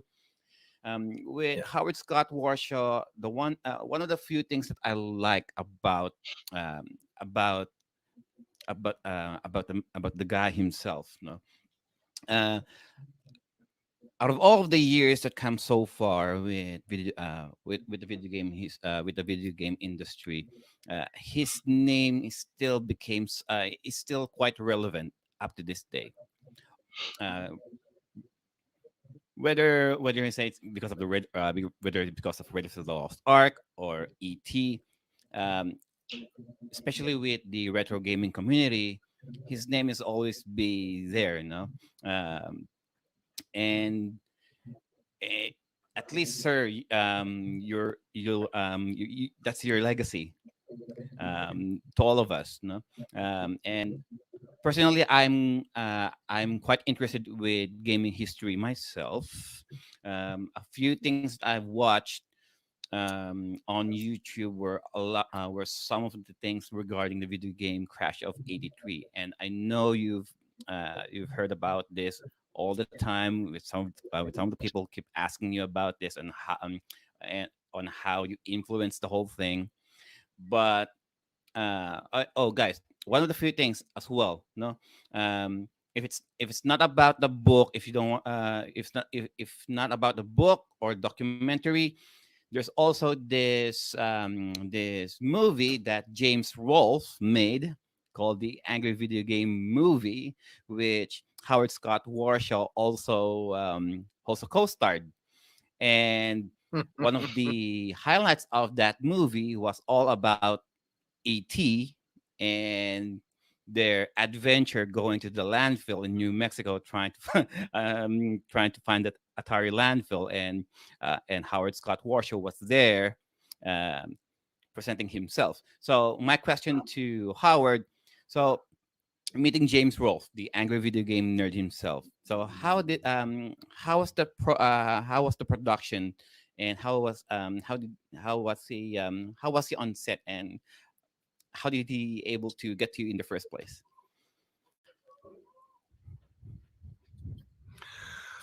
Uh, well, first of all, thank you, Jonas. I really appreciate it. And by all means, you can just call me Howard. And so I just want to say he's a very interesting guy because the angry video game nerd character is an outrageous, outrageous character. And James Rolfe himself is actually quite a contemplative and an interesting and introspective guy. And he's a brilliant filmmaker. He really is. And he is someone who is truly dedicated to the art of filmmaking. And he's a student of film. And so I really appreciated that. And when I was on set, I was really impressed with how professional the production was. This was a full scale, high end Hollywood production. All the departments and everybody there, it was really a big undertaking. But they had a huge Kickstarter. They had one of the biggest Kickstarter fundings ever, and he earned it. He deserved it. He created a great character in the angry video game nerd. Angry, and they made a one movie. But the way it first came out, this is kind of funny. I think it's funny is that because I did one of the most unusual. They sent me a script, right? They got a hold of me an email, and he sent me a script. He says, "Here, we'd like you to be in the movie because it's about ET and you, and we'd really like you to be yourself in the movie." And I thought, okay. And I read the script, and I did something that actors in history almost never ever do. Is I argued for a smaller part. I told him that because I was going to be the character that's this crazy guy who lives in a shack in the middle of the desert, is hiding out and shooting at people. And I was just becoming a psychotherapist. And I was just gotten licensed, and I was starting to start my practice. And I was thinking, I'm not sure that's really the image that I want to project for my clients. True. And so I negotiated with them to do a rewrite and give me a smaller part. And somebody else got another part. So some other actor got a big break, and they got a decent sized part because I didn't want to do the part that way. And, it was very cool, and they were very receptive, and they felt it actually helped out the script because it added another layer of intrigue to the whole script in the rewrite. And it was just an amazing amount of work that James Rolfe and Kevin Finn is another guy who wrote and directed, I believe. And it's just really, it's a fun movie. And I really enjoyed being a part of it. But I was really impressed with the professionalism. Excellent. Wonderful. All right. So let me be the one to ask, the one of the biggest questions of this interview then, Howard. I know this has been discussed ad infinitum by a lot of your previous interviews regarding about ET itself and the video game crash of 1983. I've said in the beginning of this interview that I personally don't believe that ET is the worst game of all time. I personally believe that given a little bit more time, ET would have been a masterpiece, really, and it would have sold, like crazy. And I still think that people do consider it and one of the seminal games of that era. Now, my question is, walk us a little bit through about how you felt as ET. Well, we've heard about how you programmed ET, how it felt going from sending ET out and then hearing as it went along, all the way to the very end of the cycle, where it turned out that, people expressed disappointment with it, but it's not really something that was warranted. Could you walk us a little bit about over your feelings of how that whole period happened? That's a really interesting question, Joel. Thank you. Uh, Initially, just the idea of doing the game, I never really even thought about it. I just thought, I have to, I must do this. This was a challenge I couldn't resist. So I took it on. And during the development, I didn't really think about much of anything because I couldn't think of anything except doing the game. I really turned my life off and devoted it 110% to doing the game. I even had a development system moved into my home, so I would never be more than a couple of minutes away from a keyboard unless I was driving between work and home. And when the game was done, to remember, this is way pre-internet, right? There was no internet back then, which means we didn't just drop the game and then have a bunch of feedback right away, be able to see and then be able to drop a mod for the game and things like that. It was one shot. We're going to manufacture it, put it out there, and there's a huge lag between when you finish the game. Like, I finished the game by September 1st. It didn't hit shelves until like 2.5 months later. Mhm. So for all that time, it was just like, hooray, I finished the game, and it felt great, and everybody was excited because we had an easy product. What I told you is that marketing wasn't as concerned with the quality of product as they were with hitting the window, and I had enabled them to hit a window that nobody thought was possible to hit, and they just had dollar signs in their eyes, and it was just amazing. Everything came together. So it felt really good. And then you get into December, and now in December, you look at the sales charts and things like that, and ET and Raiders of the Lost both top the sales charts at that Christmas.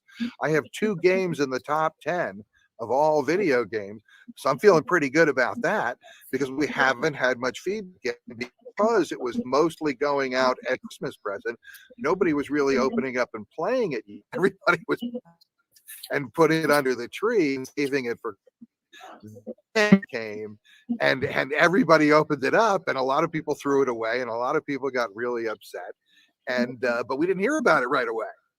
Because also there wasn't much media. There were just a few magazines. You didn't have the social media connection where wildfire spreads. And so, but as it got into the next year in '83, feedback really started to come back and returns started to go. I have to say that people say that ET is a horrible game, but the truth is, even after accounting for all the returns, it still sold over 1.5 million copies. In fact, I think I'm the only programmer at Atari whose every game they released was 1 million sellers. I'm very proud of that. And ET did not break that record, I'm happy to say. But there was a lot of disappointment around ET. And as the word started to come back, and I would hear more and more. And yeah, and I'm like, so I tried playing ET for the first time, and I wanted to play it raw, like blind. And at first, if I was a kid back in the 80s, if I'm the 7-year-old, 8-year-old, 10-year-old kid playing this game for the first time, I'm like, okay, where am I supposed to go? What am I supposed to do? Why do I keep falling? Same. Why do I keep falling under these pits? And Me too. I'm like, well, Jonas, So, that's well, a great point. That's a great point. well, obviously there's Because a there's a manual, rule in but video games. nobody wanted to read the manual back in the day. so Right. I You had see, there to was a rule in watch a video few games, videos which about it. was Yeah. Sorry, please proceed, well, Howard. but Go there ahead. weren't web videos. No, it's okay. There weren't Yeah. web videos That's back then right. either, right? So you couldn't even get hints online because there was no online. So your point is well. I mean, there was a saying at Atari that said everything. It's called Nolan Bushnell's law, which is that a video game should be easy to learn and tough to master. Okay, Easy to people learn don't and hard to realize that it master. takes time and effort to make something easy to learn and tough to master. Right. So I tended to make games that were hard to learn and hard to master, because if you expect a little more from the player in terms of learning to work the game, you can deliver a much deeper and a much more involved game. But Jonas, you're absolutely right in that people don't want to read the manual because all the information was there in the manual, and you had two schools of people. You had people who read the manual who enjoyed the game and thought it was cool, and people who didn't read the manual couldn't figure out what the heck is going on and it's not making any sense, and they were upset. And they're all correct. They're all right. I never tell a player you're wrong with your opinion game where it was. It's okay. I mean, it's a choice I made. It's also expedient because I didn't have much time. Making something, it's easy to make something complicated, right? Making something simple takes more time. It's like it was Mark Twain or someone who said, if I had more time, I'd write you a shorter letter. Because to edit things and review them and put things together, that takes time that I didn't have. So, like I say, sometimes it's kind of think about it as one of the problems with ET was that I ended up releasing a game that was virtually 100% of my initial concept. And that's a horrible, horrible thing because in a good development, you 100% of your concept. What happens is as you're working through the development, your concept changes and it gets better and you improve things and you things out you didn't know initially. So the initial concept, your final should only be like 15-20% of that because the rest should be better. The problem with ET was it was 100% of my initial concept and never had the chance to improve on that. And so that was kind of a shame. But as the word came back and I started to get the negative opinions and stuff, I was ready. This is like 6 months, 7 months after I finished the game. I'm already deeply involved in my next developments and things like that. So, what's behind me is not quite as important as it started to carry on into the 90s. So then the internet did come out in the 90s. And one of the greatest things they would do when the internet first started is top 10 lists, right? Everybody likes to do lists. It's easy to compile and it's great to vote on it. And ET would be at the top of a lot of the worst game lists. And then that's when the wave really started with, oh, what a horrible game it is. It's the worst game of all time. And so, but me being who I am, I always see the funny side of things. I really think humor is a very important piece of life. And if you lose sight of what's funny about something, what else are you missing? That's a question I always pose. So I always had amusing ways to deal with it, and I came up with clever things to say about it, because I'm essentially a happy person. And ET did not destroy my happiness. It might have hurt my career, but not destroy my happiness. And the truth is, ET has always felt to me like a success. Right? Because I did the fastest game of all time. Like I said earlier, I don't really believe, I agree with Joel. I don't think it's the worst game of all time. There are worse games than ET, but I like it better when people say ET is the worst because yours is also the best. And I like range. Not really the worst, but as long as you know what you're doing, I think it's playable. It's enjoyable in its own right. Mm-hmm. The way it is, actually, I played through it a number of times, and I can tell you, Howard, that my wife is very proud of the fact that she played ET when it first came out, and she finished it all on her own without any help from anybody. She figured it out all on her own, and she's it's one of the things that she holds over me as a gamer. She's my wife is a gamer as well.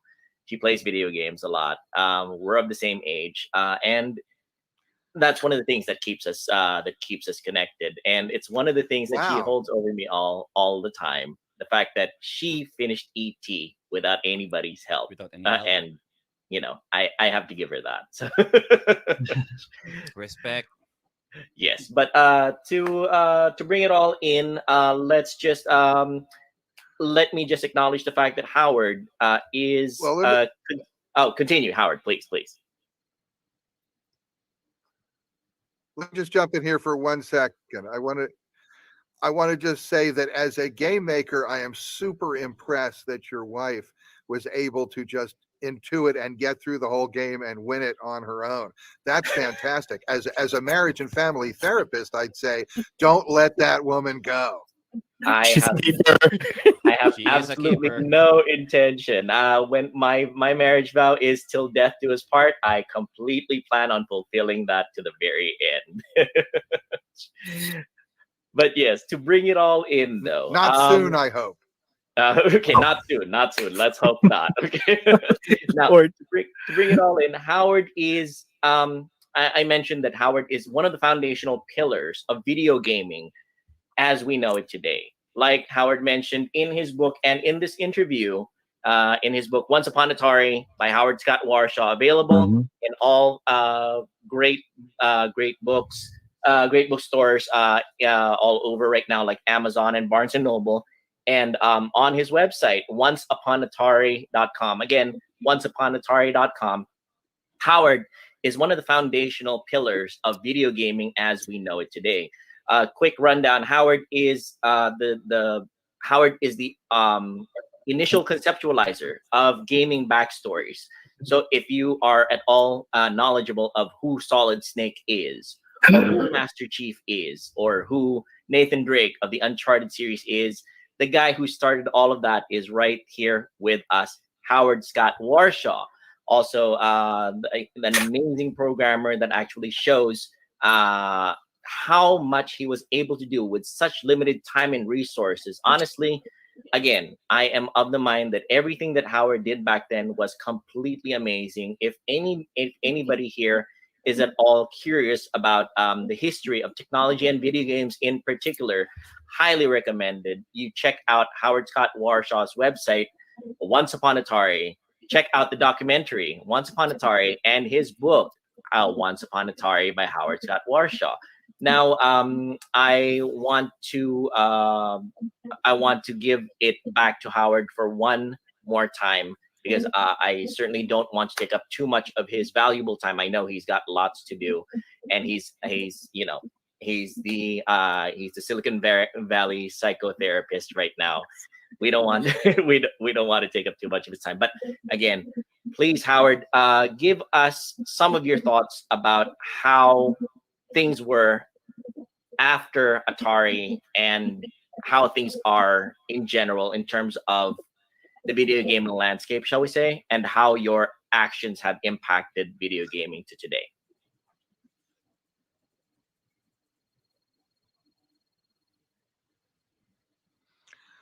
Wow, Howard?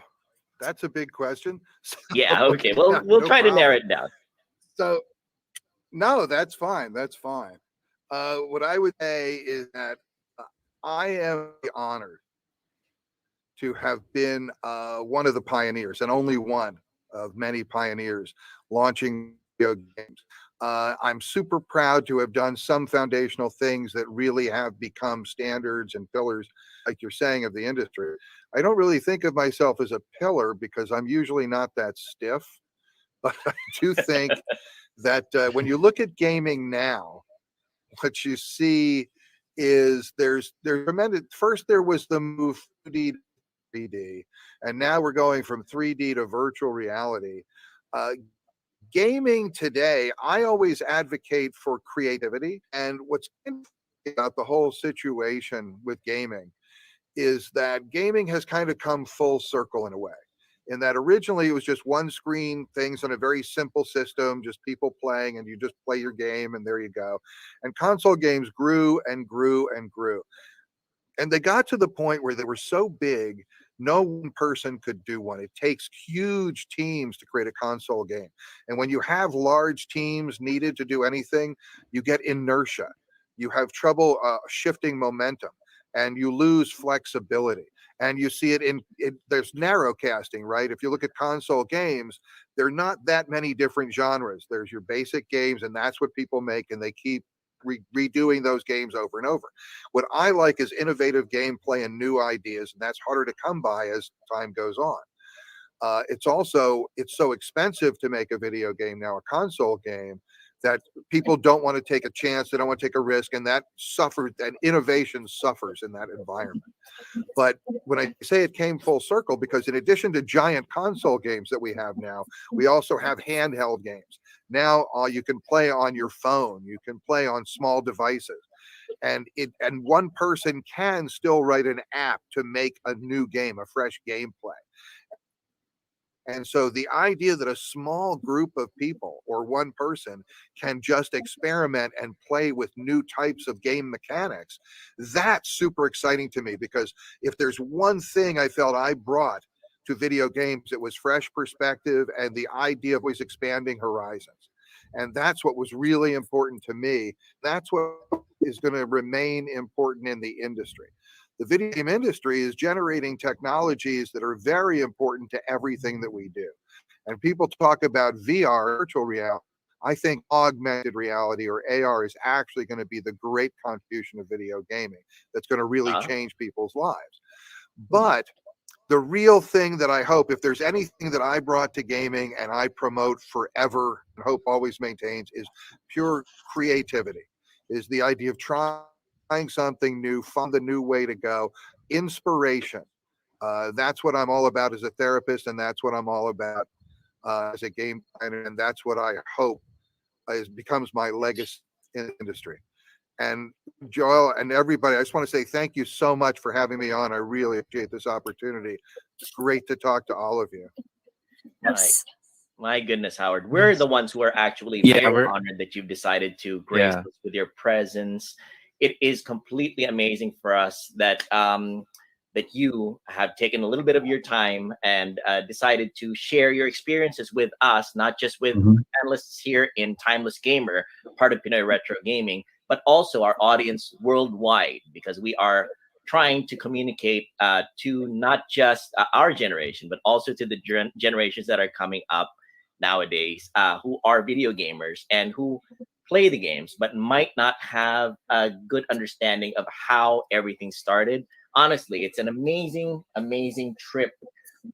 If anybody is at all interested in reading on history, check out Howard Scott Warshaw's book, Once Upon Atari, available in good bookstores and all books and bookstores, and his website, onceuponatari.com. I'll give it to Jonas for the final final. Actually, I have a one quick question. Mahmoud, you might have one really quick question then. Yeah. No problem. Thanks, Howard. My last question is in regards to the sequel for Your Revenge. Were you aware of that? And if you are, how did you feel about those people basically recreating your game, remixing things around, and make it a little bit different, but it's basically still Your Revenge? Shin, I gotta tell you, I'm really glad you brought that up, because I wasn't crazy about it, because people have done variants of Yar's Revenge and they didn't consult me about it, and that wouldn't bother me of itself, except a lot of times what didn't really enhance or improve or flow with the basic aesthetic of Yar's Revenge to me is very specific. But I will announce here, and this word is only beginning to get out, that I am actually looking at creating a Yar's Revenge sequel. People always ask me, hey, could you redo ET? Would you fix ET if you would do another game? And I always say, you know what?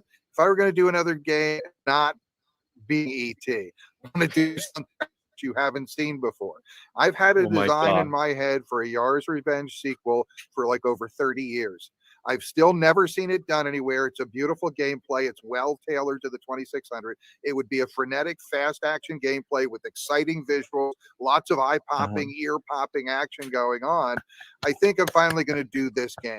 So I'm going to find a way to do it, whether I do it with Atari or without Atari. I'm going to make this thing come true, because people have done other Yar's products. No one has ever really done what I would consider to be a wild Yar's sequel. I'm going to do it. So there it is. Yeah. Your audience, you're the first ones to know. Nice.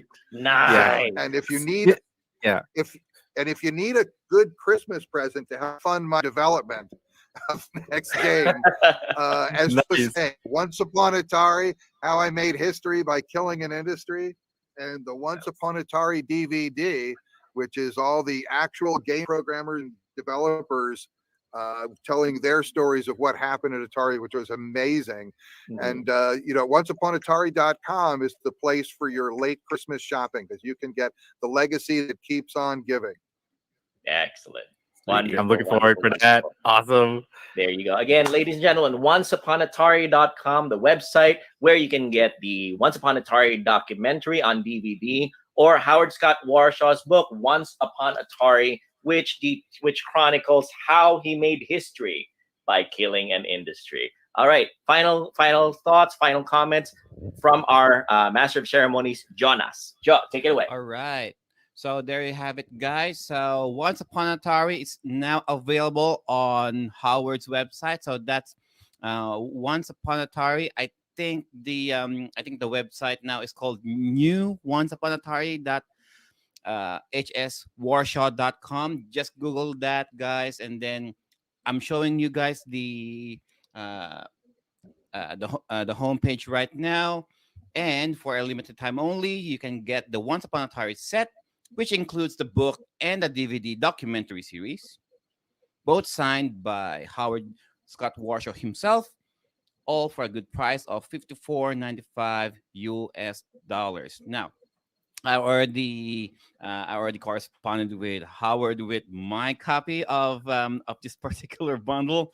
Um, it's a little bit costly sending it to Australia, but hey, guys, it is worth it. All right. So once upon a time, guys, get it, especially this coming Christmas. Um, all retro, all retro gamers should at least have at least the book, or why not get both, right? Yes. So I'm gonna give it again to Howard to give thanks to, and he wants to shout out some of the people who are watching us live and listening to us live at the very moment. Howard, all back to I just you. want to say thank you all again for having me on. My wife will not forgive me if I don't, mention the fact that that at our website I will personally autograph copy for you. If you order through my website at atari.com, I will actually write out an autograph that's personalized for you. I'm happy to do it. I just want to appreciate all the people. Making video games doesn't mean anything without players, without fans, without people who are into it. I have been so fortunate, so blessed in my life to have been able to provide entertainment for people and to have them really appreciate it and enjoy it. And spending time with the people who appreciate and enjoy classic video games, it's always a pleasure. So once again, I just thank you so much for having me on. It's a be do it again sometime if you guys Hey, are up we for it. might We will we have might to actually do Oh, that. oh, talk about we that. I wish you we're one. gonna be so honored if you're gonna drop by and then you give us a bit of a hint when's the new Yars Revenge remake will gonna come Yes. out. And We're gonna be looking honestly, forward for that. especially considering the fact that Howard has this book which has so many stories. Honestly, it's not just for retro video gamers. It's not just for gamers in general. It's also for historians. It's also for programmers in general. It's also for anybody who's all interested in technology and how marketing ties into technology and how they work together and sometimes how they conflict. Again, ladies and gentlemen, Howard Scott Warshaw of Once Upon Atari. Thank you very much, Such Howard, an for honor. being here. We are so grateful for the time. Thank you so And much. Thank you and so much. we are extremely thankful. We look forward to having you again sometime in the near future if you at all if you're at all interested in telling us a little bit more about the stories that you have about about the days. And again, this Howard Scott Warshaw is the Silicon Valley psychotherapist. You can check out his practice also on through his website on onceuponatari.com. Jonas, take us away. All right. And there you have it, guys. So we don't want to keep Sir Howard here. I keep calling him Sir. I'm so polite. Well, anyways, so to all of you Well, guys, no objection here. Thank you all so much. so to all of you guys who stayed from the very beginning of this interview, thank you so much for being here. And as always, guys, our video games and our bodies may go out of date, but our video game experiences will forever remain Timeless. Timeless. Bye bye, Thank you very guys. much, Bye. everybody. God bless. Happy holidays, everyone. Happy holidays.